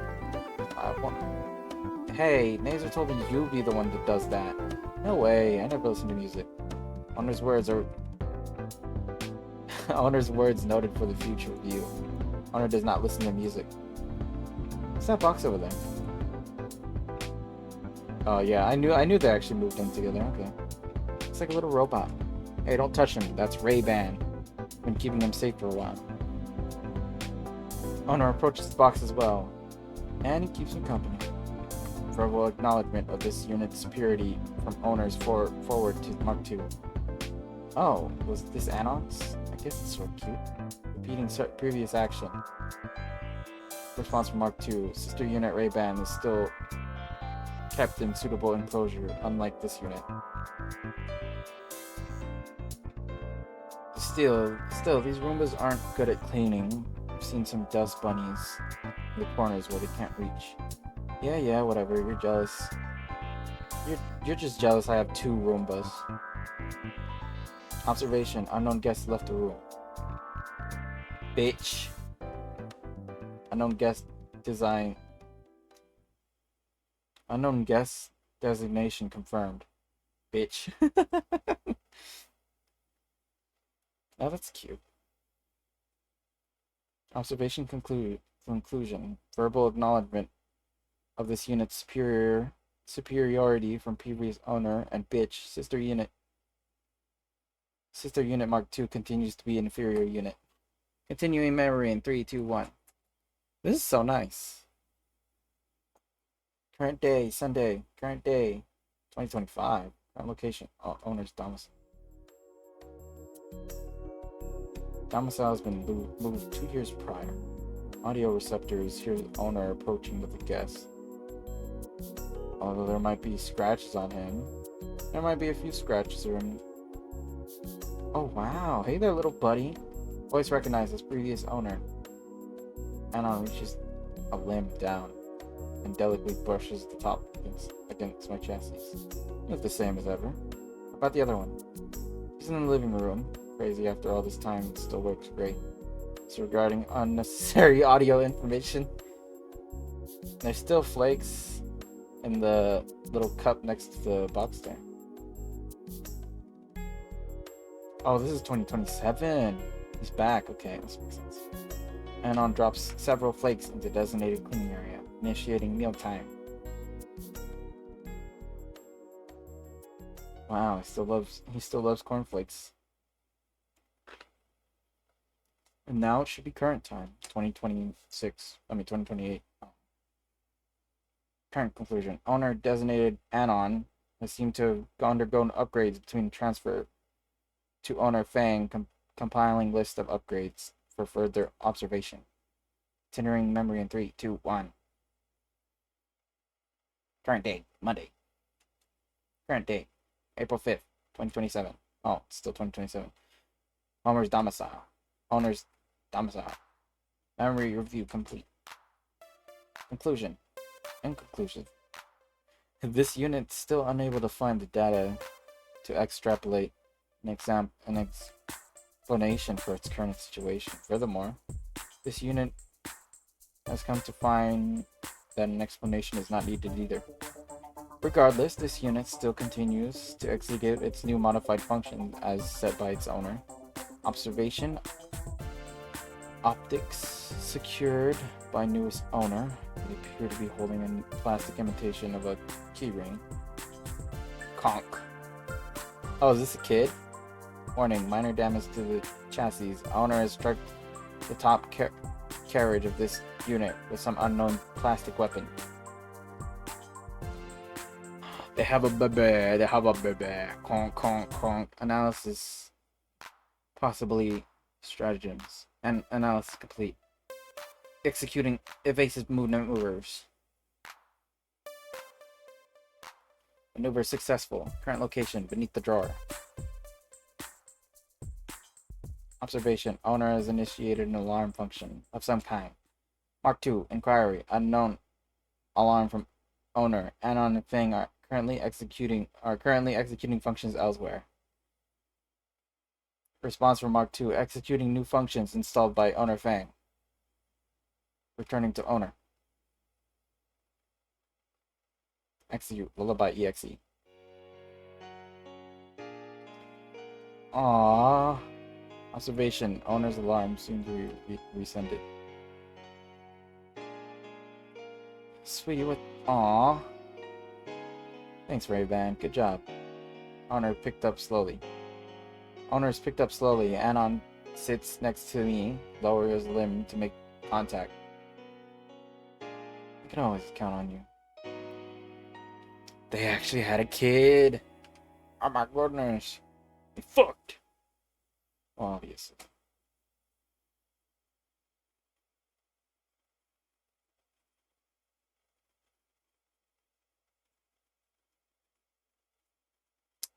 What a good game. It was definitely worth all that shit, bro.